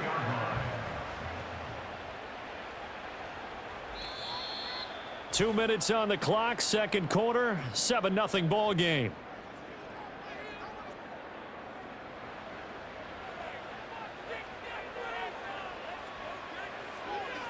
In motion goes the tight end. Winston. He'll get this to Akers out of the backfield. And he'll be brought down, it looks like right at the 40. Second down and 6 now. Throwing, Winston. This will be caught downfield by Moore. And down he goes, taking it inside the 10, just shy of the 5 at the 6. It's a gain of 34. And that might be exactly what they needed to wake up this home crowd. They haven't given them much to cheer for so far, and never underestimate the effect the home crowd with you can have on a game. Now a chance to make that big play really hurt. It's first and goal just outside the 5. Now Winston. Got a man, and he hits him in stride. Now the offense going to use the first of their timeouts as the clock stops here with 46 seconds remaining in the first half.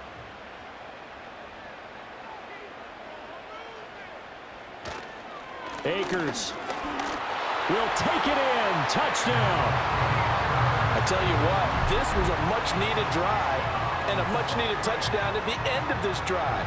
They had not done much of anything in this first half, but here they put all the pieces together, and they get the score right before the half.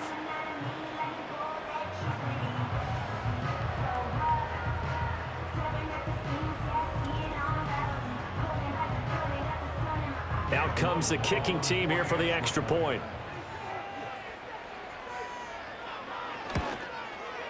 It's up and good, and we're tied at 7 here in quarter number 2. So that drive goes 8 plays. And it was Cam Akers who capped it off with a touchdown. So all even at 7 now as they kick it away.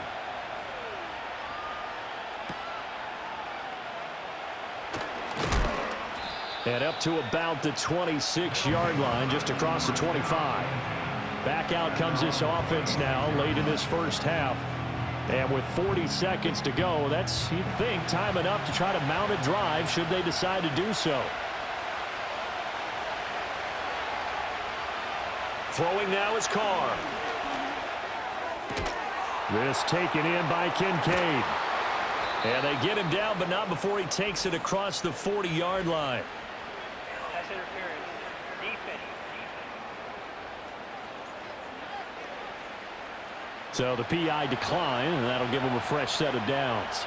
And when you scout tight ends, one thing you want to know, just how strong they are. And we saw it in evidence there. He was able to fight through all the contact and still secure the football. A short throw pulled in by Kincaid. Now the offense going to use the first of their timeouts as they get it right at the 30-second mark of this first half. Now Carr. Finding Smith and Jigba downfield. Touchdown! Jackson Smith and Jigba with 2 touchdowns on the season, both in this game. And the Caps will take the lead here in the final minute of the first half. Well, that's a heck of a response to regain the lead after we had seen the touchdown to tie the game. I would say what we just saw there was a great amount of poise, because typically when teams tie the game up, it's a little bit of a, how would you say, you kind of take a step back and have to get yourself regrouped. They regrouped in a hurry, didn't they? They attacked back after they'd been tied. And in a big way, that was a statement-long touchdown. The extra point splits the uprights, and that makes the score 14-7. Out is the kickoff unit as they run up and send this one away.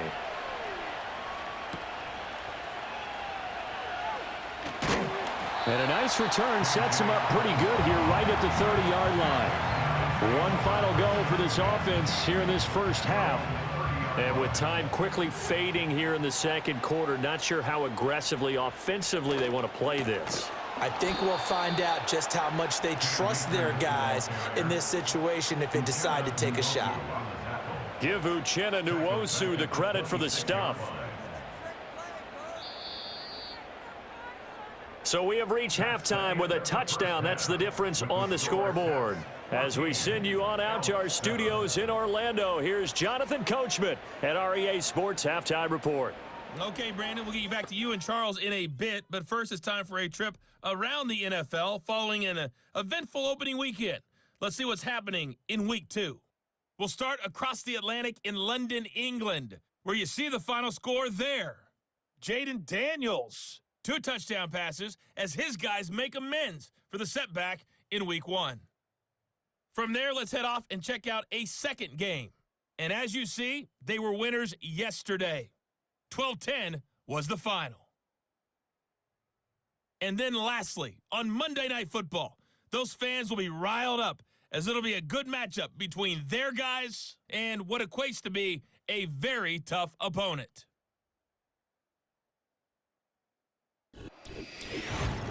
We were certainly treated to an entertaining first half. Both these teams with some high points and maybe a couple of low points as well. So it's going to be a question of who can be the most disciplined team going forward.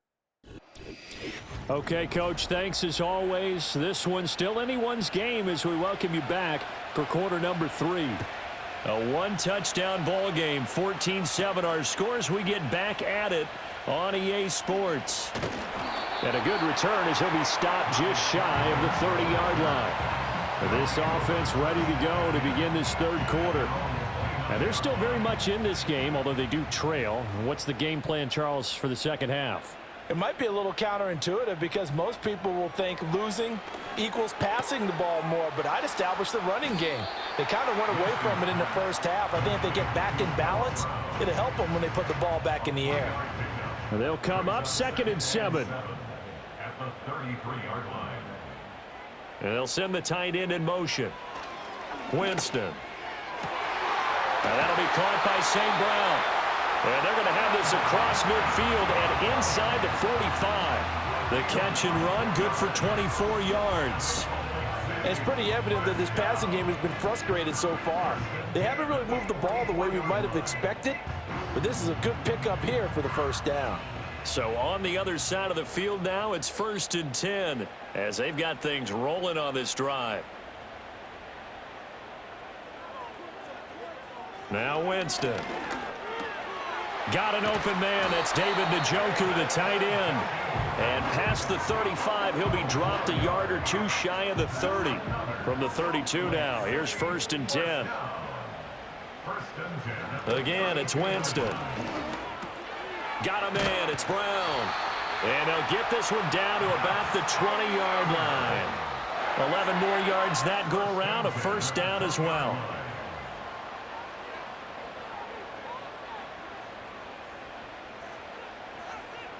Winston now.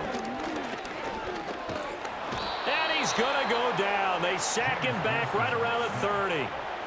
Maurice Hurst forced his way through, drops him for a loss of 10 yards. Now that was a passer's nightmare. The front door totally shut down by the defense, so he kept going backwards, hoping to find another avenue of escape. It didn't exist. So now 20 yards to go on 2nd down after the sack. Work to be done.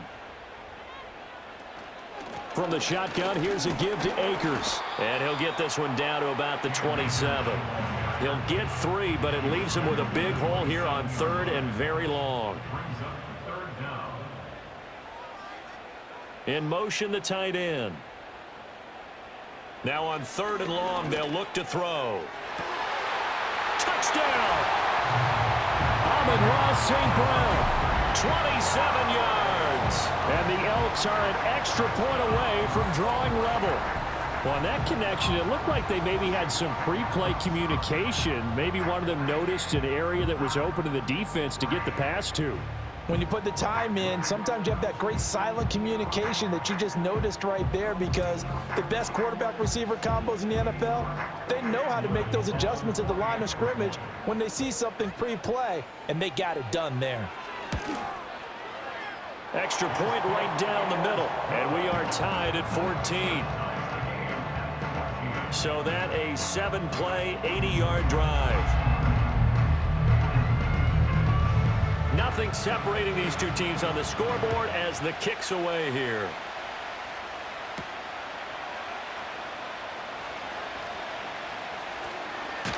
And able to take it past the 25 and up to the 28-yard line. The Caps offense and Derek Carr ready for this next possession.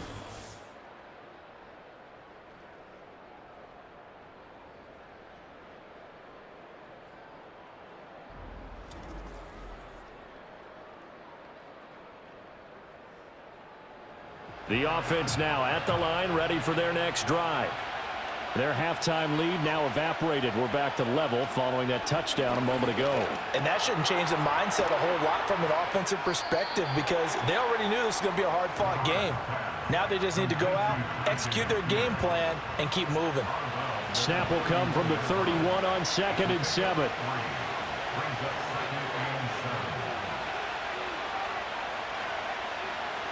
Here's Carr to throw. Toward the right sideline, but it's incomplete. To give you an idea of how accurate he's been throwing the football, we're in the second half. That's just his second incompletion. Well, if he's that locked in, that means everyone's locked in, because to me it's like throwing a no-hitter in baseball. The pitcher may get the credit, a lot of people making plays behind him in the field. He opted to go with a scramble, gets 2 yards, and now it's 4th. Nice call on defense, rolling out the nickel package for that big third down play, and he did an excellent job locking down coverage and forcing him to try and run for it, and he doesn't get there, which brings up a big 4th down call.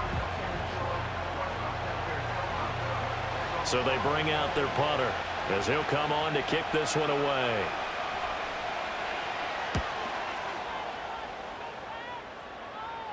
And a fair catch signaled for and taken just outside the 20-yard line.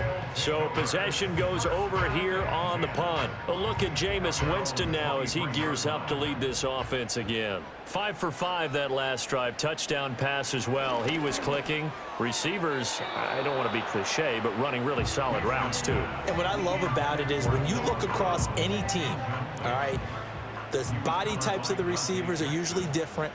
The way that they get open, different as well. Some of them use power to get open. Some of them use those head fakes and subtle moves. Some of them just use pure speed. And the really good ones, when they're established, they know how to push off at the end of a route, too. Give them 14 on that one and a first down. Final minute now of the third quarter. On first down, they'll stay with Akers on the ground. And space tough to come by there, so to get maybe a yard to the 37. So from the 37, here's a 2nd down and 9. Jameis to throw it. Being chased out left. For a big guy, Jameis sure can move. Did a nice job there picking up the first down with his legs. And they're not going to get to the line to run another play. So we will switch ends as the third quarter has come to a close. We'll return with more after this. This is the NFL, and it's on EA Sports. Back live here now in Salt Lake City. All square, 14 apiece to score as we get ready for the fourth quarter.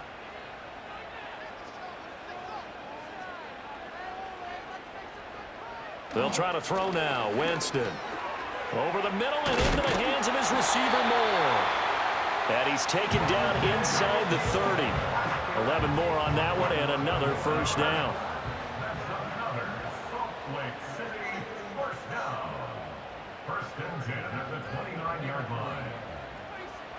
Here's Winston. He'll dump this off to Akers. And he maybe makes it back to the line of scrimmage. That's it. So he'll be stopped here for no gain. And that'll bring up 2nd down. To throw is Winston. This will be caught by Brown. 9 yards, not quite enough, and they'll be left now with 3rd and 1.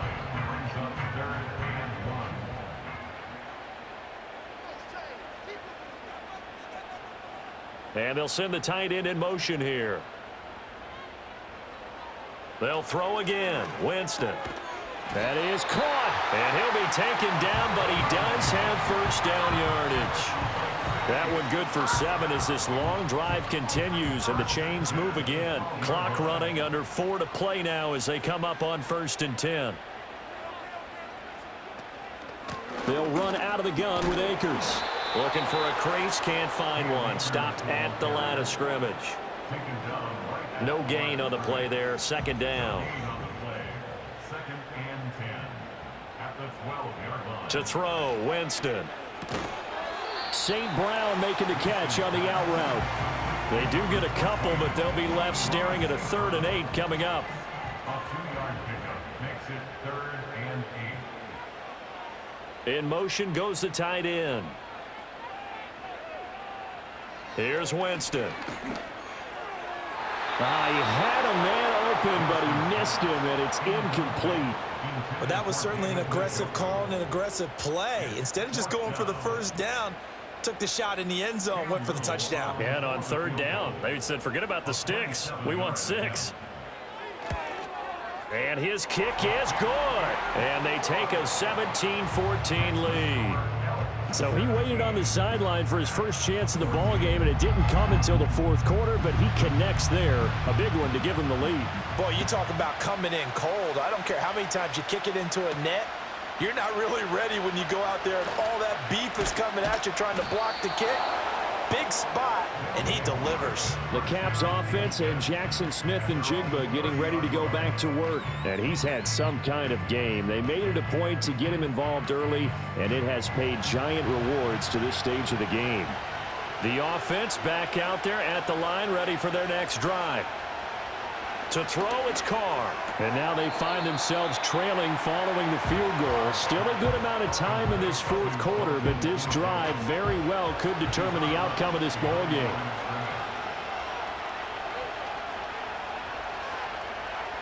To throw is Carr. This to the tight end, Kincaid. Really good job there of understanding where the 1st down marker was and getting there. And that's something Kincaid did plenty of throughout his impressive rookie campaign that saw him surpass 600 receiving yards. Yes, we knew he was a reliable pass catcher coming out of college. Now we think he can ascend to another level. Pass interference. Defense. So pass interference, the call there. Always, obviously, Charles, such a subjective call. You agree with the penalty? Well, from where we're standing right now, I think the officials are tightening things up here in the 2nd half. Maybe a defender gets away with that in the 1st, but this time the flag comes out, and I think it's a good call. Here comes 2nd down and 5. Carr to throw. He's able to get it to Coleman. And he goes down, but not before getting this inside the 25. Over the middle, finding Smith and Jigba. And down inside the 15 he goes. Well, hang on now. We're going to pause here. We've got an injured player. Well, the medical staff is going to come out here and take a look, and we will take a short break. Plenty of time and 2 timeouts still at their disposal. 1st and 10 here. And here's a give to Spears. And he'll fight his way down right around the 12. Well done to sniff that out defensively. He had it diagnosed pretty quickly. I love that description because diagnosed is perfect on that one. Read his keys, made the play, and he couldn't even get going moving the football. That was a nice throw out there to the flat, but they defended that pretty well. The hope is to go ahead and put it on him so he can turn and get upfield and gain additional yardage. There just wasn't anywhere to go on that play. Carr. And this is caught. Touchdown. And they've taken the lead here in the final minute.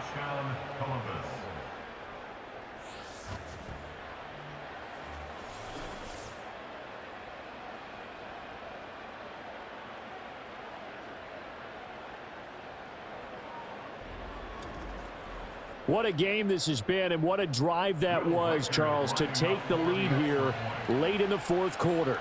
And, partner, that's a job well done by everyone, from the players to the guys calling the plays. And if I may introduce just one downside to the mix, might be a little bit too much time left. Enough on the clock for a final last-ditch effort to try and steal this win away.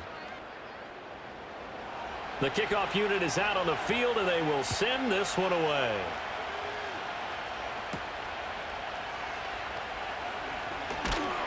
And he won't quite make it to the 25. Winston readies the offense. Down by 4, a little under 30 seconds remaining. How will this thing pan out? We'll watch as they come up on first down.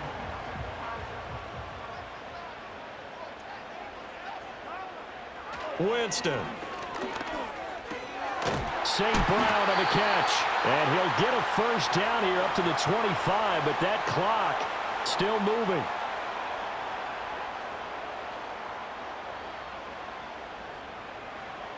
Here's Winston. Completes to Njoku. And he's going to have a first down, but he's tackled inbounds up near midfield. Now another timeout called for by the offense as they get it with just 19 seconds left on the clock. Flushed out right. This will be stopped about 2 yards shy of the marker. 8-yard gain, 2nd and 2. Winston to throw. Incomplete, and we're down to 8 seconds now. We saw a lot of that a week ago defensively from him. AFC Defensive Player of the Week. Just always seems to be around the football. I like your observation there. Understands the game, understands positioning, can put himself in the right spot, and then make a play on the football. That's going to be knocked away and incomplete. Oh, and this is nervous time now. They decided to go for it right there. Fortunately, still a little bit of time left for another shot, but this one almost certainly has to be in the end zone. One last shot now for Winston. This for all the marbles. And that is going to be incomplete. Boy, they got the tip they were looking for but couldn't secure it, and this one's over. Well, you really can't ask for much more than what we just had here. Not only a close game that went down to the wire, Charles, but a clean one, too. No turnovers in this contest. And I think you're exactly right about that. To me, this is just a pair of offenses trying to find the slightest bit of separation from each other, and they were both hoping that the other side would make the big mistake first. But today, neither side made that mistake. And what we got, a very entertaining game throughout. So for Columbus, it was a great all-around performance as they come out of this one with the victory. And they will head back home next week. Meanwhile, for Salt Lake City, they'll fall to 1-1. And they will try to get back in the swing of things next week on the road. So for our entire crew, alongside Charles Davis, I'm Brandon Gaudin. Thanks for watching, everybody. We'll see you next time.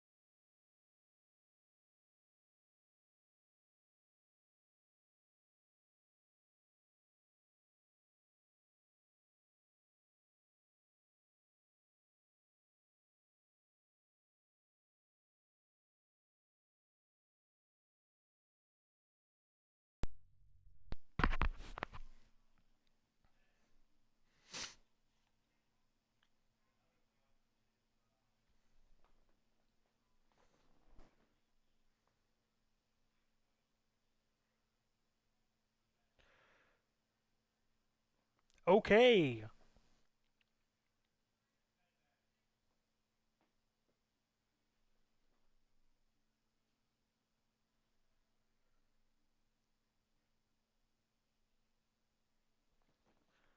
Testing, testing. Just trying to see if I can hear myself.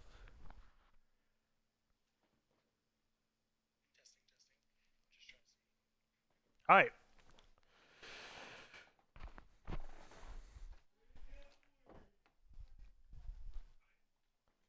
Oh, let me turn that down a bit.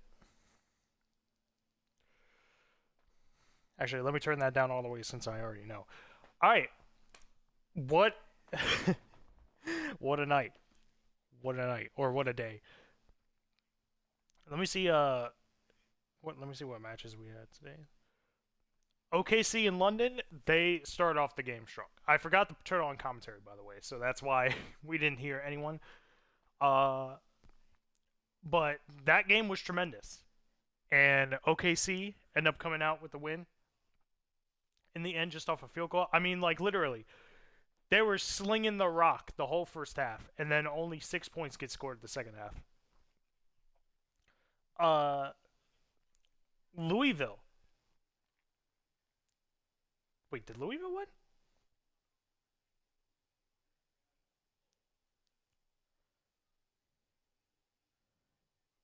Yeah, I think they did win. They did win. And against Rio. Rio not looking like the strong team that we thought. I could be wrong. I'm actually not positive that Louisville won, even though I watched it earlier today. I think they did. Melbourne beating Omaha. I don't even consider it really an upset anymore. I mean, Lamar Jackson and his interceptions, man, they are just killing this team. So something about the Omaha Bulls, man. Like, no matter how much talent you actually have on that team, they just crumble. Now, you want to talk about crumbling? The Paris Steamers only getting 1 touchdown as opposed to Tokyo's 5? It might be 4. But Tokyo straight mollywopped them. And that's honestly kind of surprising. I didn't think Tokyo was going to be all that, but hey. What's a win is a win. And also, it's a divisional game.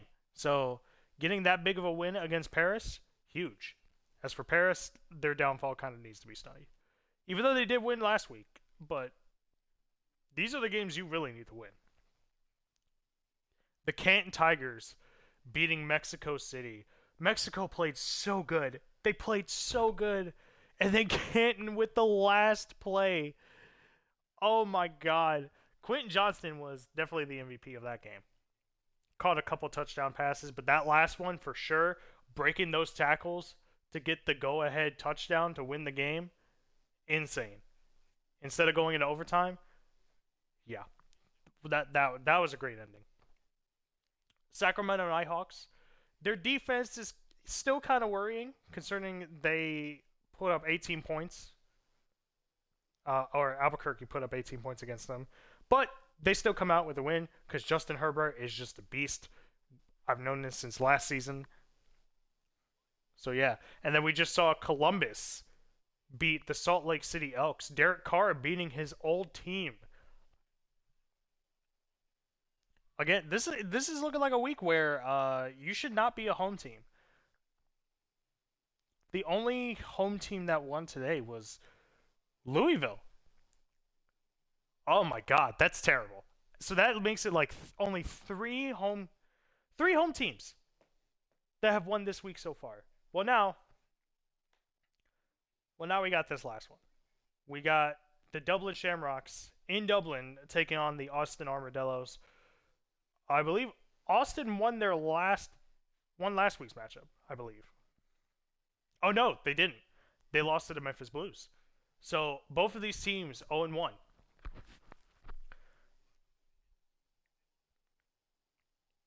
So one of these teams is going to start 0-2. Let me do this before. I've been dabbling with the uniforms lately. I was going to do this one, but Doesn't look really normal. But Austin Armadillos, Dublin Shamrocks. Let's see who can finish this out. Dublin looking to get a win over, get one win over the London Black Knights, who are currently 0-2. However, they played their hearts out tonight. And Austin Armadillos,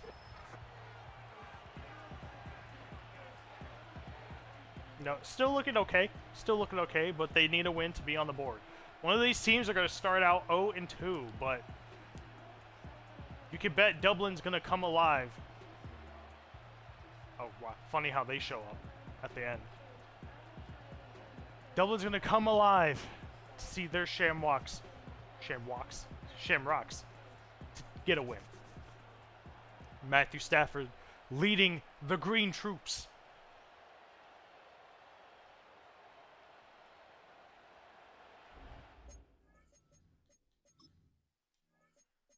Let's get the Super Sim ready. Without further ado, the final game of week 2. And Dublin get the first. Oh, get the first drive. Damn near speared out of his boots. Matthew Stafford coming out again. Super Bowl winning champ last year. Looking to bring Shamrocks out of the trenches. Goes from the best to the worst team to hopes improve it a tiny bit. Let's see if they can get it done.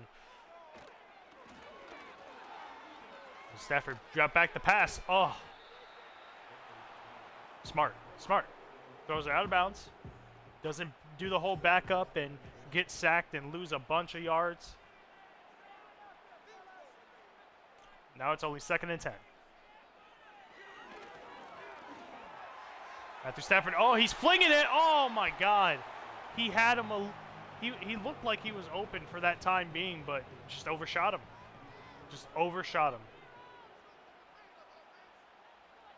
So now we're already on 3rd down. Play action. Oh, but he gets hit as he throws. TJ Watt there to stop him in his tracks. And now it's a 4th 10 with no yards gained at all.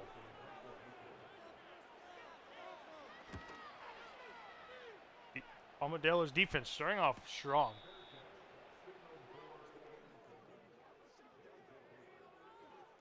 Now we got the offense coming out on the field. Despite the loss to the Memphis Blues, they still look pretty good. Trevor Lawrence was on the Canton Tigers last year. We already mentioned that he had a season-ending injury midway through the season. So we haven't seen his full season potential. We might see it here for the Armadillos. Ooh, breaks the tackles. Jalen Warren, one of the top running backs last week.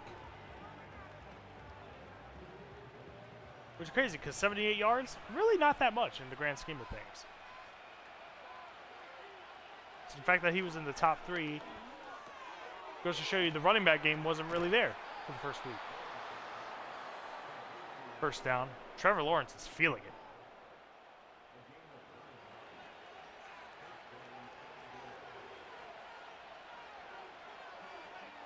The first down of the game. Looking to continue that. Trevor Lawrence. Oh, Trevor Lawrence using his feet. Gets the first down.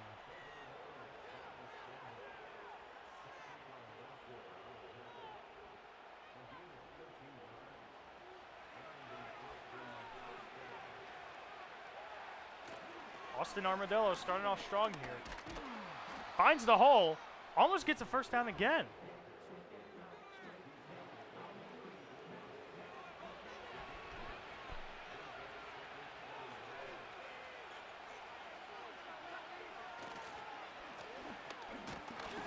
Armadillo's methodically going down the field. Oh, we got someone injured. Who was that? Key? Yeah, I don't know who that is.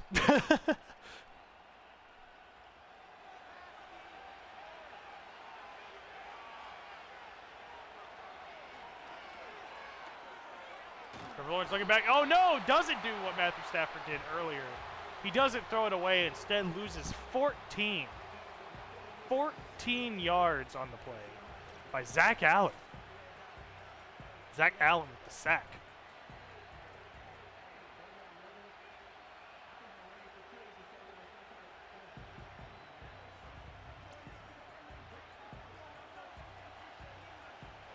Morris, the new coach. Arthur Smith last year coached for the Atlanta Falcons.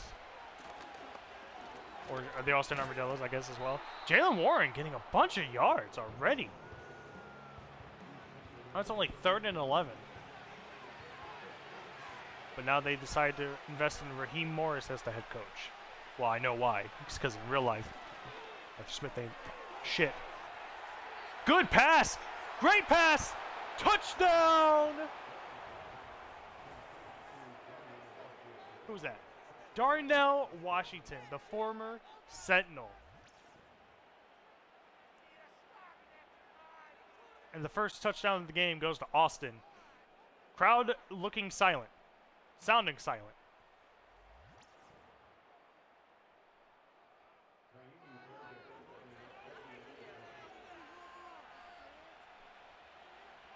I don't know. This could. Is this another case of the home teams just not doing good?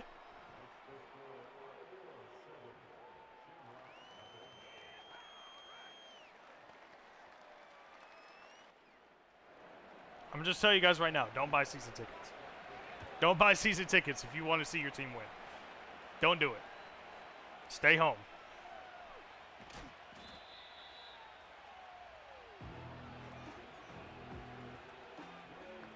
Stafford coming out again. James Cook out with him. Haven't really utilized the run game too much. I mean, there was only one drive, and it was 3 plays, but maybe they need to start to get some sort of yardage. There you go. There you go. That's a 9-yard gain right there. Almost a first down. Utilizing James Cook should be the play for the Shamrocks.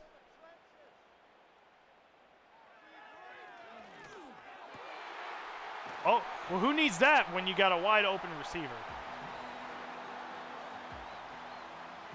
Who was that? I could not see his name. What was that? Kyle Pitts. Kyle Pitts. Oh, wide open. If he would have carried his momentum more forward, he definitely would have gotten, well, farther for sure. But I'm not sure about a touchdown. But hard to say. Oh, what a fake. Gets the easy first down there. Don't know who that receiver was, but very quick, easy first down there for the Shamrocks. Oh, Matthew Stafford breaks a tackle and gets the first down. Marvin Harrison, that's who it was. Marvin Harrison Jr. getting both of the passes, getting both the first downs. And it looks like this is going to be the last play before we head into the second quarter. Motion the guy out right. Matthew Stafford looking back to pass. Short pass there. Kind of jukes for some reason. James Cook only gets 5 yards. And like that, it's the end of the first quarter. Austin up 7-0, but Dublin is in position to start scoring.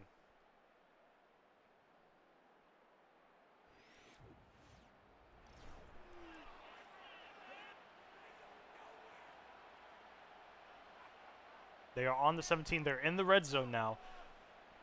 They're in prime position. Backwards toss to James Cook. Only gets 1 yard on that. Can they convert?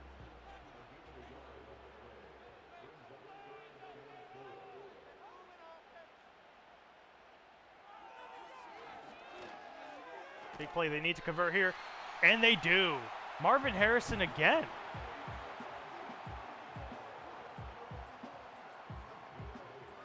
Getting the reliable first downs when they need them. Well, I mean, he's gotten them on the first down, first plays, whatever. I don't know how to even describe when. Like first down, first goal, or first down, first try. I don't fucking know. Anyways, Matthew Stafford back to pass. It's 1st and goal. He has plenty of time. Throws it up in the air, and he throws it to that lucky fan. Unfortunately, he's not part of the team. So you need to throw it to your team. Please. 2nd down. James Cook with the ball again. Goes to the outside, runs to the outside. Oh! Gets it to the 1.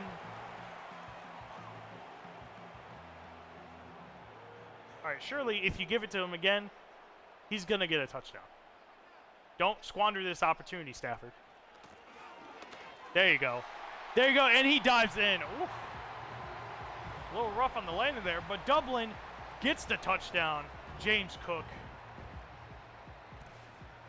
James Cook diving just to get across the touchdown.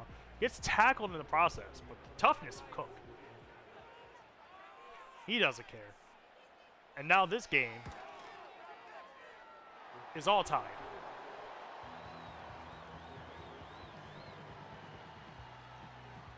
All right. Shamrock took 10 plays to get into the end zone, so.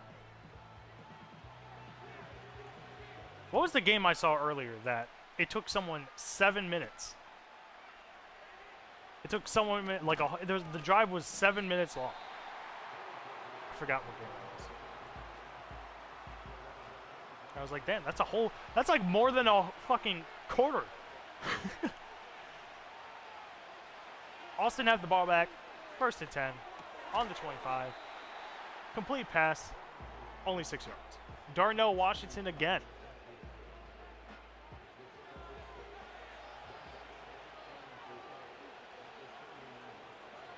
Trevor Lawrence, the single man out.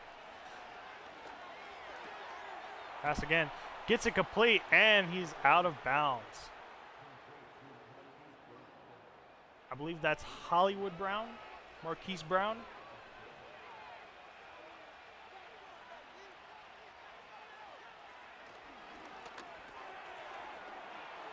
Gets the short pass off. I don't think he gets much. He only gets 2 yards on that.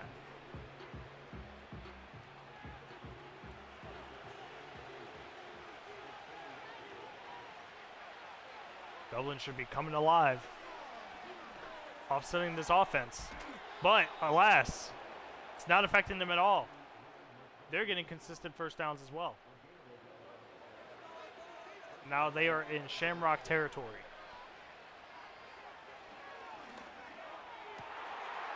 Oh, but it doesn't matter. It doesn't matter. They get the pick. They get the interception. A huge interception. Sauce Gardner supplying the sauce.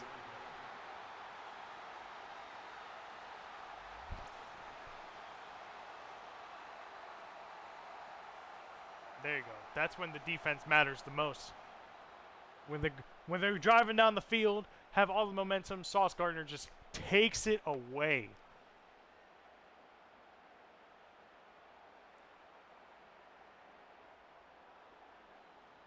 And now they're on their own. Now they're on their Austin 30-yard line. About to score another touchdown before the half. 2-minute warning's almost coming up. That out of bounds will prevent it, so we might get one more play. Oh, never mind. I guess they don't do that. Well, anyways, 2-minute warning. It's all tied up. Dublin about to score again, though.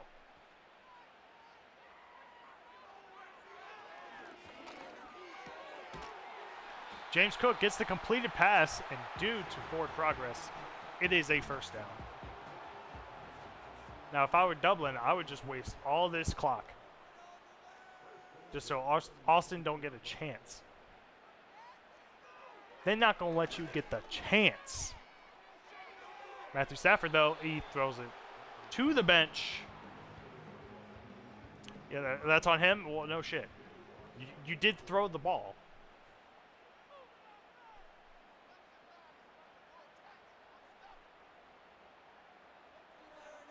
It's 2nd and 10 now.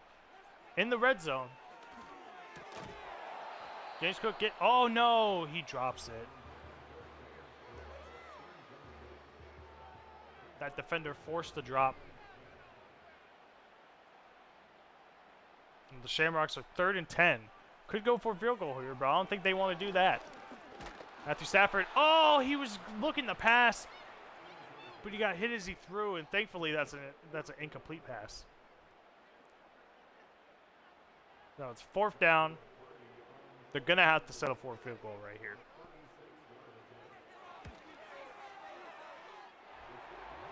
And they get it. Dublin take the lead.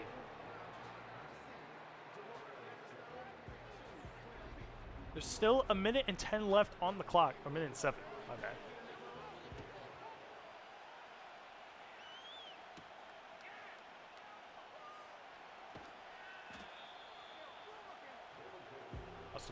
Austin Armadillos gets stopped at the 28 the lard line. The fat ass line.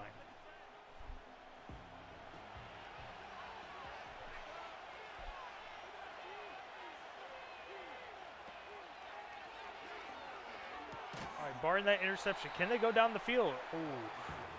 Incomplete pass. Had it complete. Gets knocked into a defender.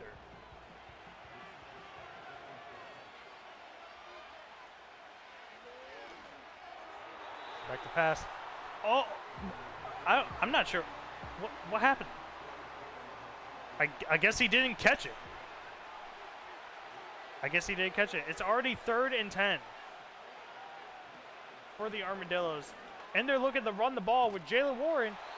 He had all the green, but it seemed like he wasn't even focused on getting the 1st down. So Dublin will get the ball back again with a little under 50 seconds.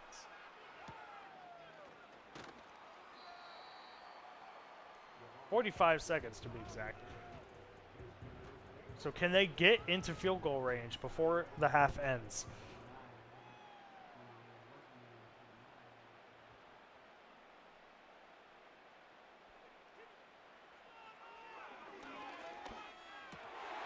Dublin. Oh no! Swiped! No! A pick six. This is not the first time we've seen a pick six at all, even this week. But Matthew Stafford throws, I believe this is the second one of the year, one in each game. Oh, that is not what they needed. That is not what they needed at all. And now Austin are in the lead, 14-10.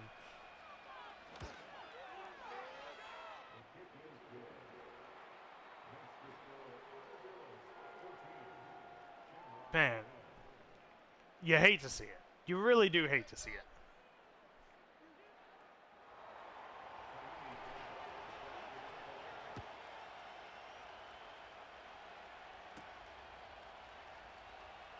Well, time to get the ball back again. Please do not make the same mistake.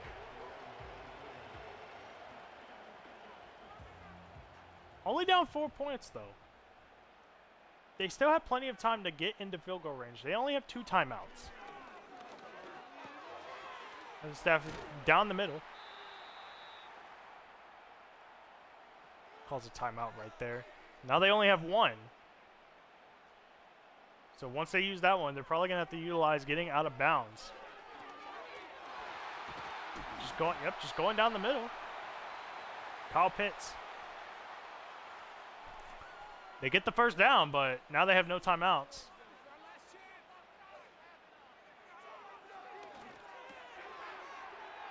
Oh! What a completed pass. What a completed pass. And he gets out of bounds to stop the time. Now they are most definitely in field goal range. Do not fuck this up, Dublin.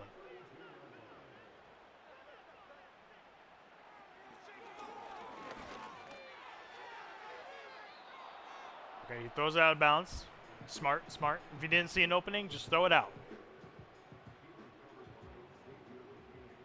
try a couple plays, maybe try to get it into the end zone, but don't risk anything too big. You're most definitely in field goal range. Yeah, don't risk the sack. Oh, guy, that armadillo lineman was coming for him. Or was it a linebacker? Oh, they're not even gonna risk it. They're just already gonna go for the field goal. This will be a 49-yarder. And he gets it.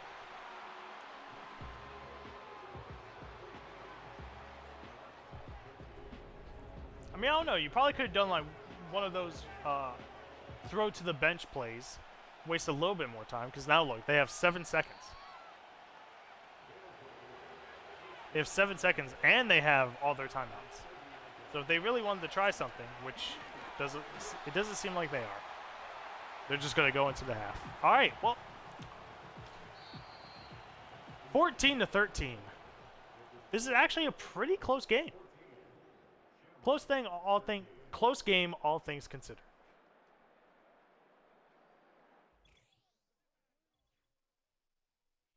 But so far this week has been really good in terms of action. I mean, look at all those scores.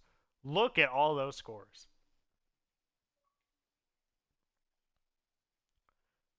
In my opinion, probably the best one for so far is the OKC and London game. But the best ending was with the Canton Tigers in Mexico City. And that Virginia Beach game, we don't talk about that. We don't talk about that.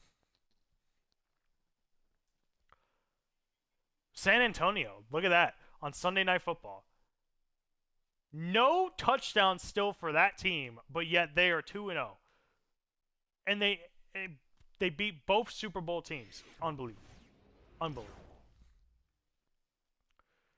But Dublin, here in Ireland, they're trying to look for their first win of the season, but also their first win in, well, I don't know how many games. It's definitely double digit, that's for sure. They've only won 2 of their last 18 games. That is terrible. That is terrible, but hopefully they can fix that up for sure. Starting off with a loss doesn't help, but maybe they'll find a way against this Austin Armadillos team, who doesn't look too bad themselves. Jalen Warren getting the ball again. Doesn't get anything. Defense on lock.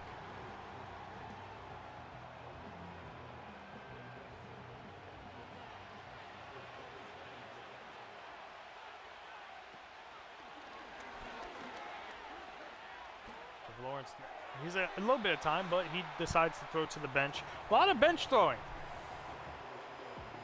Bench is soon, he's going to be the MVP of this game if they keep throwing it to him. As you can see, Sauce Gardner up at the top. Jay Warren, he cuts back in from the motion. Gets the completed pass, but it's not a first down. It is a 4th down. Why the fuck is Marvin Harrison out there? Unless he's actually on the fucking team or on the defense, which would make no sense.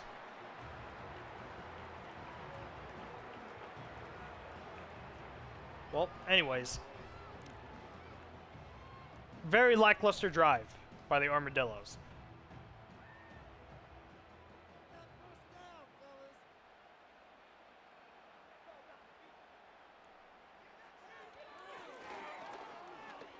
Matthew Stafford looking to throw, and okay, well, that was to the bench, but there's an Armadillo player out of bounds.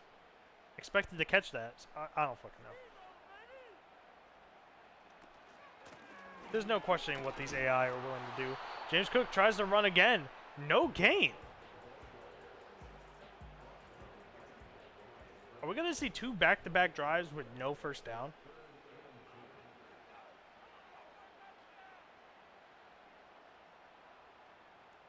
Oh, they're motioning. They're calling an audible. 5 seconds left. Gets the play off. Throws it. Oh, no! No! A second pick six. Oh, first Xavier McKinney, now Kevin Byard.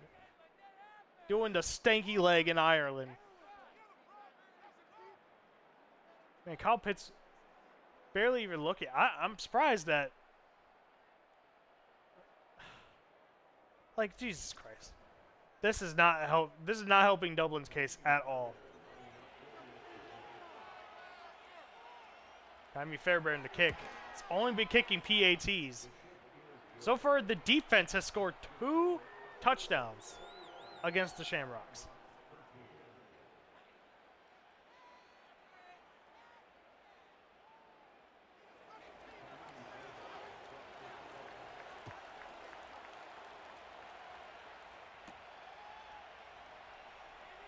Unbelievable. You hate to see it, you know. I was thinking last game, like, even though, you know, I don't want Columbus winning for obvious reasons. Oh, God, they're going to show the highlights. No. Matthew Stafford, pay attention to who you're throwing to, man.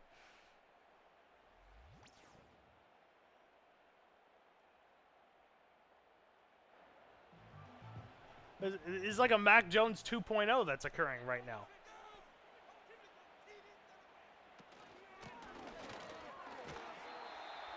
James Cook gets 4 yards on the play. And believe it or not, Mac Jones was the QB of this team that went 2-15.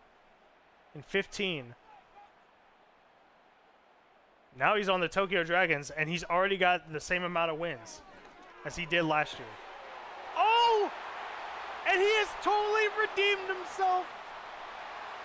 Touchdown! Kyle Pitts. The play action was so good. Kyle Pitts going down the field. Clearly wide open. Breaks off the defender. I mean, break off. He didn't even have a chance. So now they're going for 2 points just to tie this game up.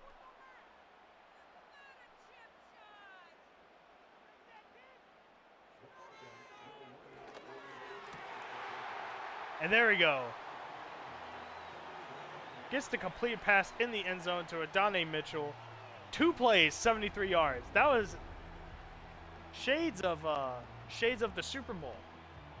The infamous long bomb to Curtis Samuel with the last 30 seconds. Not quite the same, but it's close enough.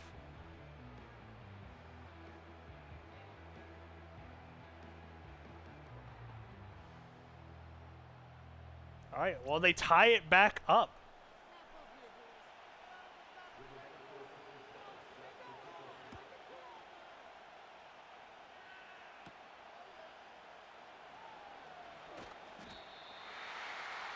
Yeah, we got 3 minutes left in this third quarter. I would say it's looking like an offensive showing, but it does not look like that for Austin. Not saying that they're bad, but they haven't really gotten a chance to really prove it. I say that, but they did get an interception. They did get a turnover. And they just dropped that pass. They did get 1 touchdown as opposed to their defense's 2 touchdowns off of pick sixes. Oh, Matthew Stafford gets the... All right, Matthew Stafford. Trevor Lawrence gets the completed pass, but... Pass interference. I mean, it's not going to matter.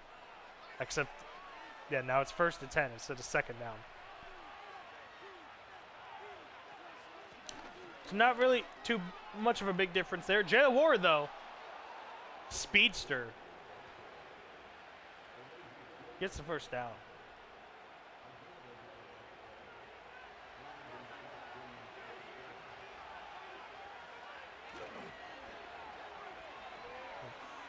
Play action. Gets it to Darnell Washington again. But only gets 1 yard out of that play. Almost at the midfield mark. Another play action. Same play again. Different tight end. Durham Smythe. Formerly a Dolphin. Now it's 3rd and 2, though. They need this first down. Just give it to Jalen Ward, who sees nothing but green, and oh! He just fucks a defender. Hopefully we see a replay of that. And we won't. Damn, he just fucking clobbered someone in his way. And for a short man, that really is surprising. All right, a screen goes on the outside of the block, and he still gets 6 yards out of that.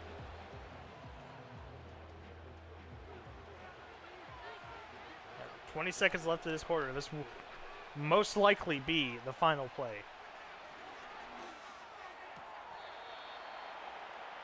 And it will be, because it's a first down. Does he go out of bounds? Well, I mean, I guess that's not going to matter. Ray McLeod with that catch, and we are in the final quarter of the game.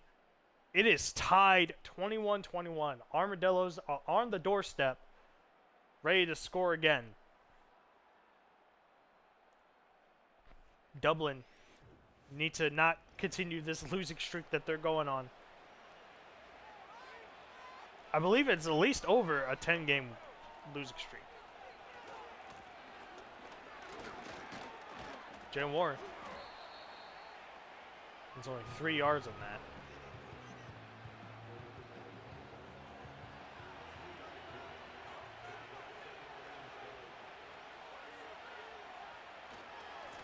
$125. So they're, if they can't get a touchdown here, they're most likely going to get a field goal from this range.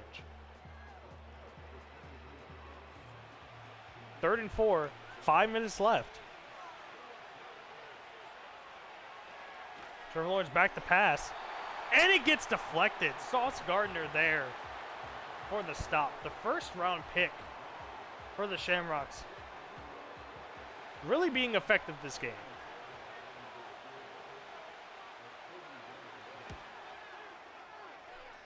Now Armadillos have to kick field goal, and they do.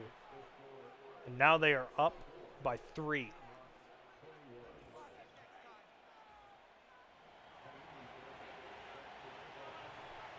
Wait, did Sauce Gardner get that? No. Did he get that? I thought he got touchdown. I don't know. My memory is so foggy today.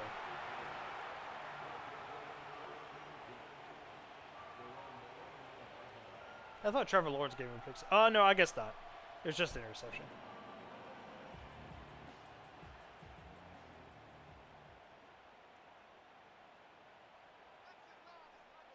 All right, well, now Matthew Stafford has 4 minutes and 50 seconds to get in the end zone. Not James Cook. I don't know who that is.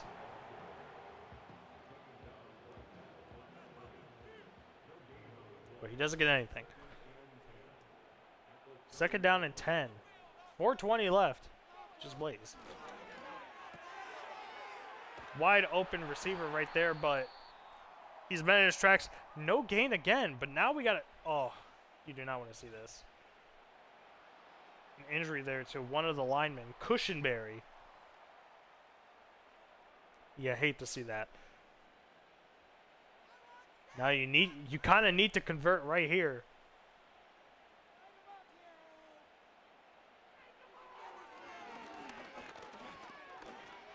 Stafford, look at the pass. Doesn't get it. Gets the wide open receiver, but he can't get past the first down mark. Only 6 yards. And they're looking to punt it. They're going to try to stop the Austin Armadillo offense from making any moves. They're relying on their defense. Oh, he just got clobbered. Man, these Shamrocks are taking a beating.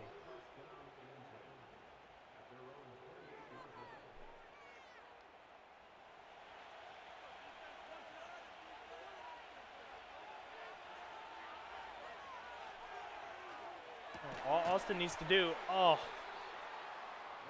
they need to make constant first downs.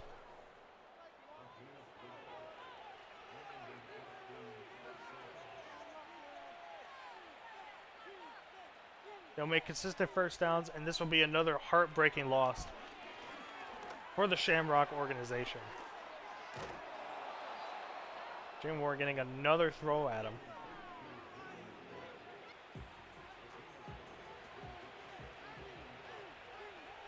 Last play before the 2-minute warning is 2nd and 5. Shamrocks need to think of something here. All right, they stop him dead in his tracks. Only gets 1 yard from that. They definitely need that. But now they definitely need to stop him here.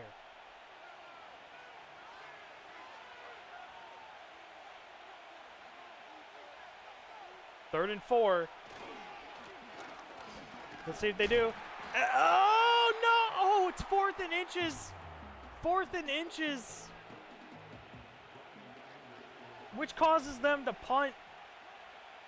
He doesn't get the first down. Just barely doesn't get the first down. And now they're forced to punt. And now Dublin, with less than 2 minutes and 2 timeouts, they have to get from the 12 to the end zone. They need to go 88 yards in less than 2 minutes.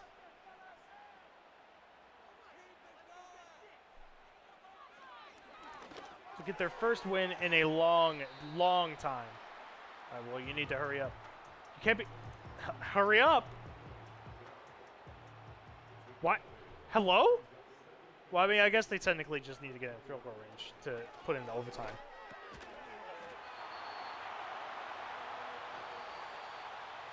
Well, now they call a timeout. Only 1 remaining. Not really making too much progress. A minute and 10 left. Dublin. I'd be eyeing that touchdown if I was them. They need to show their hunger, that they want this win. 50 seconds now on the clock. I guess they're just settling on getting a field goal to tie this game. And they get the first down. Timeout taken.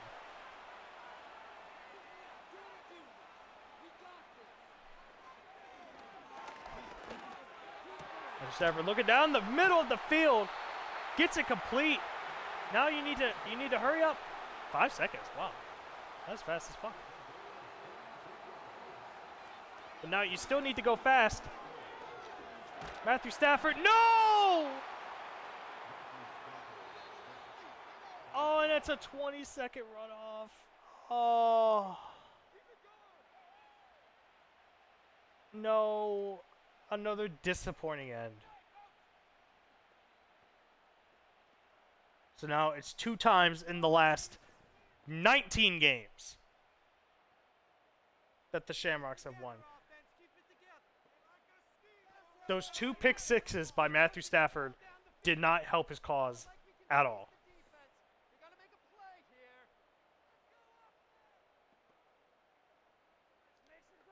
And that sack, that bad sack. You better off just throwing it away.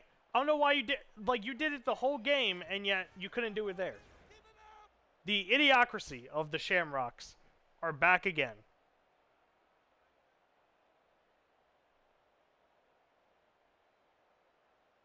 Look, he got 233 yards, and yet still couldn't do anything with it.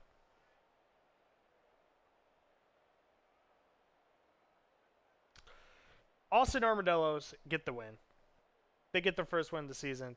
Dublin still getting their first win in God, I don't know how many fucking games. Will it happen? I don't fucking know. We'll see next week.